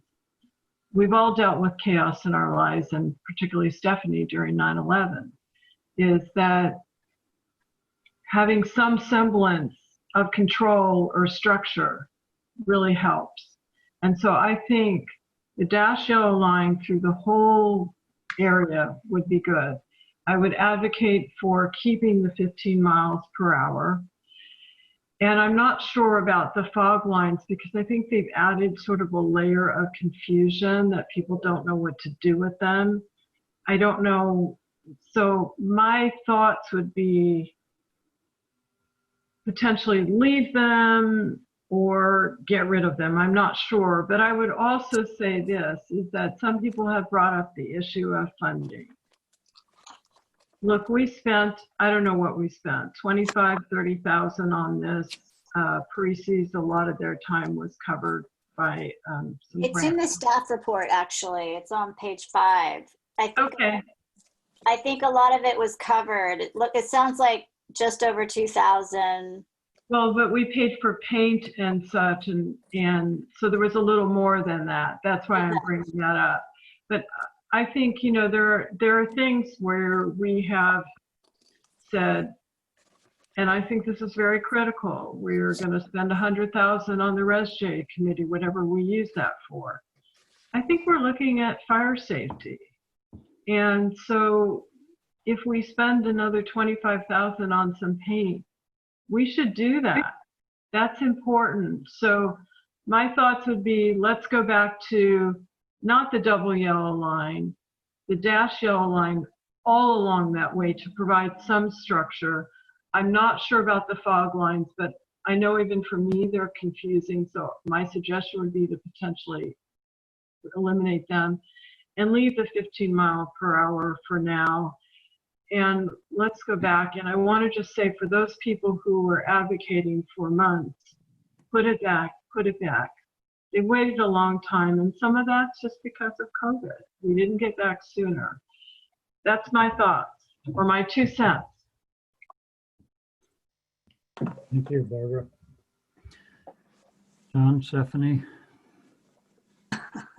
And actually, if either of the folks from Parisi want to weigh in at any point, if you hear something that can't be done for any reason, stop us before we all agree that that's what should be done.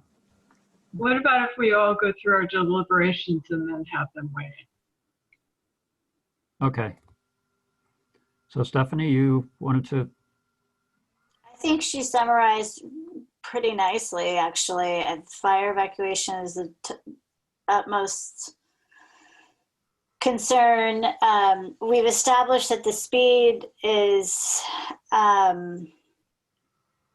been reduced, and we can keep the limit at 15. So, you know, I hadn't thought about doing the dash. I was considering just at the curves, Barbara, but I would be supportive of doing it throughout. And the fog lines is something that, you know, I was really on the fence about, because I know, you know, hearing from the kids in particular, I'm sensitive to the pedestrians and the bike riders who seem to like them, but I personally don't feel safe with them, and I feel like it's very awkwardly designed the way they go back and forth. And I heard from Parisi this evening about the reasoning for that. But just listening tonight, I'm very much on the fence about the fog line. So I could be definitely swayed to remove them.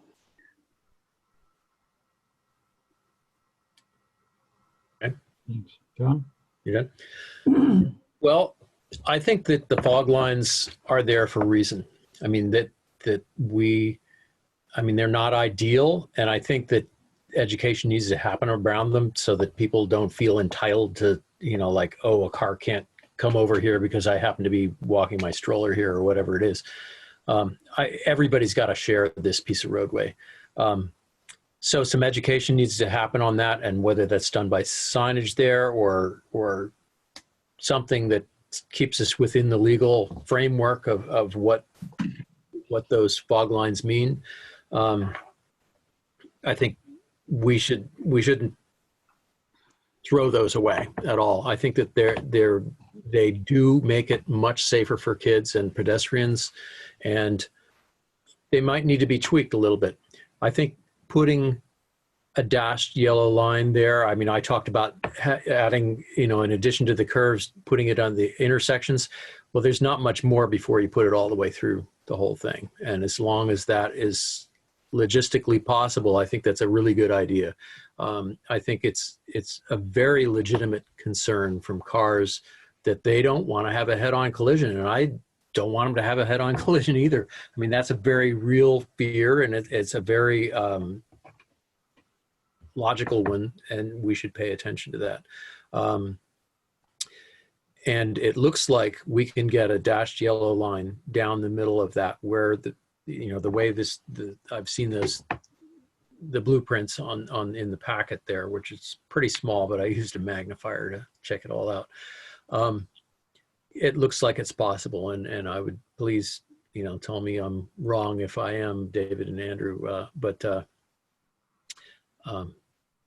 I would like to know. And you're there, David, so.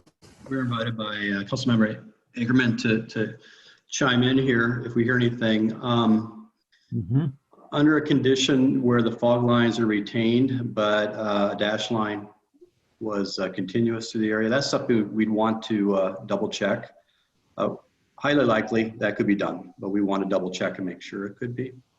On the case where potentially the fog lines were removed, but the dashed center line was installed along the street, obviously that could be done because it's not that much different than what was there previously with the double yellow line. Under both conditions, they would change the roadway's look and feel, and a new engineering and traffic survey, that is a speed survey, would need to be conducted at some point in time.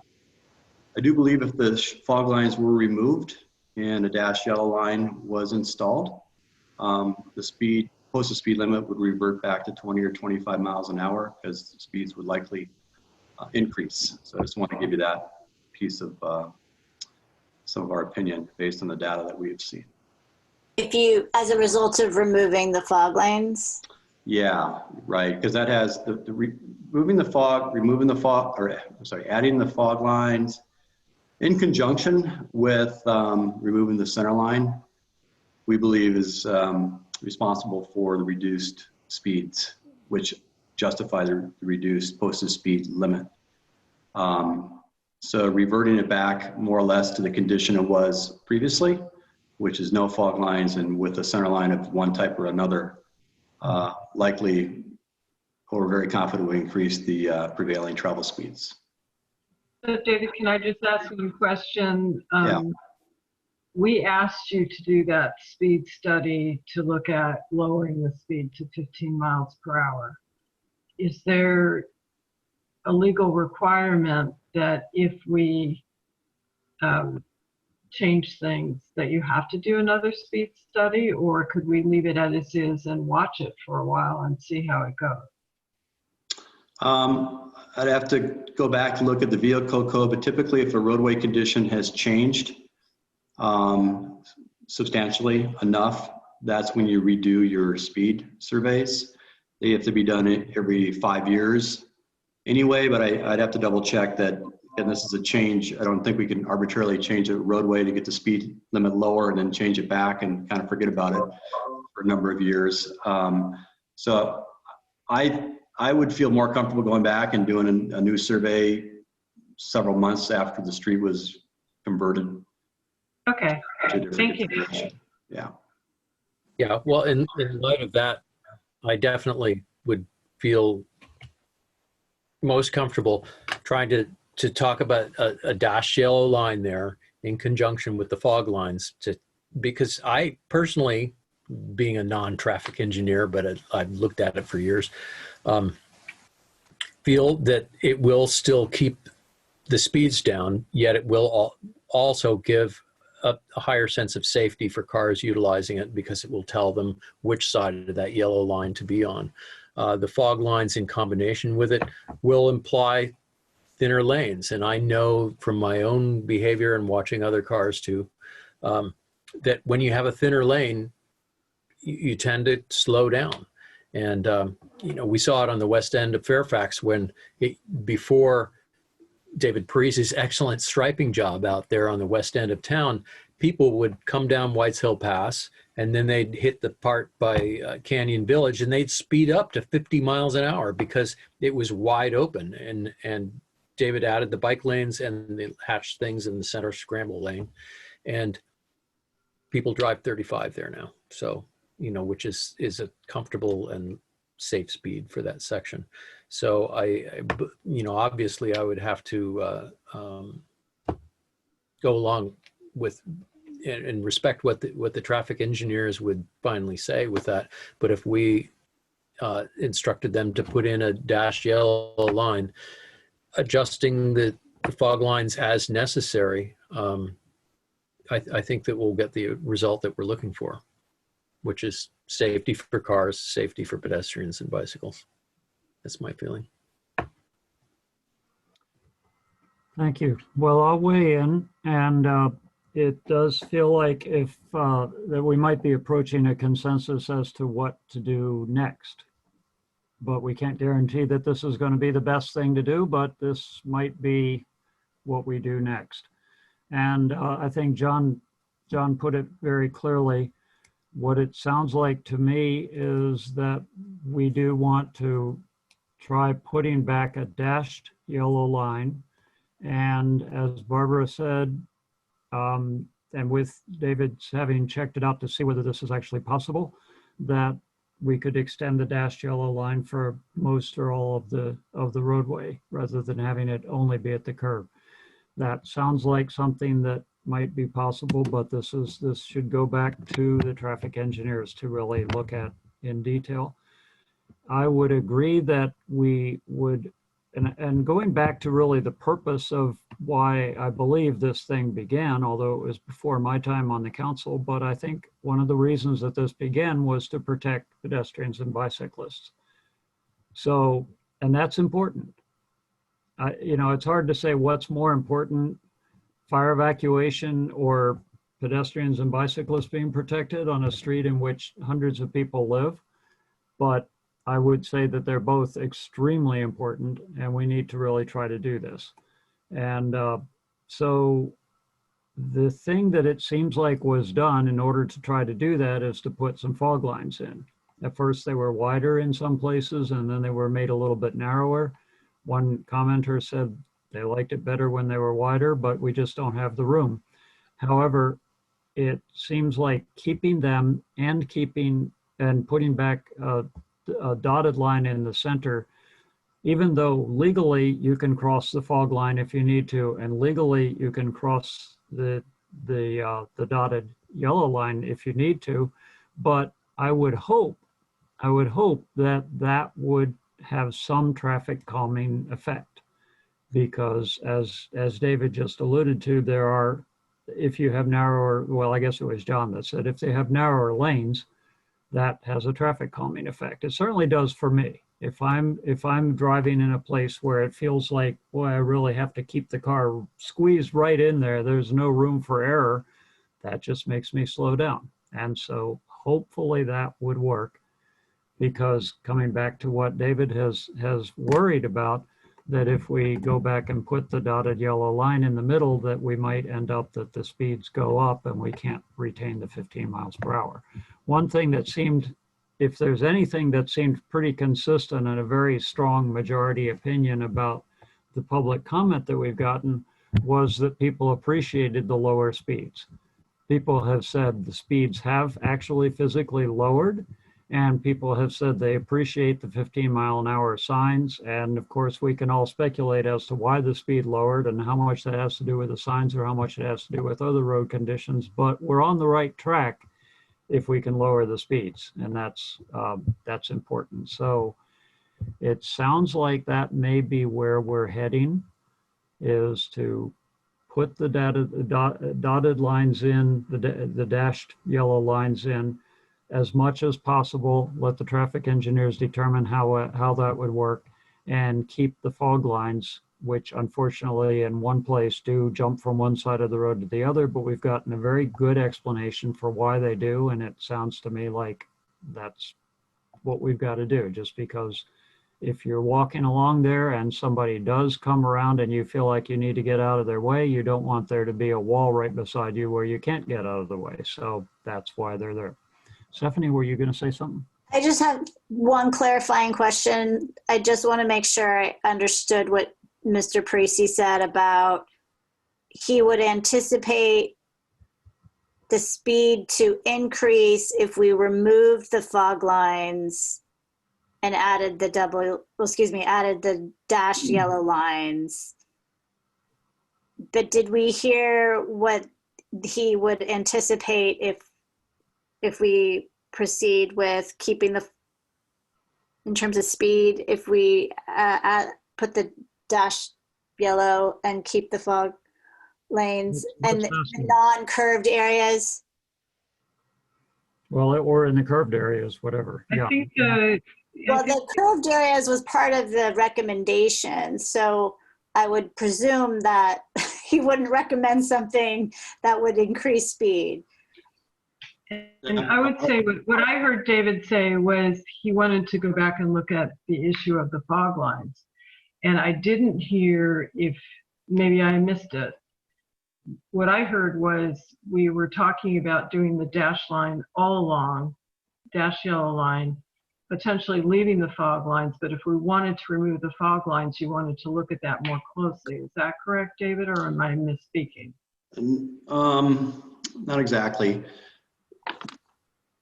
There was two ideas that were expressed. One was if the fog lines were removed, but a center line was restored in one form or another, including if a dashed yellow center line was restored. That's very similar to what was previously there, right? That's a roadway with no edge lines with the center line. And that's when the posted speed limit was 25. So we surmise speeds would increase back to justify a posted limit of 25 miles an hour. Under a scenario where the fog lines that are there today were retained and yellow dash lines were installed not only on the curves but throughout the uphill portion, we don't know exactly where the speeds would go. Drivers would definitely have designated lanes now. They may creep, some of the speeds may creep up. We'd still want to come back and see if a 15-mile-an-hour posted limit is warranted in those areas, and double check that over time. I can't tell you if it would be 15 or 20. I don't know, but we do know from past information, the previous condition when it was 25, why, what the roadway cross section, how it was striped was. Does that help? Yeah. Yes. Okay. Okay. Thank you. Yeah, so I think the idea right now is that's on the table is putting in a dash yellow line along the entire roadway, leaving in the fog lines for now, and then leaving it at 15 miles per hour. And then Parisi and company, after several months, would come back and look at the speed or do a speed study. I'm not sure what it's called. And that way we could provide more structure for people. I think also adding the dash yellow line all along would give people a little more clarity as to where they stay in those lanes. So potentially if they went over the fog line a little bit, they wouldn't be as mixed up as what's currently there, where you just don't know where you're supposed to go. So that's what's on the table, and I'm hoping we can make a motion soon because we do have other items on the agenda. Yeah. So Garrett, if council members are done with this discussion, and I think we are, I think we've covered it. Do we need a motion or are we just giving direction? Well, a motion would be good, but let me clarify one thing so I understand what the council wants to do. So including a dash yellow line through the whole corridor to the extent being able to keep the fog lines. Now, David Parisi might want to chime in here, but my understanding is he'll take a look at this And there could be some areas where you have a dashed yellow line, which will require some adjustments or eliminations of the fog lines. And I'm assuming that's okay to do if that's required. That seems okay to me, as long as David and Andrew feel that that's appropriate to do. And just to interrupt, we would like to take a look just to confirm. And we think if there's a chance no adjustments would need to be made, or if some do, they could be very minor. That's our impression at this point in time. Andrew, you want to weigh in on that? Okay, yeah, I think we'd like to make some measurements out in the field just to make sure that even if we split the remaining width of the lane, that we don't wind up with a lane that's just far too narrow for a vehicle to reasonably use. So we don't want to result in something where it's like 6 feet wide or anything like that. Not that I think that there are any such conditions like that based on the measurements that we've taken so far. The narrowest that it gets is about 17 feet. But even through the curves, it tends to widen out a little bit more out to maybe closer to 19.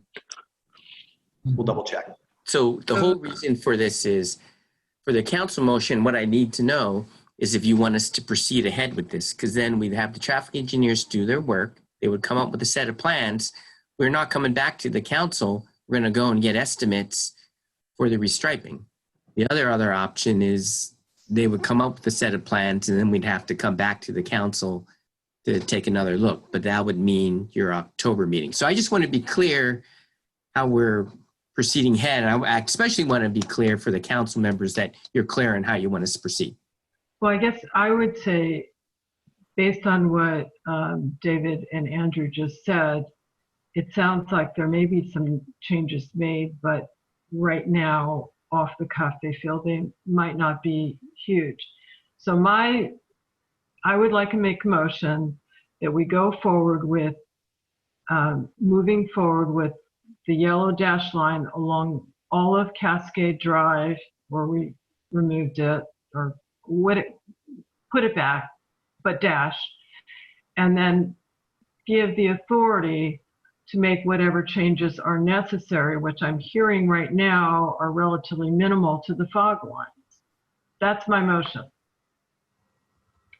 Okay, and if I could make a friendly amendment or adjustment to that, that if it's a very significant change to the fog lines, then it comes back to us. Otherwise, we say okay. And I would accept that amendment. Okay, well, I'd second that. Okay, so Kohler, and then with the friendly amendments. Right, motion by Kohler with an amendment and a second by John. And is there any further discussion before we do a vote on that? That sound like what we want?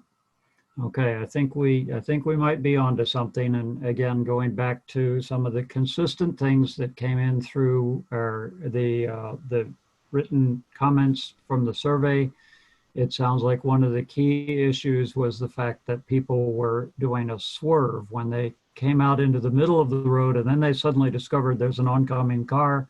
They can't be in the middle of the road. Then they do a swerve, and that's where it got dangerous for the pedestrians. And so it seems like maybe we're going to try something else here, which is to say, don't go out in the middle of the road. This is actually a 2-lane road, and we're going to hope that this works. Okay. Shall we take a vote? I'll go ahead and do the roll call. So Councilmember Hellman. Aye. Councilmember Kohler. Aye. Councilmember Reed. Aye. And I'll vote aye as well. Okay, thank you all. Renee can return, and I would suggest that we ask Renee to entertain a short break, and then after that, we're going to have to look at what time it is. Hi, Renee. Okay, hi everyone. Nice job. So we'll take a 5-minute break and we'll come back and take a look at what we're able to do and not do tonight. And I'll see you all back at 10:30. Great. So because it is 10 o'clock, 10:30, and that item took exactly 2 hours and 25 minutes. I think we need to discuss briefly how we're going to get through the rest and what's the most prudent way to proceed. So just to clarify with Garrett, we have a dead stop deadline on working with the Finance Authority in the refinance. Correct? That's this evening. Yes. For the Finance Authority, yes, you do need to take action, or at a minimum, you would have to continue the meeting to tomorrow or have a special meeting Monday or Tuesday. Otherwise, you're going to put all the financing in jeopardy. So I would suggest you just continue the discussion. Not continue, but I would suggest you keep the item on the agenda this evening. We've talked about it quite a bit, and I think it's relatively straightforward. Okay. And then we have an appeal as one of the public hearing items. And I am assuming that the participants in that appeal, the appellant and the Bruckners are here. Oops, sorry. Yes, that's correct. And if I were to make a suggestion, I would suggest you move the appeal up before the financing and consider continuing your discussion of your two meetings to next month. Okay, well, we definitely should weigh in on that, everyone. And you've heard Garrett's recommendation. Anybody have any thoughts or want to make a motion? That sounds good to me, yeah. Rearranging it that way, or not changing the order, but I think the idea that item 8 is going to have to be the one that gets continued is unfortunately the only choice I can see. I would suggest that we definitely move the appeal up. I think it's going to be very difficult for the lodge, the neighbors, the appellant to stay so late. And I think because we had a meeting on the financing issues that was almost exclusively on that a week or so ago, I'm losing track. I think people had a lot of opportunity to weigh in on that. So I would say we definitely need to do that. I know some of us cannot meet tomorrow night and probably not next week either, but I would just say I suggest that we move item 11 up and then we take 9 and 10 after that. And I don't think there'll be time to do number 8 and give it justice. I'd like to ask Stephanie your thoughts on that, because I know this has been something you've been waiting for a long time. You're muted, Stephanie. I would like to move number 11 up. I think 9, is it 9, 10, and 12? No, 9 and 10, right? Right. We spent so much time on that. I don't think it's going to take too long, but I could be wrong. And I would like to have a discussion about the staff report, which I think did not include as much as we need to discuss related to number 8. And so when we convene in October, I need it to be more robust so we can have a real discussion and we really consider this, because this is what the town wants, frankly. And I need this council to take it seriously. And I don't feel like the staff report, like I said, is robust enough. Okay, well, if I may suggest that you work with staff to make sure that you feel it's robust enough for the conversation that you're hoping for. And we'll take it up in October. Just as clarification, are you saying that is Councilmember Hellman suggesting that we discuss item 8 a little bit?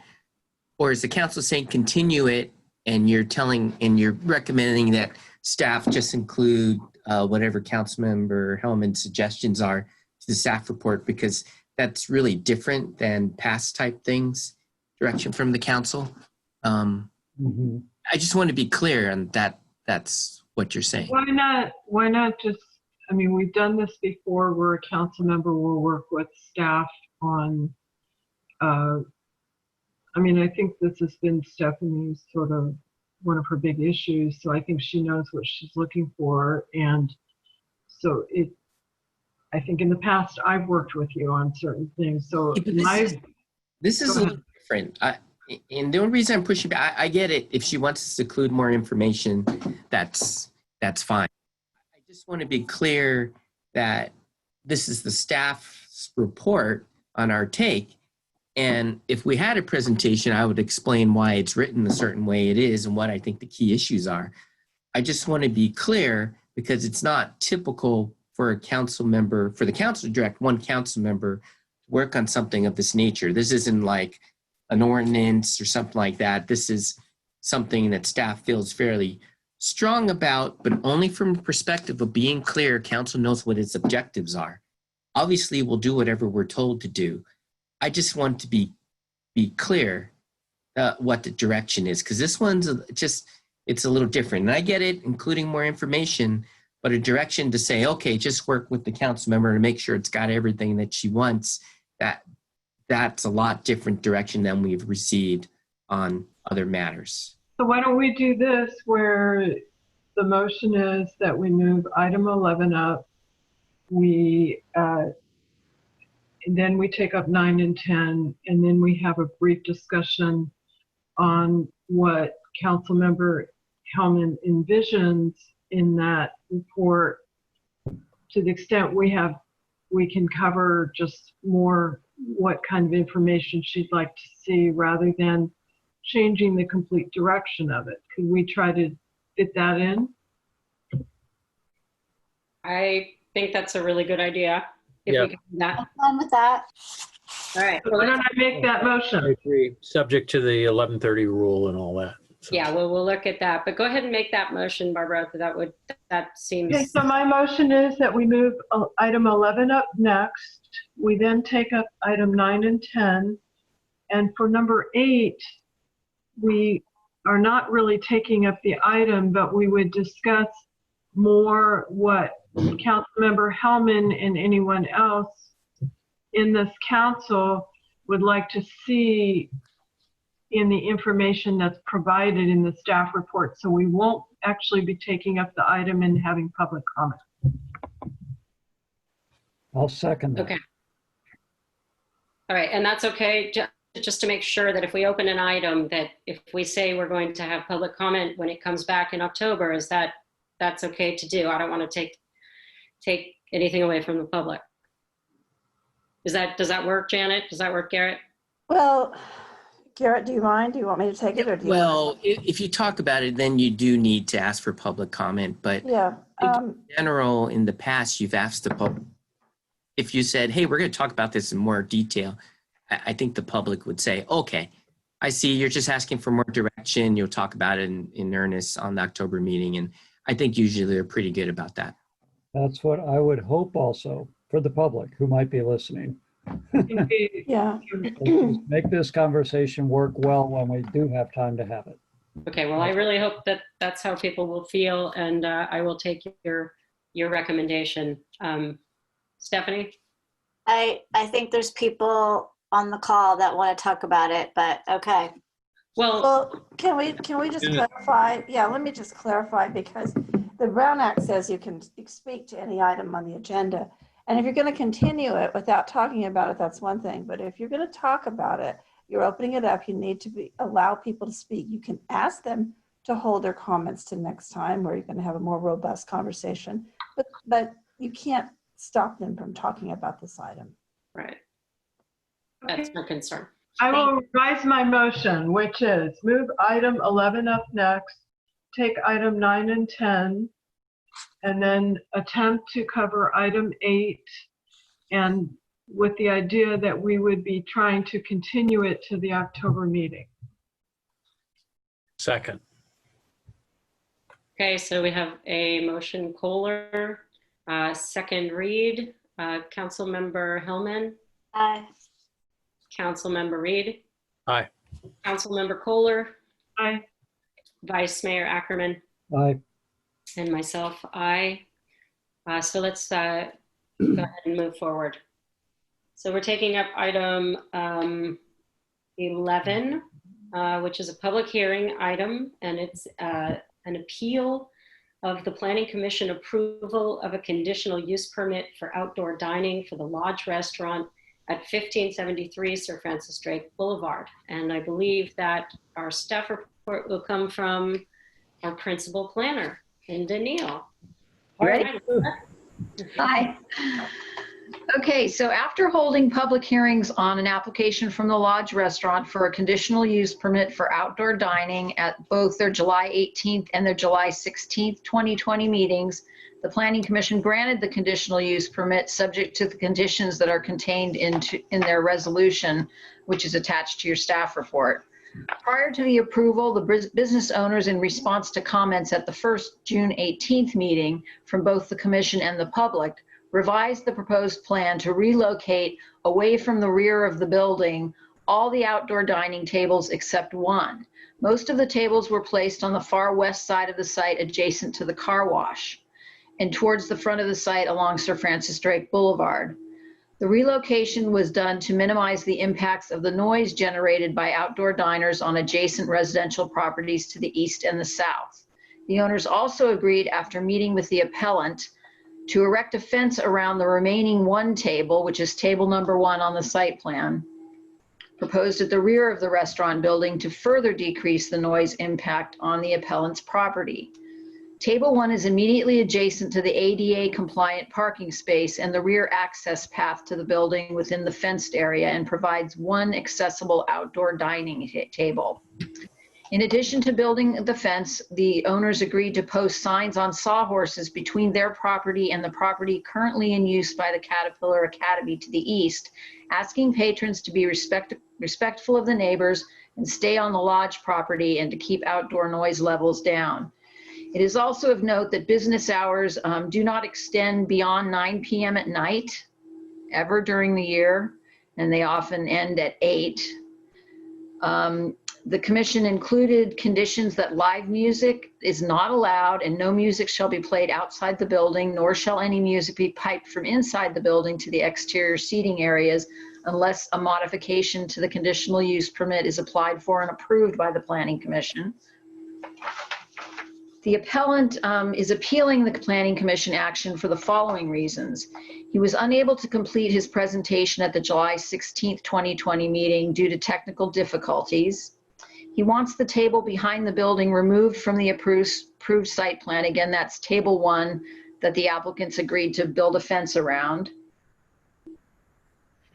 He wants condition 19 in the Planning Commission resolution to be removed or modified, and I'll read that condition out loud for you. The condition read, the use permit shall be scheduled for review by the Planning Commission for revision only if at least 2 complaints are received by unrelated persons residing at different addresses within a 1-month period.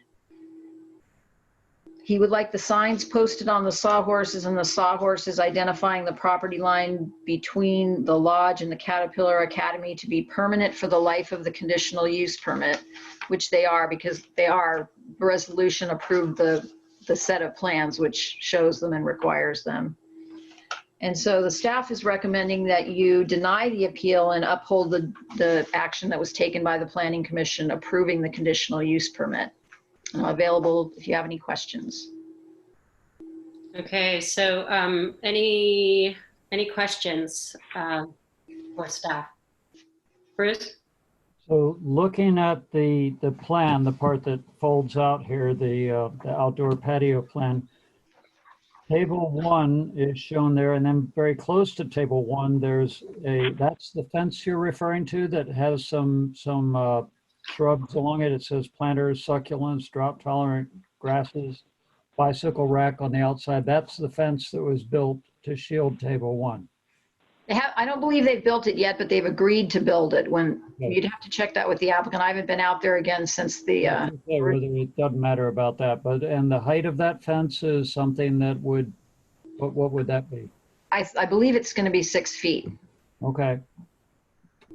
I think that's all. And then these sawhorses are where it says 4 wooden sawhorses, and it's over on the right side of that. Those are the sawhorses that the appellant wants to make permanent, but you indicated that they already actually are permanent. I believe they are. They're on the plan that was approved by the commission, and they're discussed in the resolution. But it can't hurt to, reiterate that in your resolution if you want. That's all the questions I had. I just was wanting to make sure I was reading the map accurately. Thank you. John?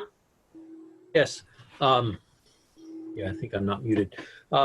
Yes, I over the weekend I went by and I looked at the whole area, and I talked to the appellant and at his resident, as well as the people on the site. And the appellant said that it has a fence around his property, that actually is technically in Fairfax. The appellant's property is in San Anselmo, but and it looks like from the map, this is true, that his fence is actually in Fairfax. And he said that at one point, Linda, that you had talked about a variance for him to raise that fence in height.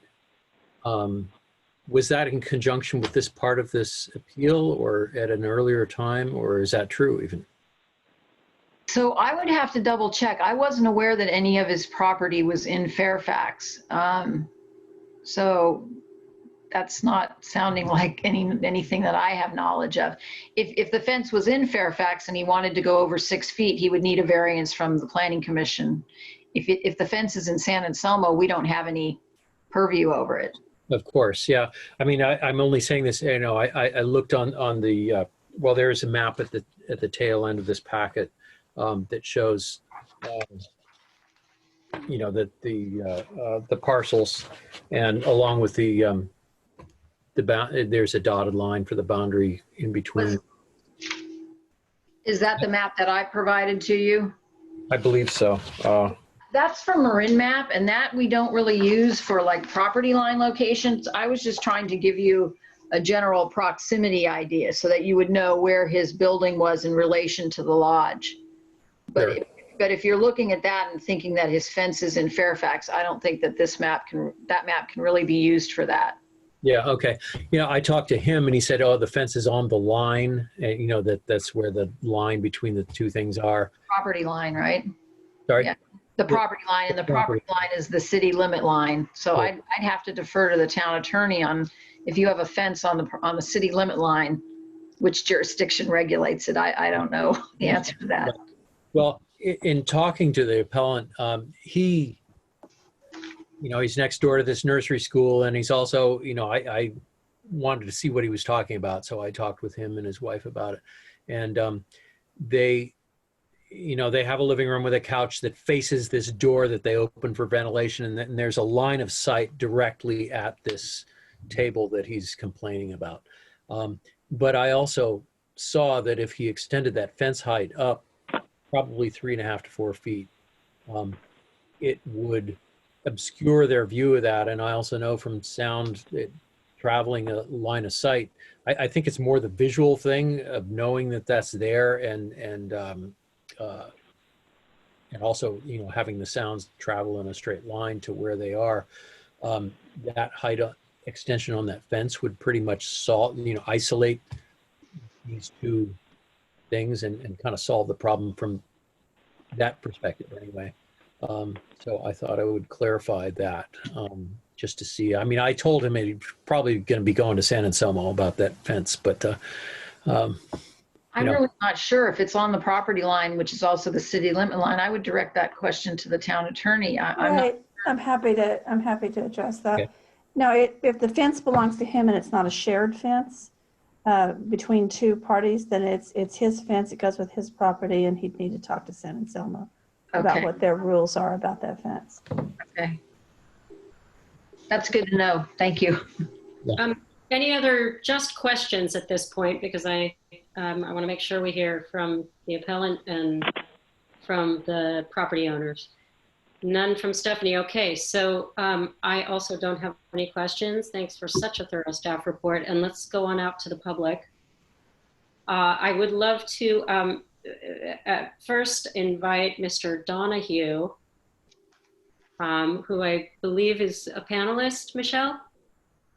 No, he's not. He's an attendee. Okay. That I would like to unmute at some point. Okay, wonderful. So Mr. Donahue, we're going to unmute you and then we would love to hear from you, please. Whoops. Okay, hey guys, can you hear me? Yes, we hear you. Okay, so thank you for hearing this appeal. I want to, so there's two parts to it. So I want to start with the signs. Signs on sawhorses, or I think they're also on construction cones, can move over time. And so it kind of goes back to this other thing, you know, just wait a few years, wait a few months, few years, what if it's sold? You know, signs move. And that's why I think there needs to be a permanence to those signs. So that was the first point, right? Also, I think some of the signs have been moved for the daycare as they come in and out of that area and they use it for parking. Again, permanence. As regards the table, I actually feel it's unfair that I'm the only person who doesn't want the table, right? Because it is a direct line of sight and hearing right into our house, right into our living area, right? So to have two people appeal that seems unnecessary because it doesn't affect anybody else, which means there would never be a two-person appeal, which means I could never appeal it. And so when I sat down with Brian, you know, he or his wife wanted to keep the table and says, look, let's see how it goes. And I says, okay, I can work with this. Let's build a sound wall. Let's see how it goes. And so if that is the way that we're going to go on this, then I have to be the person solely to be able to appeal the table. And I'm not asking to appeal the whole permit. I'm just asking to appeal that portion of it. Look, you know, the sound wall, it works, that's fine. It doesn't work. And so that's pretty much my comment, yeah. Okay, so I'm slightly confused. Okay.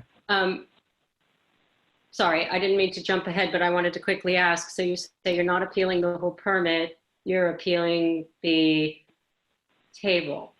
Yes, exactly. And I wanted to make, because I feel that the stipulation that it should take two neighbors to appeal the table is unfair because the table only affects us as a neighbor.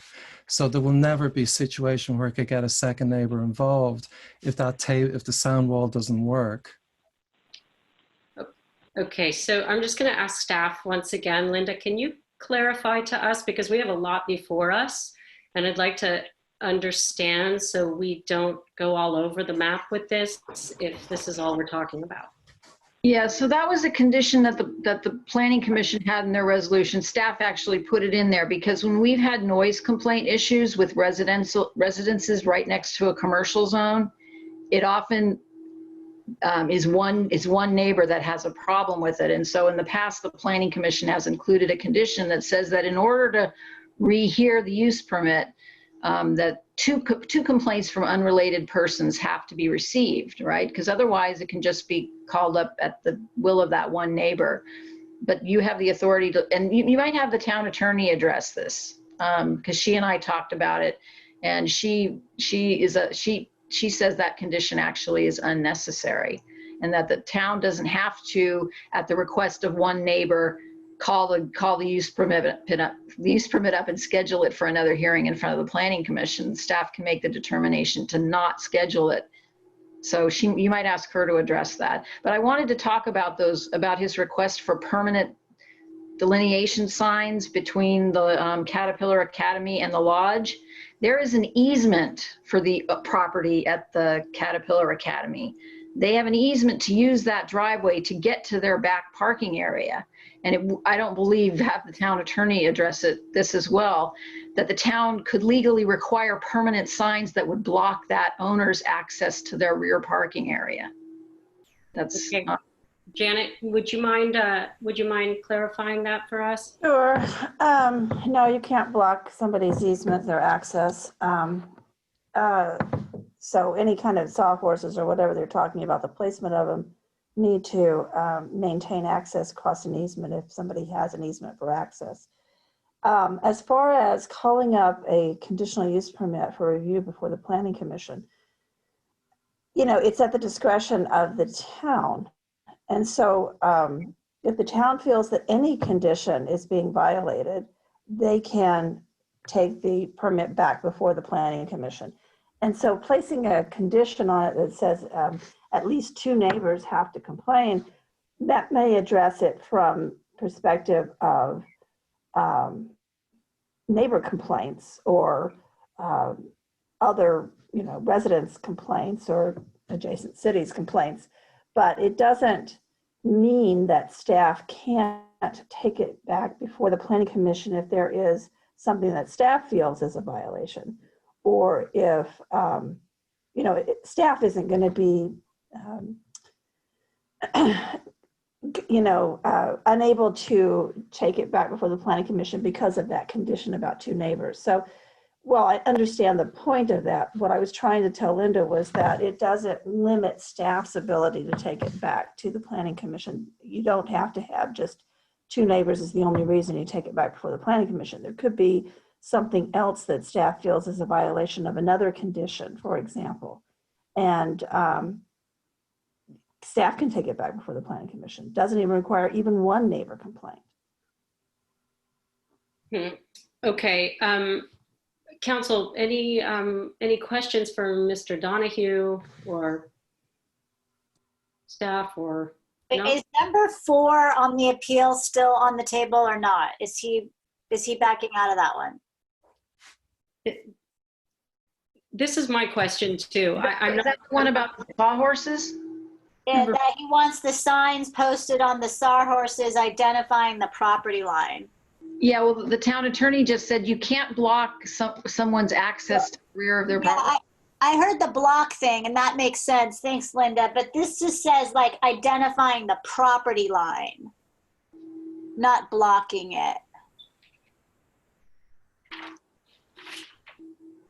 I would ask him to clarify that, because I thought he thought the sawhorses were too temporary and could end up being moved over time, and he's asking for some kind of permanent. I mean, maybe it would just be a line on pavement, if that would work. Of the appellant, what is the reason for that concern about the sawhorses? Sure, this is Jim again. Linda's right. It is just a demarcation of area. Earlier in the year, there was a game of touch football. The dads dropped the kids off. They were drinking away, and we had basically about 15 kids doing touch football right under a window. And because the overall area was being used for either play or whatever. And so the idea of the signs is a demarcation of the lodge and its separation, so that doesn't happen again. And I totally understand about putting permanent signs on an easement to block access. And I'm not trying to suggest either that, but maybe there was just some other way. Horses seem like temporary. They can be blown down. They can be moved. You know, I just can't believe that there isn't an also other solution that was just saying to people, hey, you know, this is, you know, you don't go in here to play. And I don't have to keep calling Brian and saying, hey, Brian, you know, because I don't want to be one of these nuisance neighbors to say, hey, someone's doing this and someone's doing that. I just want to live and let live. I just want to get a kind of a demarcation. Okay. Yeah, that's all. Great. Thank you for the clarification. So if we don't have any other questions, let's go ahead and open it up for public comment. And Michelle, would you like to go ahead and Sure. I just wondered if you wanted to hear from the property owners or. Yes, let's hear from the Bruckners first, and then we'll open it up for the rest of the public. Okay. Okay, sorry about that. So, Lori, I just unmuted you. Is Brian on the call too? Yeah. Hey guys, we're both here. Good evening. Okay. Hi. Hi. So yeah, I've spoken with Mr. Donahue quite a bit, and definitely am sympathetic to his concerns about kids meandering over towards the Caterpillar Academy and playing and whatnot and making noise. And so we did put up some sawhorses and pylons with signs that actually do say lodge boundary. They're very conspicuous and very clear about where the boundary is, and that patrons aren't supposed to go past those signs, and that they're to respect our neighbors. We're waiting on some nicer, kind of tasteful looking sawhorses that will look nice on the property and kind of have the same style as the property that we can attach more permanent signs to. That's going to be something we do as part of the use permit when we go forward with the non-temporary COVID one, so to speak. So, those will be in place.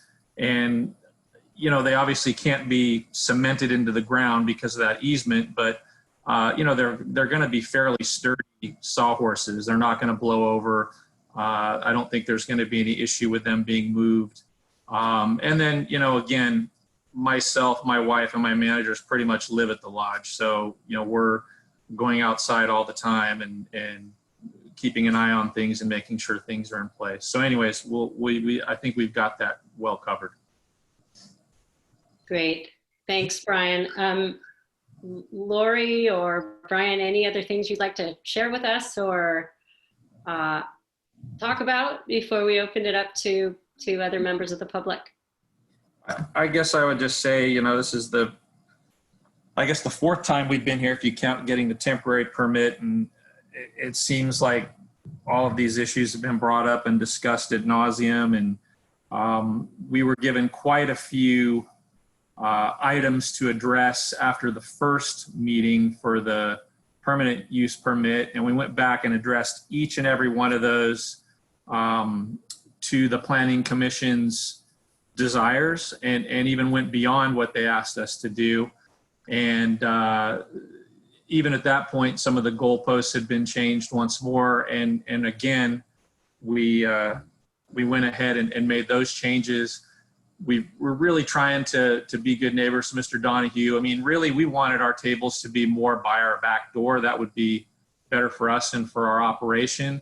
But we moved them all over by the car wash. And so, we have a situation where guests are getting sprayed by water, having to contend with the music from the cars that are at the car wash, the vacuums that are at the car wash. But, we're living with that. And, frankly, I think that the car wash, as well as the traffic on Sir Francis Drake, really drowns out virtually all the noise coming from our place. And the noise that comes from our place, for the most part, is kind of kitchen table conversation. So, I guess I feel like we've done quite a bit here, and so we just hope we can go forward and have some certainty with this use permit. I'd like to just add one thing, and I noticed that a lot of the letters that were just recently sent in were not included in the packet, and a lot of all the neighbors that border our property have sent in letters of support. Every single neighbor. The preschool, the people behind us, the people next to Jim, the people on the other side, the people across the street directly across Sir Francis Drake, every single neighbor. And I think that says a lot. And I think that we've done a lot. And I just, honestly, it's just getting drawn out and it's wearing us down. I know there are some people, some of those neighbors are waiting to be heard as well. Mm-hmm. And so I think we've said everything we need to say. Okay, and Lori, just so you know, we did receive all all the letters. I believe all the letters. A couple of them just came in just prior to the meeting, so they may not be in the packet. But yes, we received letters from all your neighbors. Great. Thank you. So thank you, Lori. Thank you, Brian. And let's go ahead and open it up to the public, Rochelle. Madam Mayor, as clarification, you're actually opening the public hearing? Oh, I'm sorry. I forgot. It's a public hearing, so I am going to open the public hearing and invite the public to be heard. Okay. So, go We ahead. have 3 people lined up. That's Rick Hamer, Mallory, and Jeffrey Wolfert will be the first 3. So I'll start with Rick. And you're unmuted. Good evening, again, Rick Hamer, Fairfax. I am one of the guests that have to sit over towards the car wash, and I am talking in particular about table number 7, which was at the last minute and after midnight with the Planning Commission meeting was removed because of a risk that it posed to people pulling in a 9-foot wide driveway, and apparently that was the principal reason. I think that table number 7 might offer the owner a less density, which would reduce the noise level for the applicant. And I would like the town council to consider using table 7 to help mitigate the noise there. I always walk by table 1, and I keep walking by to the other tables in the little Redwood Grove. The overspray from the car wash makes me not want to sit there. It is a real problem. Table 7 doesn't have that problem, and I would really encourage table 7 to be brought back on the table by the town council as part of this appeal to help compromise with Mr. Donahue and the lodge owners. Thank you. Okay, thank you very much, Rick. Next speaker, please. Next speaker is Mallory, followed by Jeffrey Wolfert, followed by Richard. Mallory, you're unmuted. Yeah, I got it. I don't know, is it Mr. O'Donohue? Is that the person's name? Mr. Donahue. Mr. Donahue, yeah. So how close does a neighbor have to be the second opinion? Because I would be his second opinion.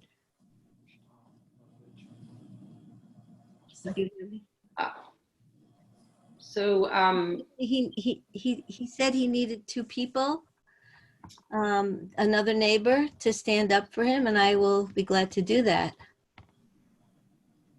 Okay, thank you very much. I'm not sure that we're, Janet, would you like to in this situation? What the condition requires is that another neighbor make the same complaint that he's made in the future. It's not right now, it's in the future. If there's a, noise or there's some violation of the conditional use permit, it takes 2 people making complaints about that who hear the noise or whatever the complaint is before staff can take it back before the Planning Commission for that particular complaint, for that particular allegation of violation. Okay, so that means I cannot, I have to table that till the future. And how close does a neighbor have to be? Have to be impacted by, if it's noise, you have to be impacted by the noise. Right, I got it. So, all right, so let me just say, as a homeowner, I totally understand that it would be really, really difficult if every one of you lived next to a restaurant and your piece was now uprooted the way, I don't know if that's the right word, but that if you had been not having that for the whole time you've been living there, and all of a sudden, after you move in, and if this restaurant came and your peace was disrupted, I think it would be really hard for every one of you on the council to be in favor of that kind of disturbance. So Yeah. I just want to voice my opinion about that. Okay, thank you, Mallory. You're welcome. Let's hope there's nothing to complain about. Okay. Okay, next public commenter, please. Next is Jeffrey Wolfert. Okay. You're unmuted.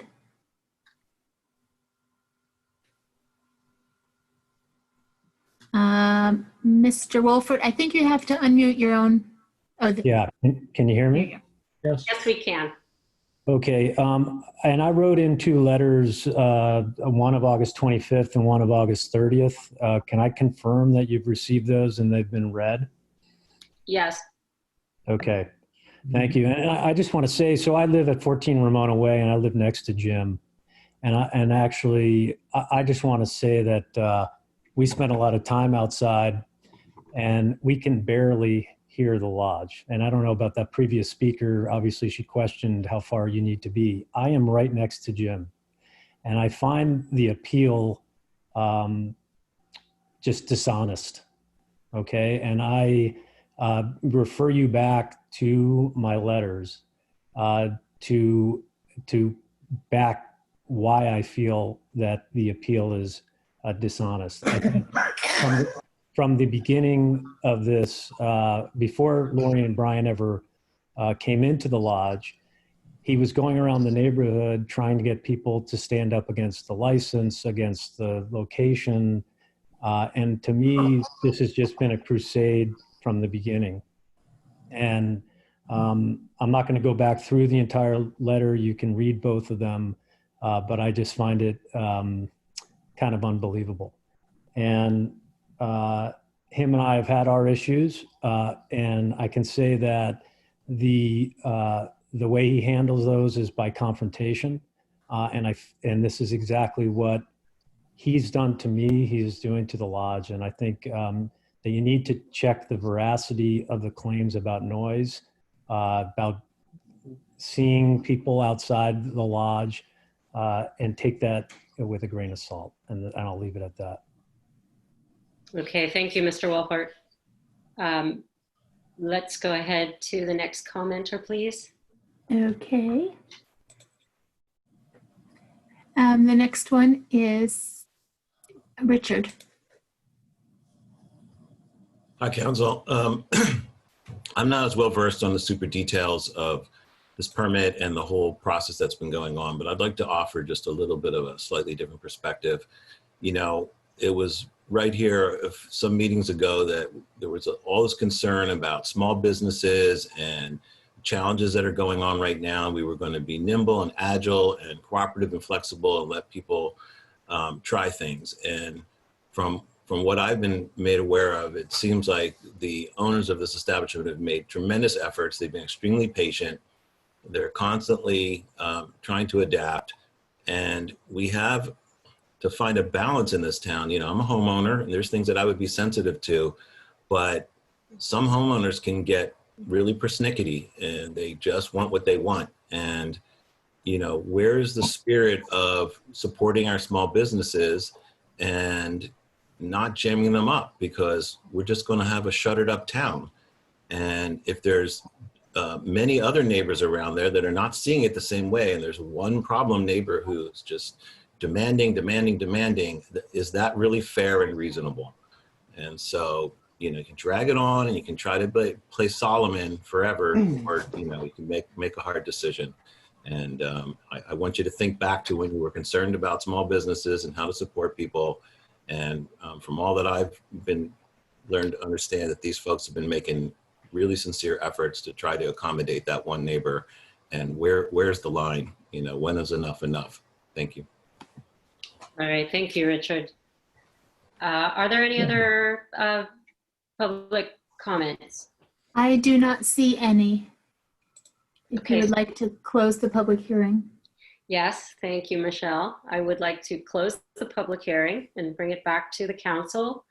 And can I just, Madam Mayor, excuse me, I just want to assure that all the people who wrote letters that the council receives all of your letters. They don't always arrive in time for the packet, but the council does get them and they are part of the meeting record. Okay, We thanks do for indeed clarifying. yes. What, Bruce? We do indeed read them. Yes, we do. Can I ask a question of Linda? Pursuant to what actually Rick Hamer mentioned, what was the reason for the Planning Commission action? I see that note up on the map here that the Planning Commission action on 7/16/20 eliminated table 7 and two-person table. I'm wondering why that action was taken, since it is at the opposite corner from where Mr. Donahue lives. What was the purpose of that? They were just worried that those two tables were too close to the driveway, where people are trying to get in and out of Sir Francis Drake, you know? The driveway okay, because the driveway goes around. Driveway, right. Driveway. And I think that it was settled that they're going to be entering on the east driveway and exiting between those two tables. Because there's not room to turn a car around in the back, so that's what was decided, was just to make it a site. Right. Okay. Yeah, and they just thought, the Planning Commission felt like it was dangerous for people to be sitting close to the driveway. So it had nothing to do with cars are trying to pull in and out and see the visibility down Francis Drake. Yeah. Okay. All right. Well, Okay. yeah. Does anyone want to make any comments or any final questions? John, were you raising your hand? Yeah, I mean, now's the time to, these aren't necessarily questions right now. I mean, so I wanted to leave it open if people are asking questions. No. I think we're ready to just move forward. Yeah, okay. Well, I would also, I was there over the weekend, as I said earlier, just to see what it was like on the ground. And I would tend to agree with Rick Hamer about table 7, to be honest. It's well back from the street and the sidewalk. You know, it seems like a logical place to have a table there. You know, especially because so much of the useful area has been compromised by the complaints from this neighbor. I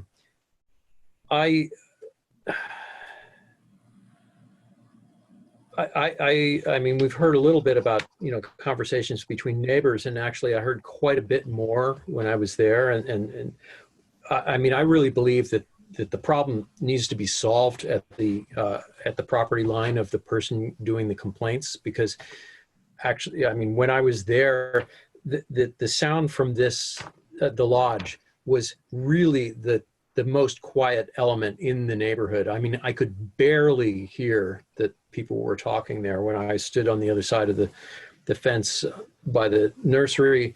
And Sir Francis Drake was much louder, and the car wash was much louder than the conversations of the people there. However, you know, when I went to talk to the appellant,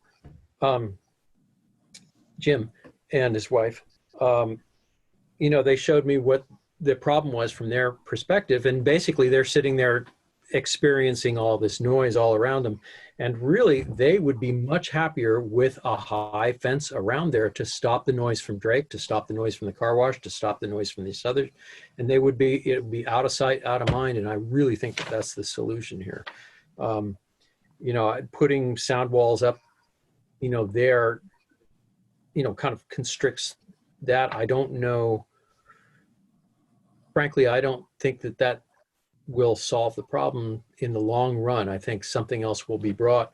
I would be remiss if I didn't also support what we've heard from a couple of other neighbors, that there's kind of a harassment factor going on here. And I think that living next door to a preschool has, you know, gotten under Jim's skin, quite frankly. And he's, you know, he's quite irritated by just about everything in his neighborhood.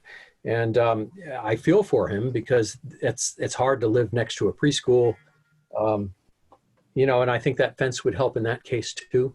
And that's, I'm kind of talking to Jim at this point. I mean, I think what we talked about was how to isolate yourself from sound, and ways of constructing fences. And really that's the way to solve this problem.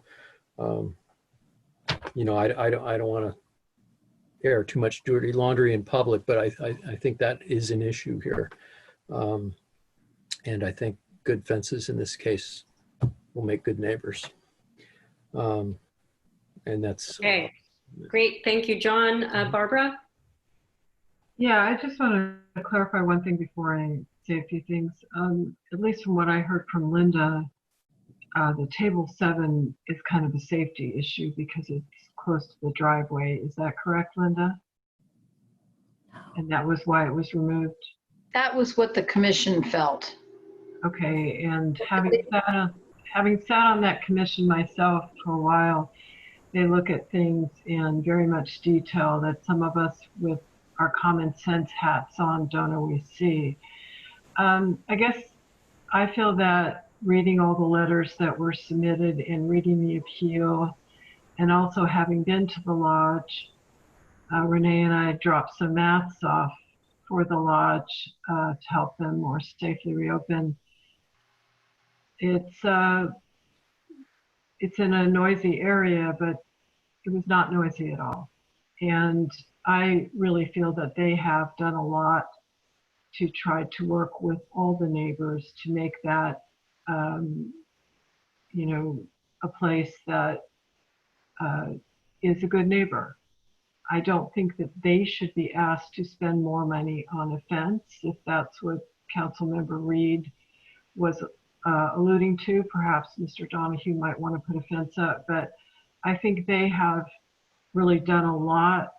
And with that, which was the beauty bar for a number of years and was kind of dead, and I see a lot of bikers going there, and it's really a nice little area for people to go have a bite to eat. And I feel that they've been really good neighbors to our town and really added a new feature for that area just on the way out of town. So I think they have done a lot to try to work with the neighbors.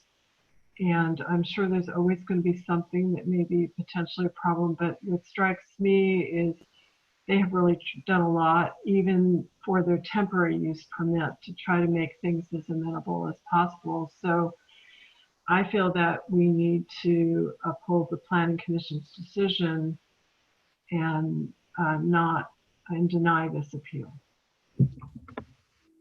Stephanie? Oh, John? Yeah, if I may clarify just a little bit, just because I didn't realize I was in no way suggesting that the Bruckners would be paying for this fence.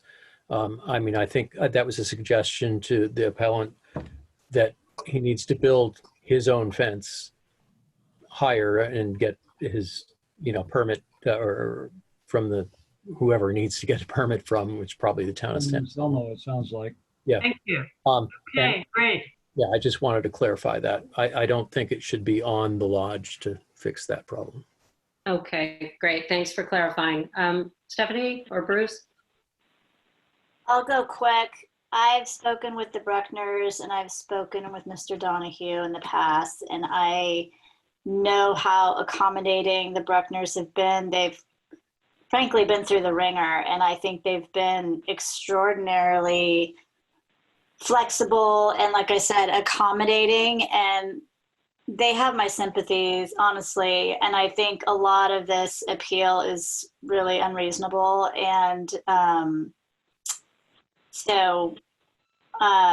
I just really feel for what they've gone through these past 6 months with COVID and trying to reopen. And we don't always make it easy on our with our permit process and so forth. So they've been through a lot, and I'd like to proceed as swiftly as possible. Okay, thank you, Stephanie. Bruce? For the sake of brevity, I'll just simply say I concur with all three of the comments made, including John's, that this is not under our jurisdiction. It's between the Donahues and San Anselmo, perhaps, but maybe the solution is to do some soundproofing on their own end. But as far as this appeal, yeah, I think it does not have the does not rise to the level of the merit that we should uphold it. Thanks. Okay. Great. And I would like to concur as someone who tends to frequent the lodge because it's absolutely delicious. I have to say that I've watched this evolve over time from when they actually opened indoors, and it didn't seem like there was any end in sight to being able to move outdoors, and the way they've endured and complied, and I believe bent over backwards, has been absolutely inspiring and astonishing to me. I would like to add something though. I have experienced and sat and tested the tables at table 7 and table 1. And it's hard for me to think, especially now that we're doing a one-way, circulation through from the east to the west, that on exiting that property, people are not speeding. They're not rushing in there off of Sir Francis Drake. And there's plenty of clearance, in my opinion, from that driveway to create safety. And if you'll see, there's already those wooden sort of, I don't know, delineators or ballards, if you will, even with a rope that could be added. I think that what we're trying to do, and as Richard spoke to, is I think we need to be bending over backwards as much as we can to keep these businesses in town. And these are our assets. This is where community is revitalized. So I would like to allow that to happen in the easiest way possible, so that 7 and potentially 1, I'm not sure what they're doing right now in front of the building. That's one piece. And I would also like to say that one of my favorite features of the lodge, just going by for the first time, were those wooden slats that said espresso, or, I forget the things they said. And I'm reading the letters. It seems as though that iconic symbol on the top of the building is very, very cool. And I realize it's iconic, but it really doesn't say, hey, here's the lodge and we have great food and great beer and it's a great scene. So those slats just brought the character to it that I really appreciate and it drew me in. So I'd like to know, I understand they need a sign permit, but is there a way we could make this as easy as possible so that when they do apply, it doesn't become a thing? I think they said that there's an 85-year-old woman who hand painted those for them. And I don't know if you guys have seen them, but they're super cool. So I just to expedite any further processing of these things, I want to put those things in there. So if we do that, just before Linda speaks, at least it was my understanding that the Planning Commission asked them to remove those signs and then they would have to submit a sign permit. But if we said, keep those signs, I don't think they need a sign permit. Linda? Well, they do need a sign permit, and they need an exception to your sign ordinance, which has to be granted by the Planning Commission. And that's never been, it's never been noticed for a sign permit application in front of the Planning Commission. But let me just explain why the Planning Commission felt so strongly about the removal of those signs. Before the Bruckners opened, they had to go to the Planning Commission because they were doing an addition to the building, and they had a historic resource evaluation of the building. And the person that did the review determined that this building is 109 years old and it is eligible for listing in the California Register and qualifies as a historic resource under the Environmental Quality Act. And the Planning Commission did not feel that those blade signs, the most historic part of the building was the front, which has pretty much remained unchanged. So that was why they specifically did not want to approve the blade signs, but they did leave it open for them to apply for the sign permit, go through the process, and appear before the Planning Commission for those signs, and they would re-examine the issue. So if they just do they have to go to the Planning Commission if we walk away from the blade signs and they just get a sign permit for a regular sign? Do they still have to go to the Planning Commission? That sounds like a lot of work for a sign. So businesses are allowed to have 2 business identification signs, right? One of them has to be on the front of the building and one can be a projecting sign. but they had 6.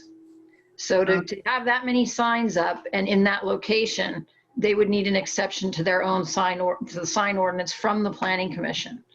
And sorry to interrupt, but I see that Lori Bruckner has her hand up, so she may be able to help clarify something in their process. So can we please unmute Lori?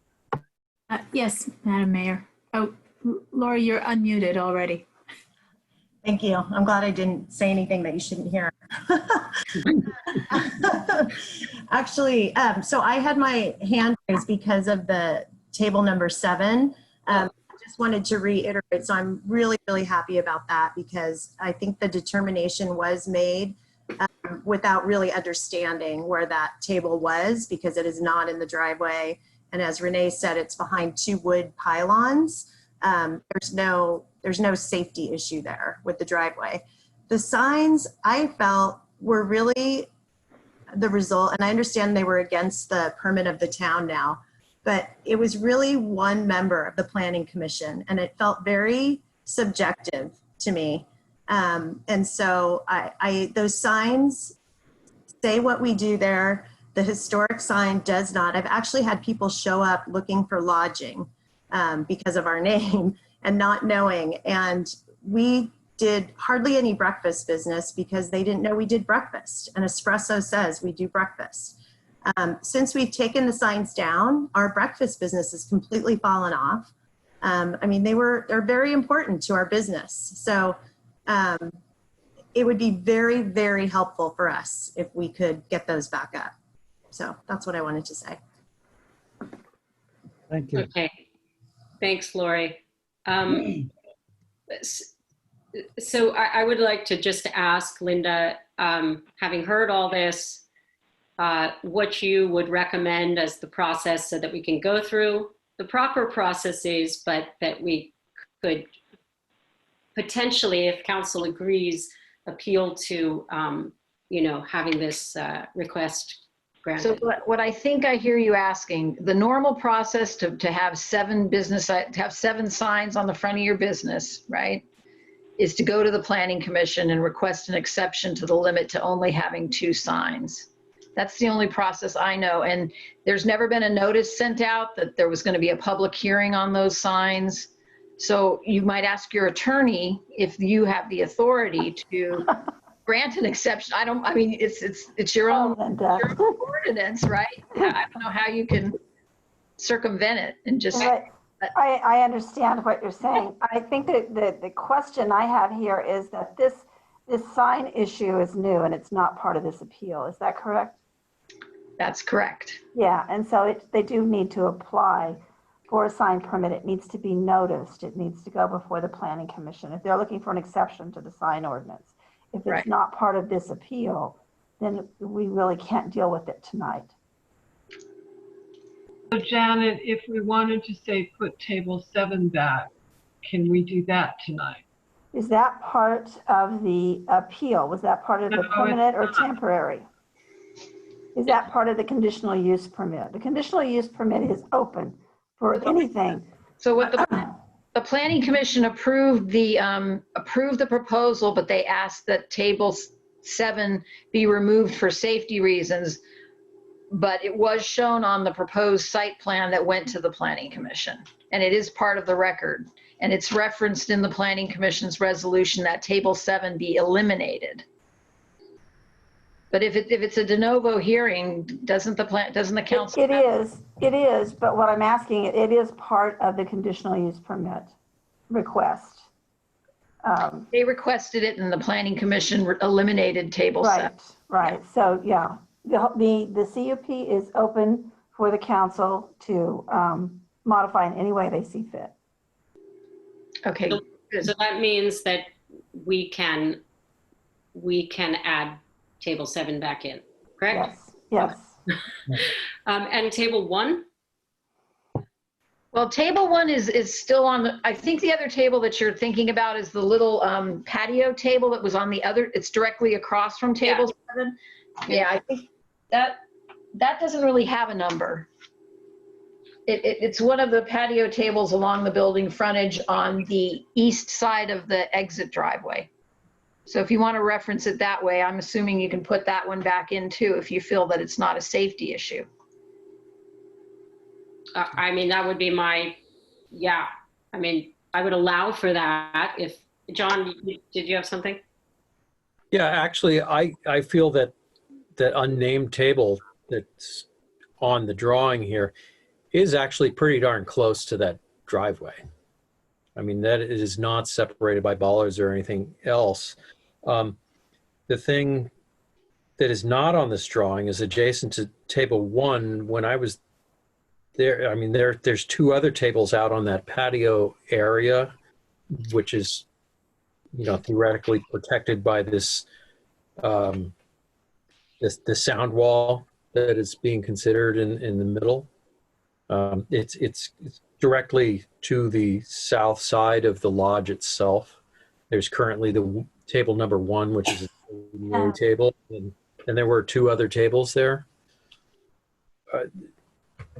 Those seem like good places for tables also, but I guess that is that in front of us, or is that something that was part of this? Well, let me explain for Janet, because so that we have 2 things going on. They have a temporary use permit that allowed more than 1 table in that patio directly to the rear of the restaurant. And those are the 2 that John's referring to. Mm-hmm. But if the council has the authority to allow table 7, do they also have the authority to say, we agree with the original proposal, which was to have more tables at the rear of the building? The Buckners voluntarily removed them at the request of the appellant before the Planning Commission took final action on the use permit.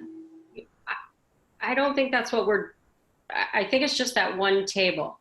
Table 1. Not to put any, I don't think they want to open that can of worms. Yeah, I don't know that they do either. It would seem that those 2 tables would be mitigated by this sound wall. Well,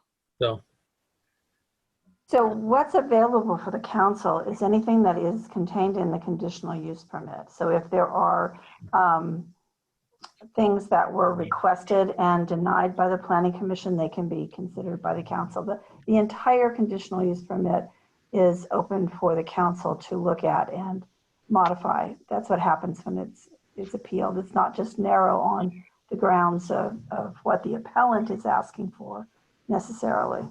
okay, because now we're looking at this, can we go to the site plan? And it's the one that has the red X's through that table number 7 in the front, and then the X and the one across. The lodge outdoor patio plan. Yeah. Yes. So from and you know, the Bruckners may not even want this, but it just seemed to me that putting 7, and I'm going to say the other one with the X through it, which I'm assuming is number 1, unless I'm wrong. Mm-hmm. Well, that other one isn't. Table number one is the one on the patio behind the building. That's the 88. Oh, behind. The little patio tables with 2 seats on each side are unnumbered. They're along the front of the building. Okay, so the one with the X in it, not 7.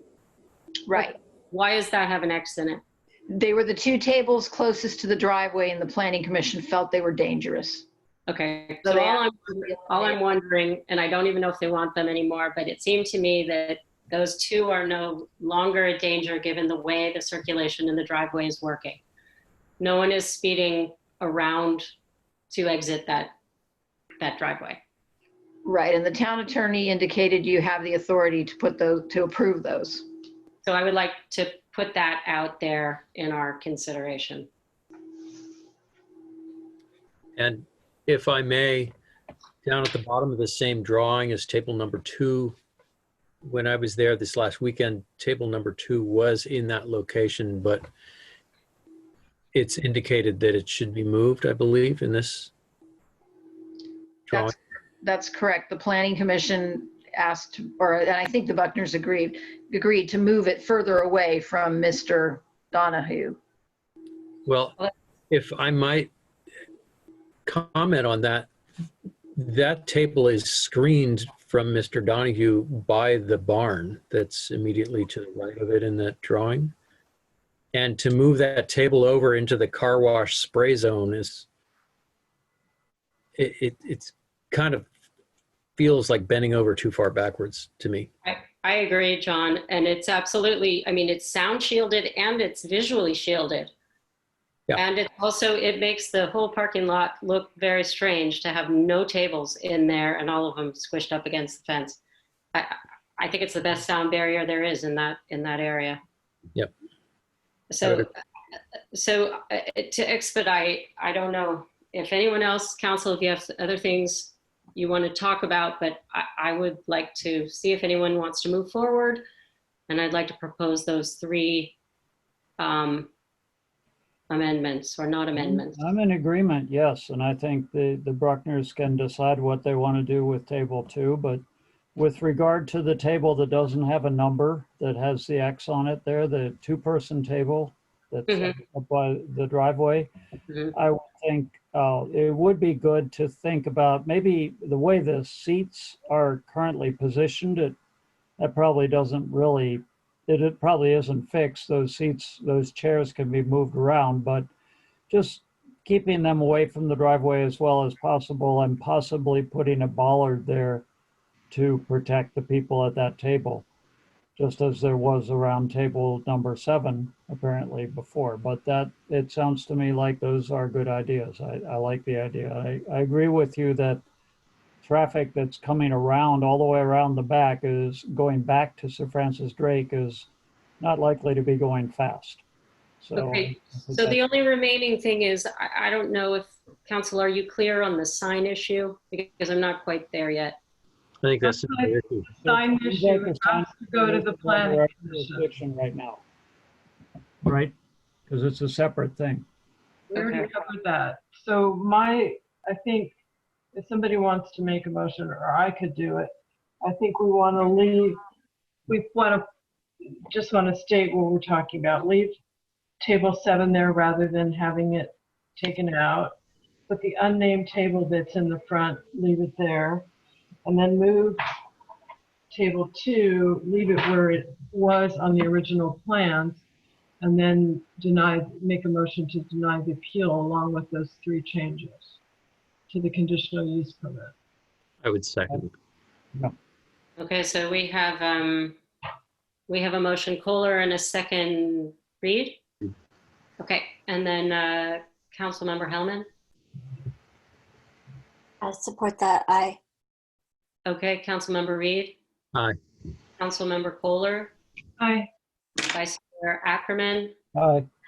And myself, I vote aye. So it passes unanimously. Thank you, everyone, for all the input. And we are moving right along to items 9 and 10.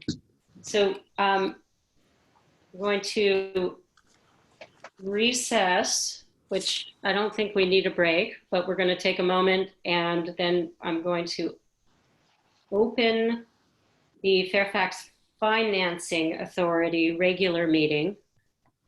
And we will then proceed with item number 9. So if I may make a suggestion, one is, Michelle, when we open up the Fairfax Financing Authority, do we technically have to do a roll call vote? I guess technically you do, yes. Would you like me to do that? That's okay. So what do we call them? Board members, directors. Yes. Director Hellman, are you present? Director Kohler. Here. Director Ackerman. Here. Director Reed. Here. And Chair Goddard. I'm here. Thank you. Thanks, Town Clerk. So my suggestion to the council would be, you've opened up your Finance Authority meeting, then I think you should reopen and not recess your council meeting. You should open that at the same time And then you should consider the staff report for both items at the same time since they're related. But when you take your motions, you're going to take motions as separate entities. Okay. Okay, so I need to not recess the regular meeting, but to keep the regular meeting open. Right, to reconvene it as a town council. And right now. Right now. Yeah, so we're reconvening the regular town council meeting and opening the finance authority. And we've had a roll call. Right, so now we have both items 9 and 10 open. And then what we'll do is. Do we need a roll call? Oh, not to reconvene the town council. I don't believe you need to.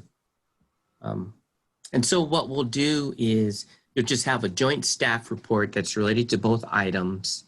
And then ultimately you take separate motions because you'll have to open the public hearing for the council and then also allow public comment for the financing authority all at the same time.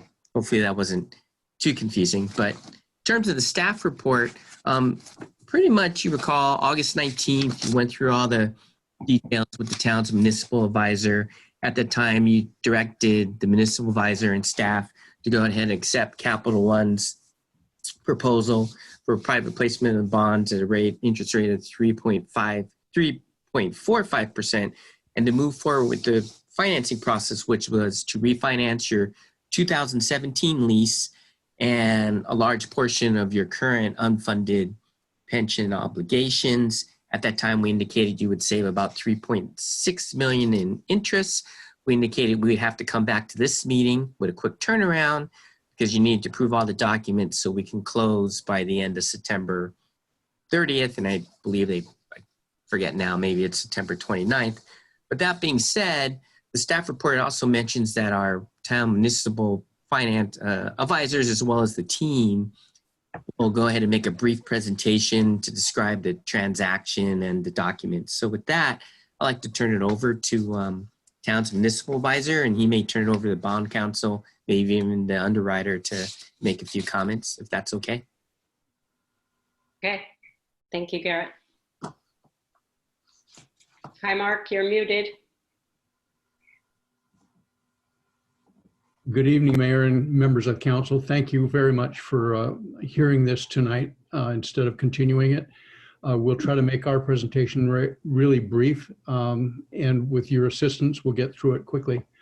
You have all of the fundamentals of the transaction already heard previous council member or council meeting, and tonight you have representatives of all the financing team attending. So if there are any questions, we're armed and dangerous to be able to respond.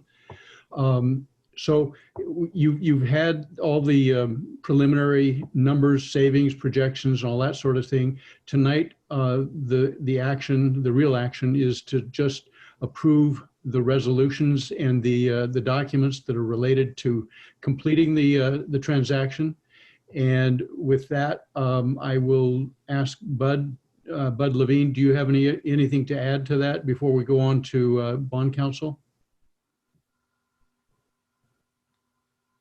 It's muted. Bud? Here we go. Okay, great. And the video is muted too, but that's okay. Yes, there's one item that was included in your packet late. And it's a sheet called, it's a one sheet, the 5852.1 of the government code. That's a requirement that we provide to you before we move forward with the approval of the documents. The numbers in here are all numbers that we have gone over before in our last meeting, but this is in a more formalized presentation, a document, and it's our best estimate of the final numbers, and they're all pretty straightforward. The interest rate, the finance charges being the cost of issuance, the net proceeds received for the bonds, net of the cost of issuance, and then the total debt service. There was a typo, unfortunately, made And although we're supposed to be having just estimates and be fairly close, I think $1 million is a little more of a variance. And if you'll look at the net proceeds to be received for the bonds, it shows $8,278,000. There was a typo. That should be $9,278,000. And those were the numbers that were shown in the sources and uses when we went through it on August 19th. That's the combination of the money we're paying to CalPERS to pay off your UAL and the amount of money that is being paid to Capital One in paying off the 2017 lease. All the other numbers are approximately correct to the best estimate until we get to the actual close. So I just wanted to point that out so it's officially been presented to you properly. So, but as clarification, you're referring to the disclosure statement. Yes. Number C, which says net proceeds received from the bonds. Exactly. Okay. So rather than 8.278, you just said it was 9 million. It's 927. 278 was right. The typo was in the 9. It should have been a 9. The 8 should have been a 9. Exactly. Yeah, it should have been 9. Okay. Thank you. Thank you. Were you able to lock in that 3.45 rate? Yes, that the Capital One has locked that rate as long as we close by September 29th. Actually, I think they have an October 1 deadline, but we agreed with them that September 29th was the date that would be closed. And Bud, you want to address the item about these numbers? The amount of the UAL is an estimate, and yeah, sure. Yeah, basically the amount that we've been working with, and I think we pointed that out in our presentation on the 19th, is the last audited number that they had through 2018, and their estimate through in the report that they issued in 2019 for the amount that would be the balance as of June 30, 2021. Once we get through this action tonight, I've already set up a call with CalPERS for later this week to get a new final estimated number for them for the payoff. And it's probably going to be a little bit higher. We can talk about whether or not with staff, whether or not to go ahead and do that. Capital One is willing to expand their amount to do that. That would, of course, lock in even more savings. So we'll see what the number CalPERS has, and then that will be the number that we will finally close with. And you might. But what was that number again? I read all these documents, but I don't recall what was the number that we were basing it on right now. The current total estimate is about 9.6. However, the documents read an authorization up to 10.6. Right. Okay.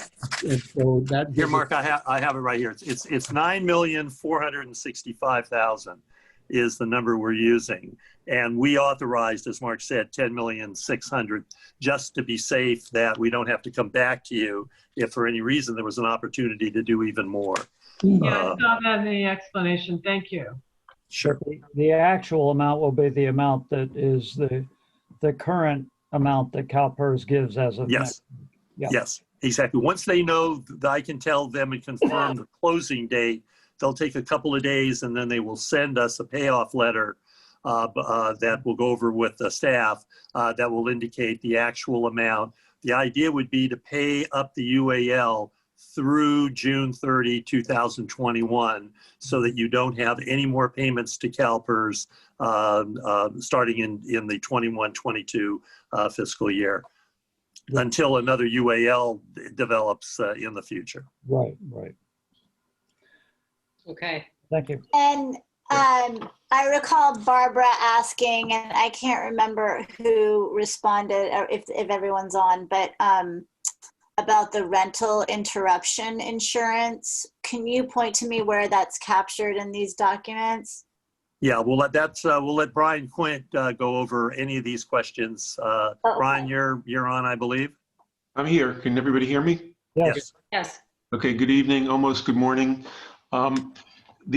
Just to be clear, the transaction, though it's in the form of a lease revenue bond, primarily it's identical to the transaction that was done in 2017, in that the primary document, as far as the town is concerned, is the lease agreement. And under the lease agreement, that's where the town is obligated to make lease payments. Those lease payments represent revenues that the authority will collect and use to pay debt service on the bonds. The way that we have structured the transaction is standard, and that is we're going to be leasing, as you know, the buildings that were part of the transaction in 2017, plus we're going to add a portion of the streets, roughly speaking, $5 million worth of buildings and $10 million worth of streets. And the documents provide, and the question about the rental interruption insurance, it's in section 5.5 or 5.6 of the lease. I don't have it in front of me, but the point is that the city is going to be obligated to purchase casualty insurance for the buildings, which it did in 2017, and obviously not casualty insurance for the streets.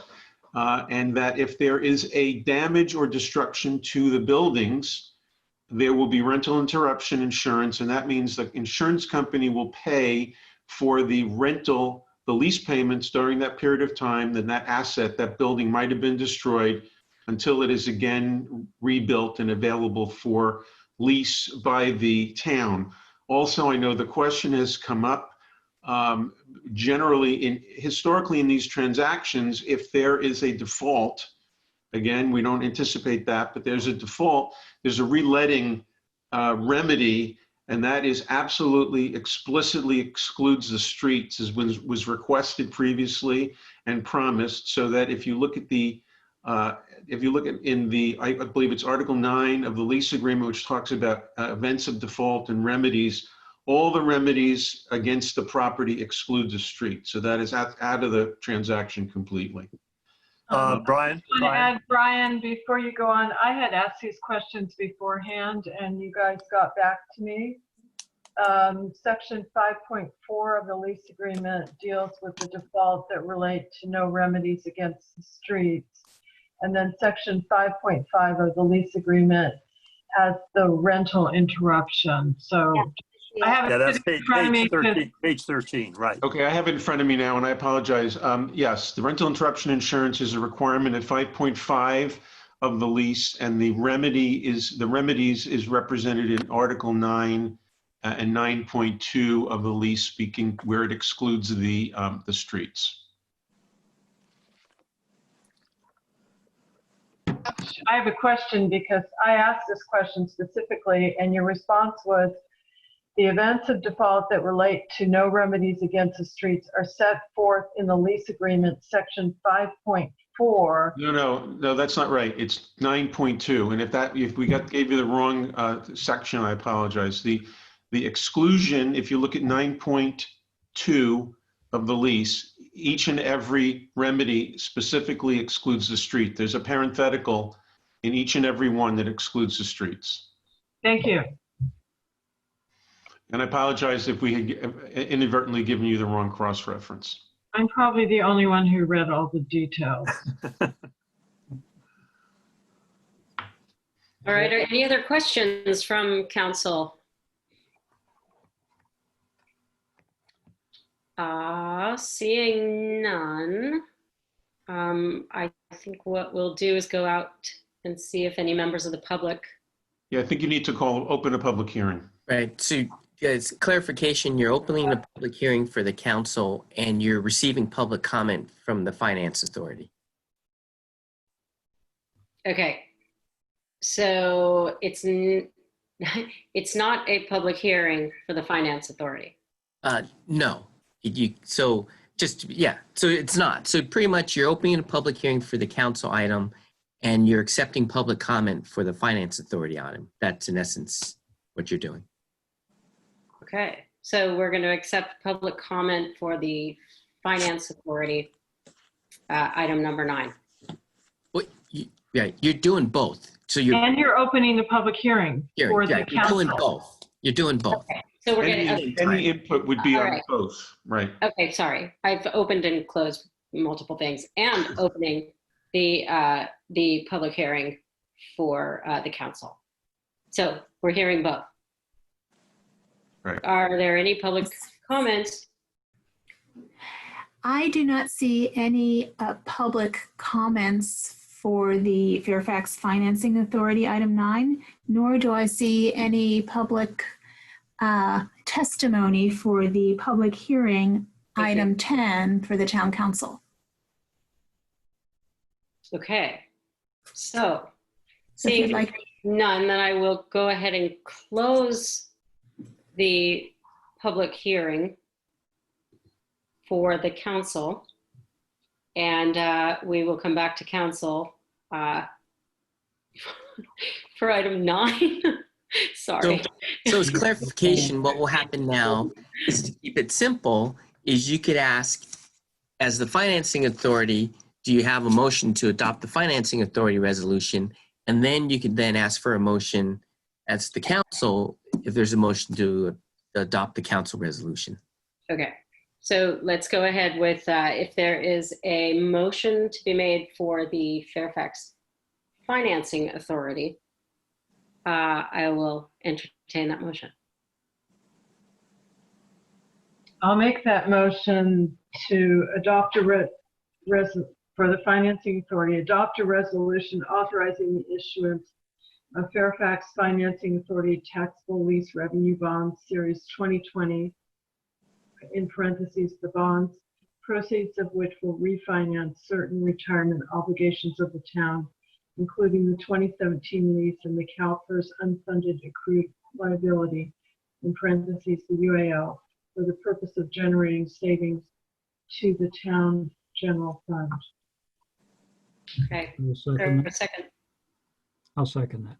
Okay, so we have a motion Kohler and a second Ackerman. Councilmember Reed, Aye.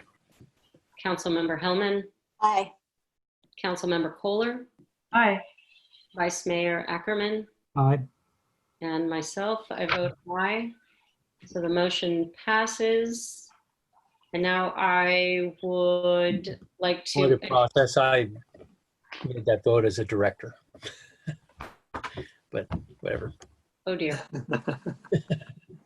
No biggie. are we good? As I think we're good. directors and chair I think we're good. and vice chair. Okay, thanks, John. Just get me when I'm down. Okay, and then we'll go to the public hearing item, and that's number 10. And can I entertain a motion for item 10? I could give that motion. So this would be a motion in our council hearing for item number 10. I move that we adopt a resolution approving the issuance of Fairfax Financing Authority taxable lease revenue bonds, Series 2020, referred to as the bonds, the proceeds of which will refinance certain retirement obligations of the town, including the 2017 lease and the CalPERS unfunded accrued liability, referred to as the UAL, for the purpose of generating savings to the town's general fund. I will second that. Okay, so we have a motion Ackerman and a second Reed. Councilmember Hellman, Aye. Councilmember Kohler, Aye. Councilmember Reed, Aye. Vice Mayor Ackerman, Aye. and myself, aye. And so motion passes. And Congratulations. we thank you, gentlemen, for staying up so Thank late you. with us. For Thank taking you. the process. For everything. Thank you. We Yeah. got Thanks, guys. a lot of sausage made. I hope you didn't get splattered. It was Thank worth you. it was worth every splat. All right, y'all. Take Thank good you. care. Be well. Thank you. You too. Good night. Okay, so I'm not entirely clear how we want to move forward with item 8. I would How do you want defer. to move forward, Renee? What are your thoughts? I mean, I think that this is a really important conversation, and reading the staff report, there are multiple considerations and they go in many different directions, to be honest. So my thoughts would be that we continue it and we take it all up on at the October meeting. And in terms of, I mean, I'm trying to sort of, wrap my head around everything that Garrett expressed. And it was me that said, Stephanie, why don't you work with Garrett on the staff report? But,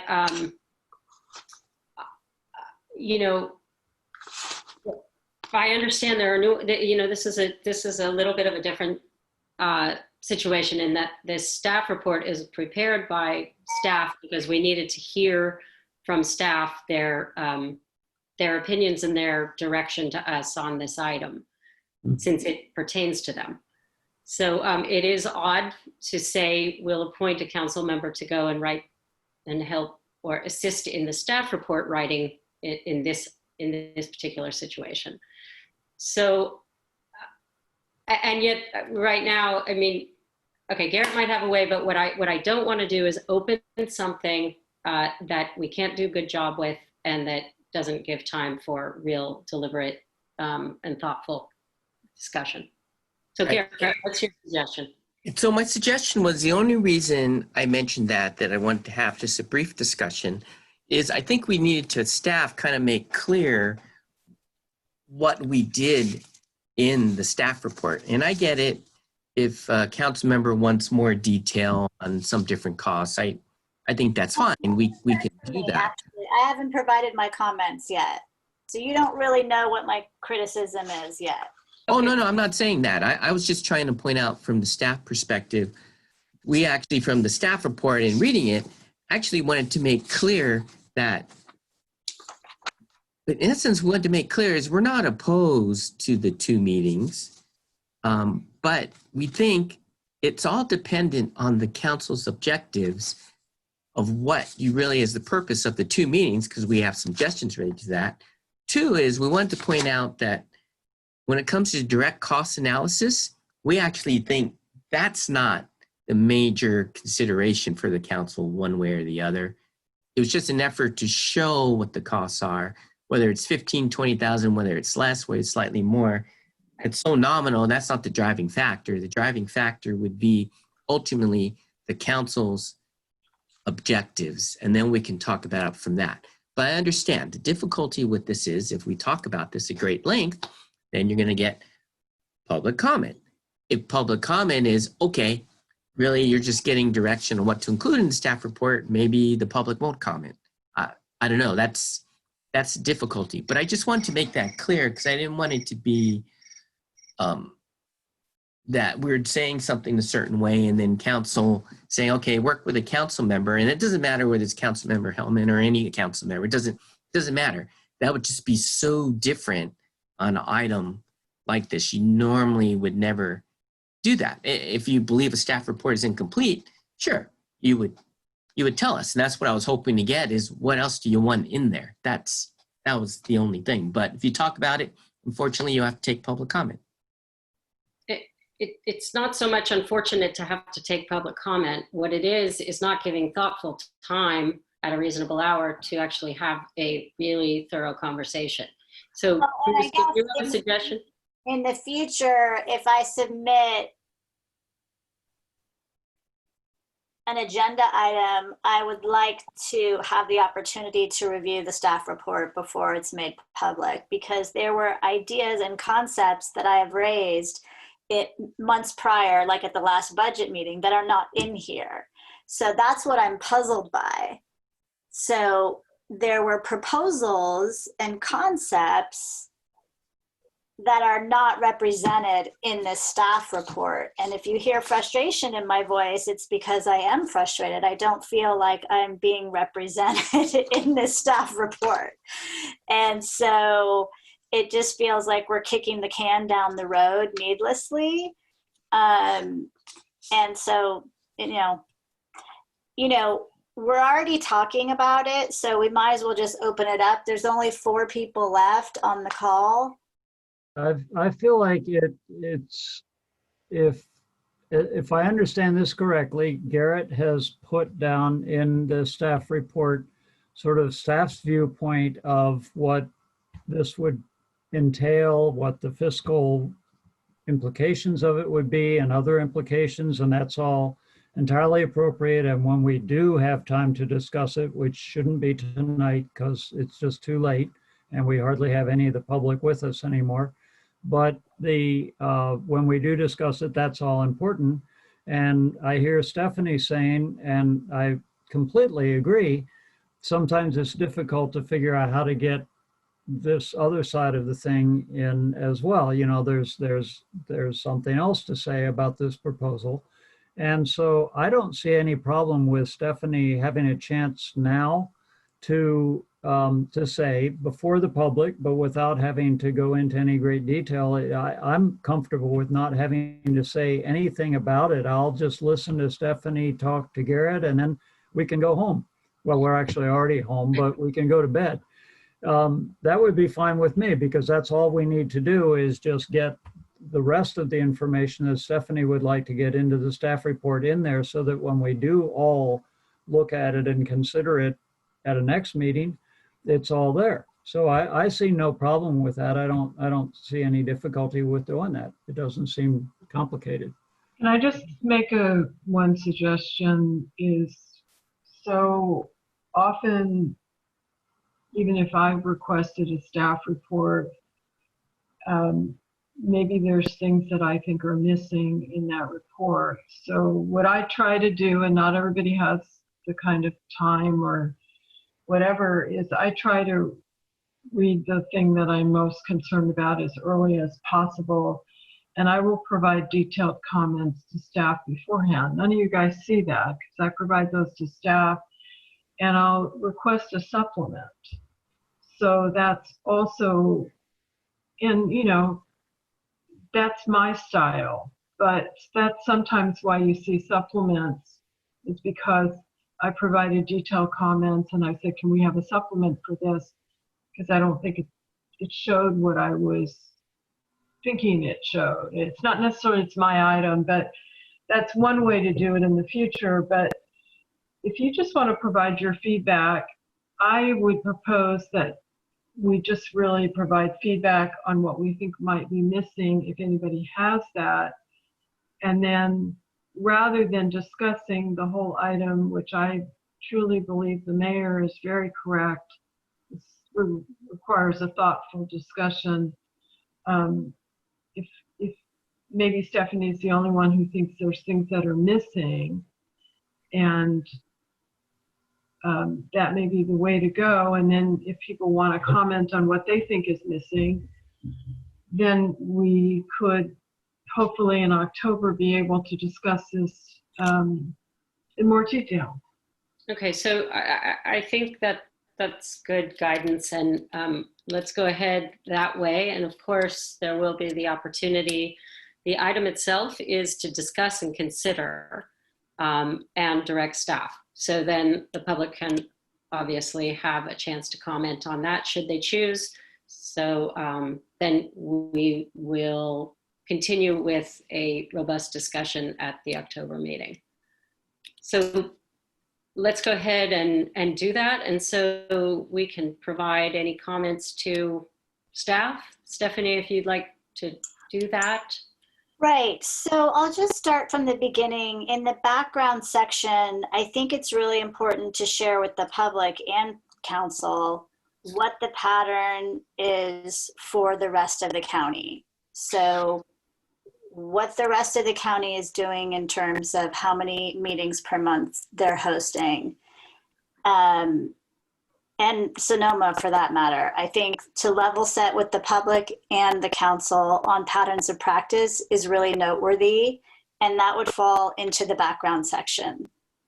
Because we stand alone next to Belvedere, I believe, as the only councils that are, you know, formally hosting one meeting per month. Ross also does as well, only one a month. Okay, thank you. I also would like to understand, you know, who else is printing packets. Because when I first raised this, I was told it was an administrative burden and we can't hold 2 meetings a month. I understand that's no longer the pushback, but I would like to understand the opportunity for electronic submission. Because why are we printing these packets? I Oh, would go ahead. like, I can answer later. Sorry. Go ahead. Sorry. I, I gotta have a comment on that particular thing, but I can wait. Why don't we let Garrett answer this so that we can just let Stephanie get through her stuff when it's time?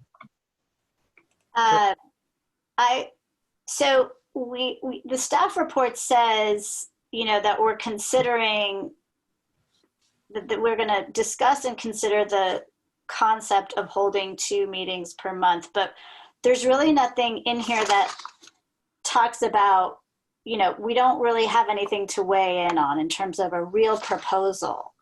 And when we had the budget discussion earlier this summer, I raised the opportunity for interns. We should be looking at part-time clerks that other councils have. There's lots of ways to alleviate the strain on our clerk, Michelle.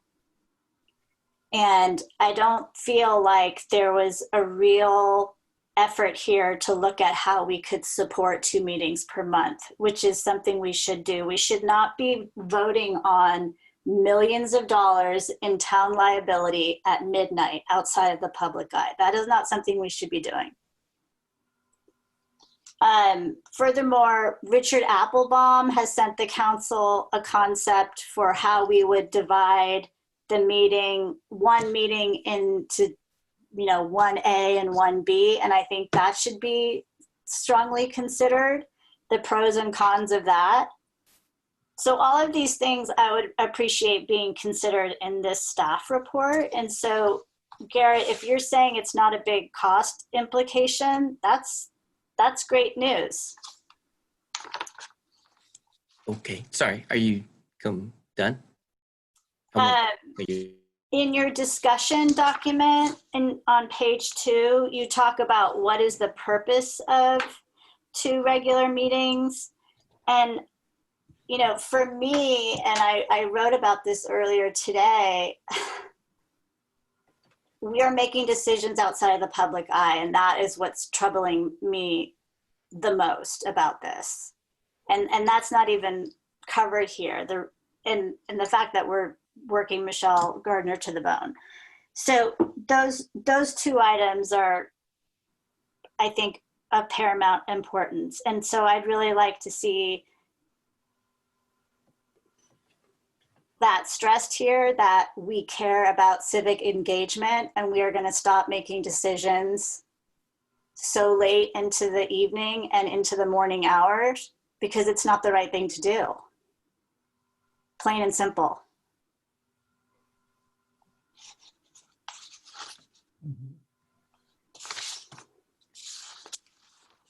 And I think, let's see if I have any more notes on that.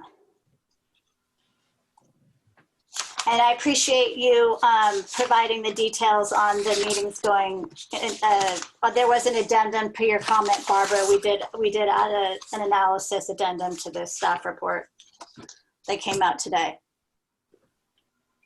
Thank you. Okay, Garrett, do you want to respond to a few of the things? Sure.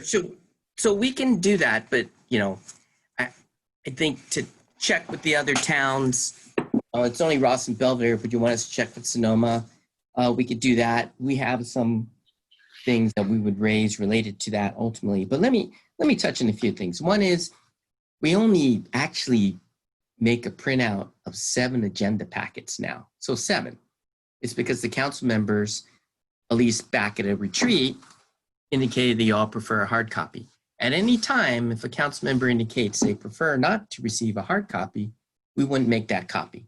So the actual printing of the document, that's really fairly minimal, but we could put that in the staff report.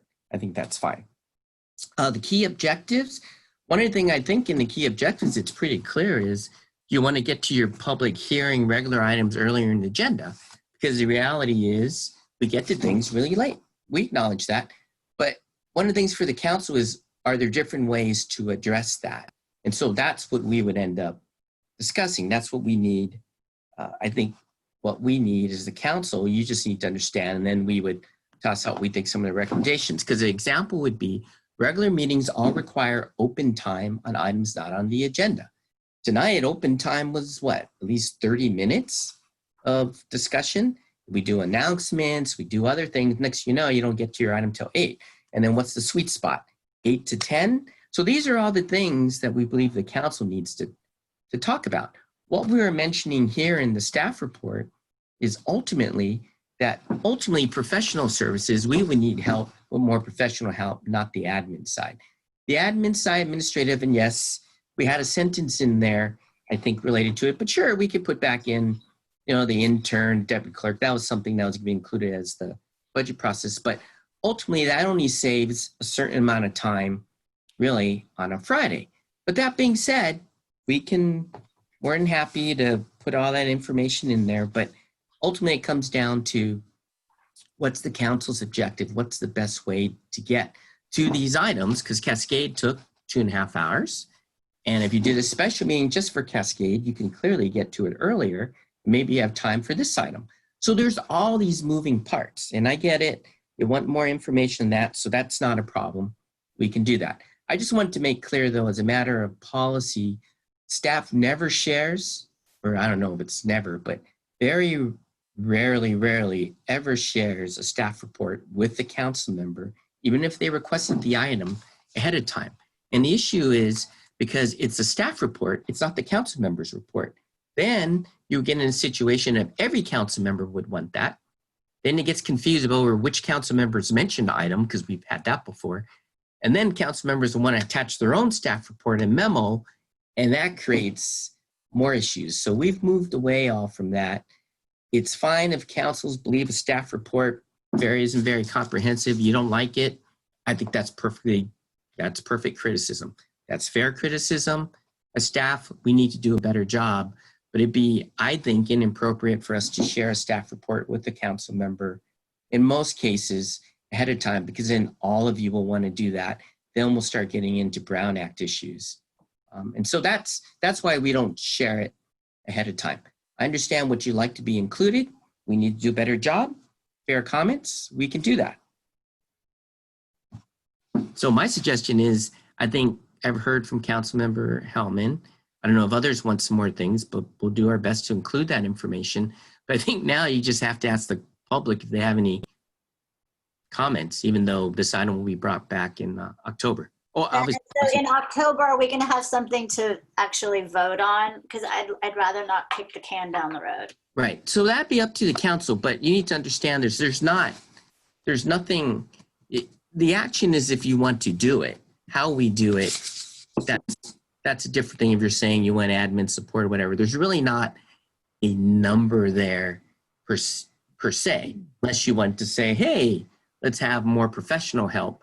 But what we're recommending is you don't do that until you do your second mid-year review, probably in February, just because that doesn't make any sense to hire somebody. And then if we have to do furloughs or payroll cuts or whatever, then we've added to the shortfall. So we're kind of getting into it, but really it's the council.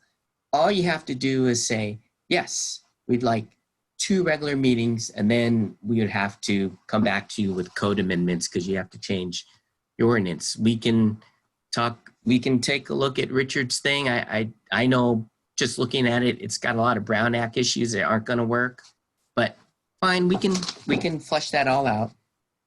I think one thing I would ask that you add, looking at the cost figures, and you and I spoke about this today, those cost figures are not right. If you hire a public works director, you're paying, it's a lot more than $100,000. You're not going to totally negate using the engineer that we need, because it depends who you get, plus loaded rates with benefits. It's a lot more than that. So I think if we're going to have any kind of cost figures like that, it should be a little bit more than, because I think there's a sense that that's not very much money. I think given what we're going to be looking at next year, it's going to be a lot more money when we see the property tax hit. But I think if we are going to beef this up a little bit more, I would suggest that we have a little more info on what the cost might be to hire more professional staff. Thank you.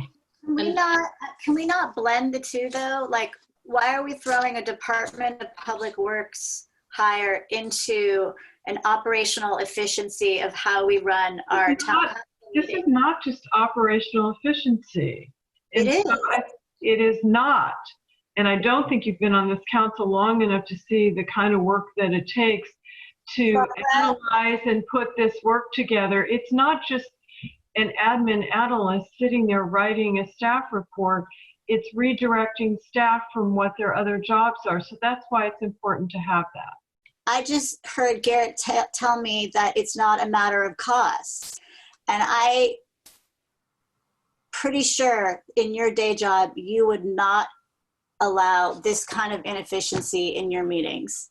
It's unacceptable. Just to correct on the costs, I'm just saying the direct out-of-pocket costs. That's why I was saying that's what that means. It's a little different from the professional side. We don't disagree that you need to get to items sooner, but there's a lot of different factors for why that happens the way it happens. It doesn't. All I'm saying is it doesn't make sense to blend the two topics. Discussing hosting 2 meetings per month and having whether we hire a Department of Public Works officer is 2 separate discussions. I don't agree, so I respectfully disagree. And I think some of us have seen what it takes to do this work. So I'm asking for that information. You asked for what you asked for. I think we should allow for more information to be included in including what you asked for. It's all going to happen in a budget discussion. I don't think it needs to be in one staff report. If we're just looking at the implications of taking a certain action, then the implications may be first order, second order, and third order implications, but you've got to look at them all. Otherwise, we're being irresponsible on that level. I just wanted to say something else, and I promised that I wouldn't get into a discussion about this, and I think we shouldn't, but in terms of just what we're trying to do now, which is to say, what else do we need in terms of information before us so that we can have the discussion, I'm going to add one more thing that I need. This is important to me, and that is what dates are available to have a second meeting. I've already had a problem with all the second meetings that we've been having. We've been doing all these within our town and within most of the schedules that we all have.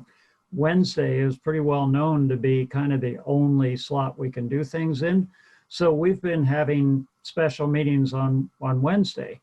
And I've now missed 2 in a row of the Marin-Sonoma Mosquito and Vector Control District meetings because they happen on Wednesdays. They happen second or third Wednesday of the month. And I was looking through the calendars, and I talked with the manager of the district today, looking into that, because that would be a concern for me if we're now going to make it, if we're going to consider making it a regular thing that Wednesday is taken up by a council meeting. Then I don't think any of us, myself or anybody else, can be on the mosquito district, because we can't make the meetings, and they can't change their meetings because their mosquito district consists of council members from everybody in both Marin and Sonoma. And they just can't decide we're going to have the meeting another day. There's too many other people that are involved. So these things all fit together like a jigsaw puzzle throughout one county, and in that particular case, 2 counties. So I need to know something about what the options would be. I thought it was kind of intriguing, actually, the proposal that Richard Applebaum put out. It certainly needs a lot more thought, but it was an interesting idea in the sense that he was, as I understand it, trying to propose that we could have, there would be like one meeting, but it goes over 2 days. And I thought, well, okay, I can think about that. But what 2 days would it be that it doesn't run into one of the other bodies that one or more of us sit on? So that's a question that I need to have information on in order to discuss it. Before we bring it back, before we come back and talk about those things that we all want either added or not, could we go out to the public, please? And let's hear public comment, and then come back and finish up. Okay. So first speaker, please. Okay, we have 2 raised hands. First is Deborah Benson and second is Richard Applebaum. So Deborah, I'm unmuting you. Hello, Deborah Benson. I hope I'm going to make sense. I fell asleep. I'm awake, I hope, now.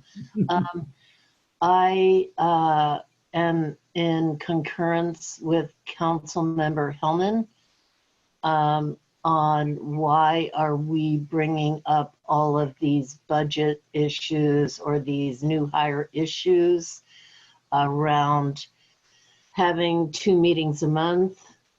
One being the hiring of a public works director to take the onus off of town manager, when very recently town manager was given a very generous raise based in large part upon the fact that he is also fulfilling the role of public works director. So is he going to forego some of his salary to fund that $100,000 role? So that's a question that comes to mind. In regards to the scheduling, how do, that Councilmember Ackerman brought up, how do all of the other towns who have 2 meetings a month do this? And in regards to the projections in the staff report about the length of the meetings and the cost per hour, why would we not have 2 meetings at the same amount of time divided by 2 a month so that they did not run into the midnight hours so that most of the public could access them? I hope I'm making sense.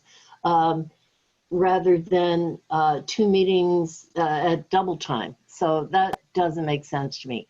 I'm in favor of trying it out, disregarding the projections and seeing how it works, and separating the staffing of public works or town engineer from this, the trying out 2 meetings a month. And I guess that's all I have any sense in my mind left to say. Thank you. Okay, thank you, Deborah. Next speaker, please. Next is Richard. You're unmuted, followed by Mallory. So the hour is late and I had certain comments prepared earlier and I wasn't clear. Then it seemed like we were pushing the agenda out. So I want to try to suggest that the conversation, the way I'm hearing it right now, and I have no authority, I'm just one citizen, but I feel like the framing is a little bit off. And I feel like the discussion, there's 2 parts to the discussion. One is whether or not our current meeting format and structure allows us to conduct all the necessary business for the town. So if we just don't have enough time in our meetings to get all the business done, that's a reason to consider going to more meetings, however that is implemented. My proposal, which I'm not going to repeat in detail now because I've said it publicly, I've written it on social media, and I've sent it to all you, is to deal with the efficiency issue. It's not. I'm not dealing with the suggesting whether you need more meetings to cover more issues or not. I'm saying that what we have now is not reasonable, and I would like to hear every council member tell me and the public why it's reasonable that we've had 7, concluding tonight now, 7 of our last 12 meetings go past midnight. We had a meeting recently that went to 1:20. That's just not reasonable. No one can be doing good work in their 5th hour of a meeting. And the public cannot be expected to wait from 7 p.m. to God knows when. Look at me, I came for agenda item A, it was my main issue tonight, and I'm here at 12:35. Having to, with 1 or 2 other people on the line. This is not reasonable. So I gave a proposal that I thought was fairly streamlined, that wouldn't add cost and doesn't actually add more time. It's just broken over. It's the 1A, 1B concept, or, you know, part 1, part 2, however you want to look at it. I don't know the legal. If the town manager is correct and there's Brown Act implications or whatever, then maybe my specific proposal is not the right one. But the concept is fundamentally correct, which is this just doesn't work. It's not reasonable. And it's not just people wanting to talk. We want to hear you deliberate. There are many issues that we want to hear what the discussion is. And I can't believe that you all can feel good about trying to do serious business and serious votes after 11 p.m. or 12 midnight. Just doesn't make sense. So I want to hear you address that. If it's an issue of cost, well, that's another thing than just say we can't afford it. We can't afford to do another meeting, and just be really, really frank and honest about that with the town. But it gets really obfuscated and you know, scheduling, are you kidding me? That's what's going to hold us back? We can't figure out our schedules? Come on, there's only 5 of you. You can solve that. You're smart enough people to figure that out. So I want to hear each of you speak to why it's reasonable to have meetings that often go to 11 and sometimes 12 and even later. How does that make sense? Tell the public how that makes sense. Thank you.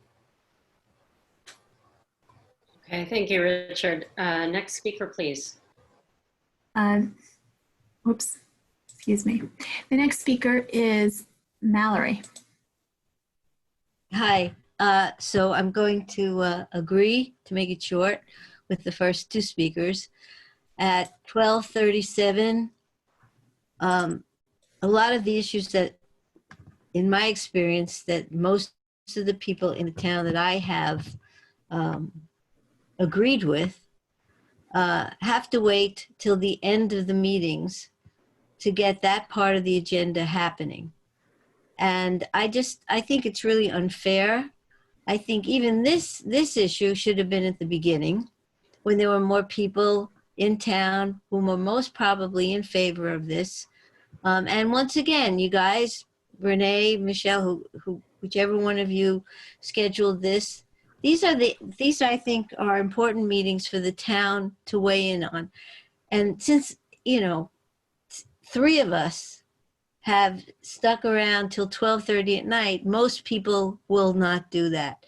And maybe that's why you don't want this thing to happen, to have 2 meetings, because they would end earlier and more people would be interested in it and they would be up and listening. So I just want to say that I think to honor the town and the people who like to be vocal here, and maybe they're not the ones you want to hear, I think you need to have 2 meetings a month and figure it out. I'm sure you can figure it out with the budget. I don't know that that's a real issue anyway, but if not, I think you can figure it out.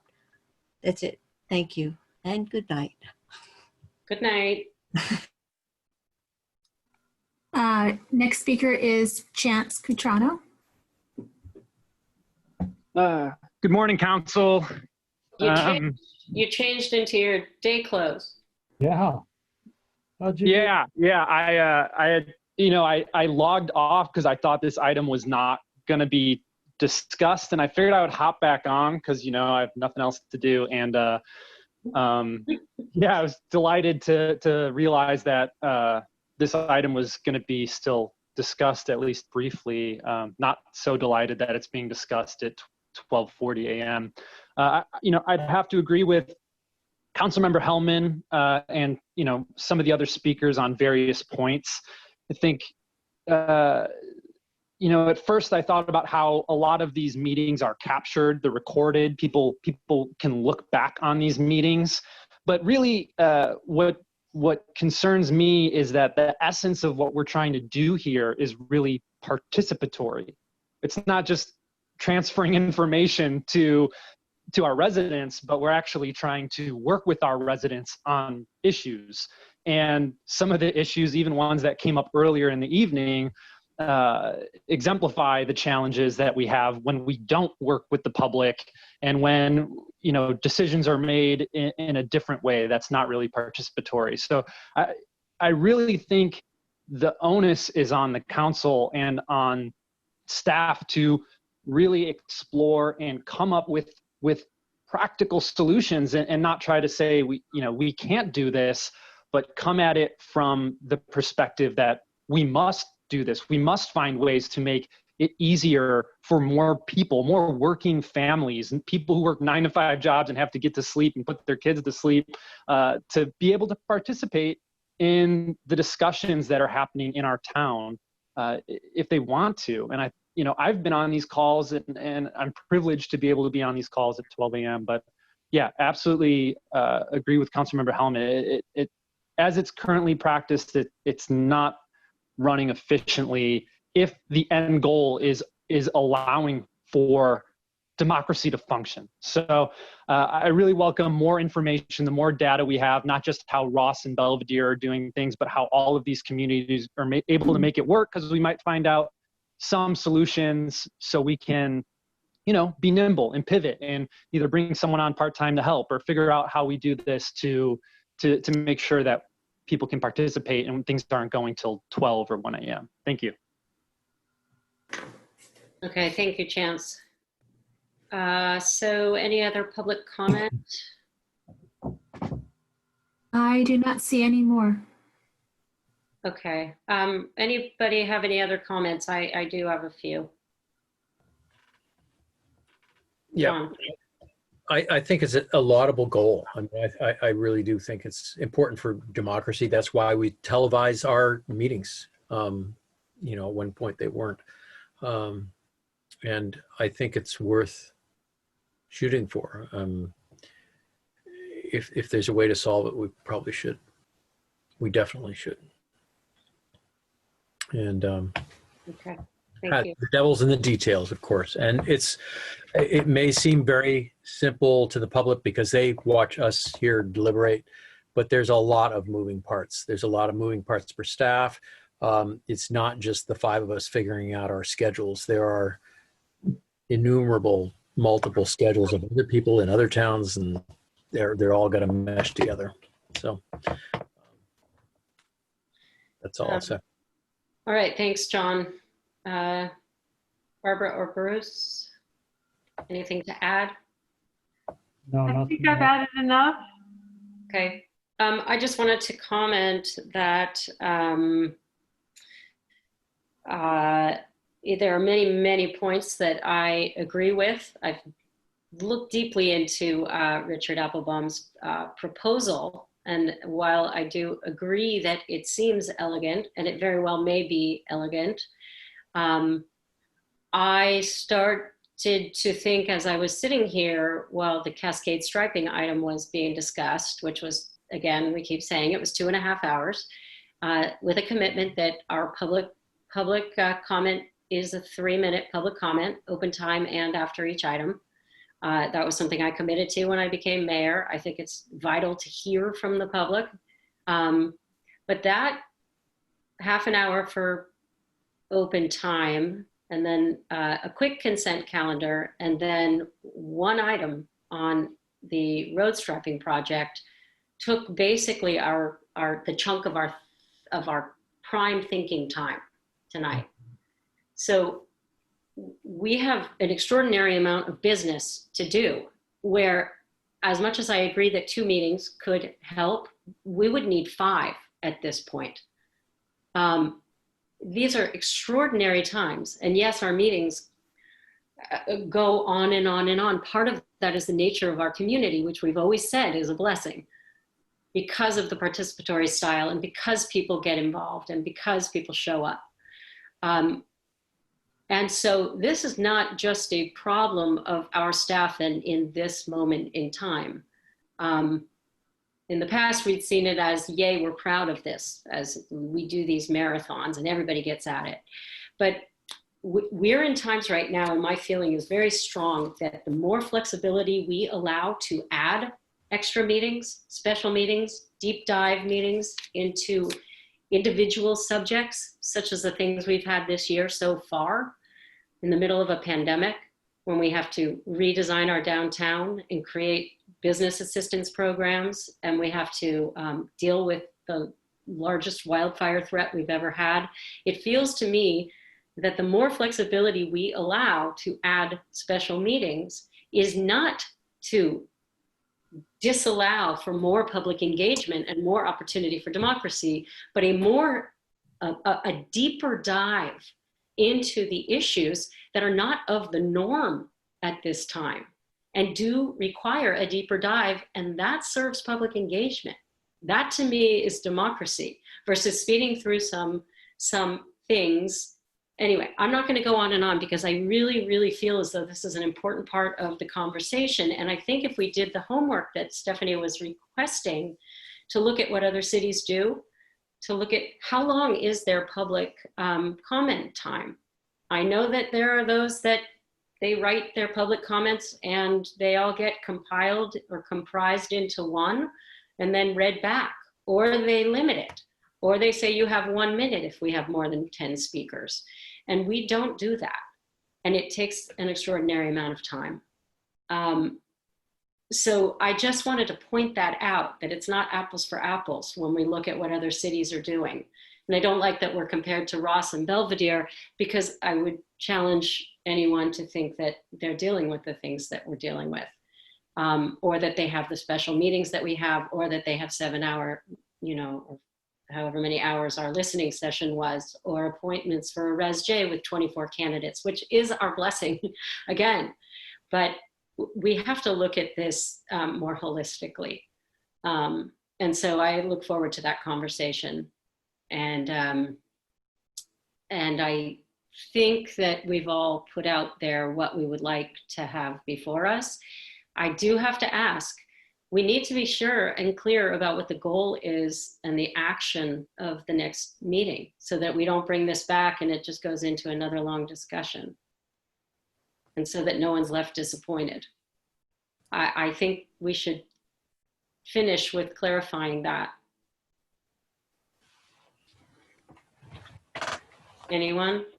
I mean, I know it's late, but I don't want to just have a repeat performance and people feel that we didn't make any progress. I agree with what you just said. I think your comments really wrapped it up to what we really need to think about. And we are very different.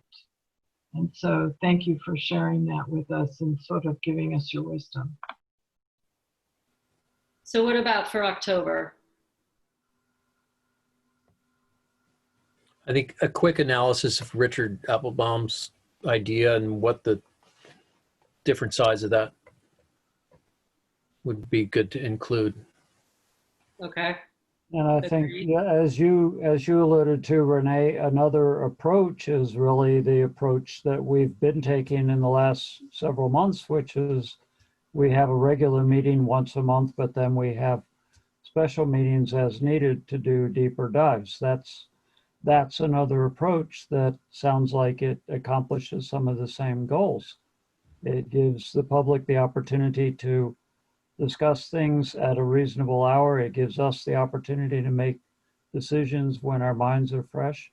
That seems like it's a workable thing. So that's another alternative. I appreciate your sort of putting them on the same playing field. And I'll concur with what you say about how other towns are different, because Ross is certainly a really special example, but the Ross Town Council also serves as the Planning Commission and the Design Review Board. So they are all rolled into one, and they meet once a month, I believe. They meet in a small room, much smaller than the room we meet in, and they get done by 10 o'clock at night. And that's not because their council is more brilliant than our council. It's because people don't come in and say very much. So, I totally agree. I love it the way it is in Fairfax. It's so much more interesting, and so we get so much deeper into things. But my concern with top level, the most fundamental concern, to put it in one sentence, about thinking about having 2 regular meetings a month, is that it won't actually save anything. We'll end up that the conversation will expand to fill the time allotted, and we'll still be up until midnight twice a month. So that's my main concern. So just the way we operate. can we at least explore a pilot period without, I mean, I understand your fear around that, Bruce, but can we at least explore a pilot around it? And I think we've already been in this mode of special meetings and it's chaos management. Like that's what we've been doing. But right? why we had a meeting to do a specific thing. We did that thing. I think it went really well. We had a meeting about downtown. That went really well because we only had to focus on that one thing. We had a meeting to interview our Res J applicants. I thought that was a beautiful meeting. All of us were just. I agree with all of that, but on top of our regular meetings going into the wee hours of the night. Mm-hmm. That's what needs to end. That's what needs to end. To do. What can we do about that? You split it in half. Meetings. We've had special meetings where, over the last several months, we've had an average of more than 2 meetings a month already. Okay, so this I is don't part know of the whether we larger. can handle more of them. Sorry, we weren't I'm sorry really to trying to interrupt. discuss this now. I thought we were just trying to get Exactly. I just wanted to. So, table. John, you made a great suggestion. If we could do some analysis on the we're going to call it the Richard Applebaum plan, to see how that might look. And then we will have something specific to discuss and then look at some of the data and go a little more deeply into some of these different ideas. Then that will come back. If he doesn't like that idea, I would like him to explore what it would take to support a second meeting, if that would require a part-time clerk, if that would require an intern. I would like to understand what it would take from an administrative staff perspective. Can I just clarify one thing that concerned me that was raised? I just want to say that Garrett Toy is still probably the lowest paid town manager in all of Marin. And when we gave him a pretty small raise that some think is huge, it was not because he's serving as Public Works Director. It was because of all the many tasks he does, and it was not to cover the pay of him wearing 2 hats or 3 hats at many times. So I just want to dispel that rumor. And I think if we look at all the town managers' pay, which Renee, you and I have done, I believe he's still the lowest paid.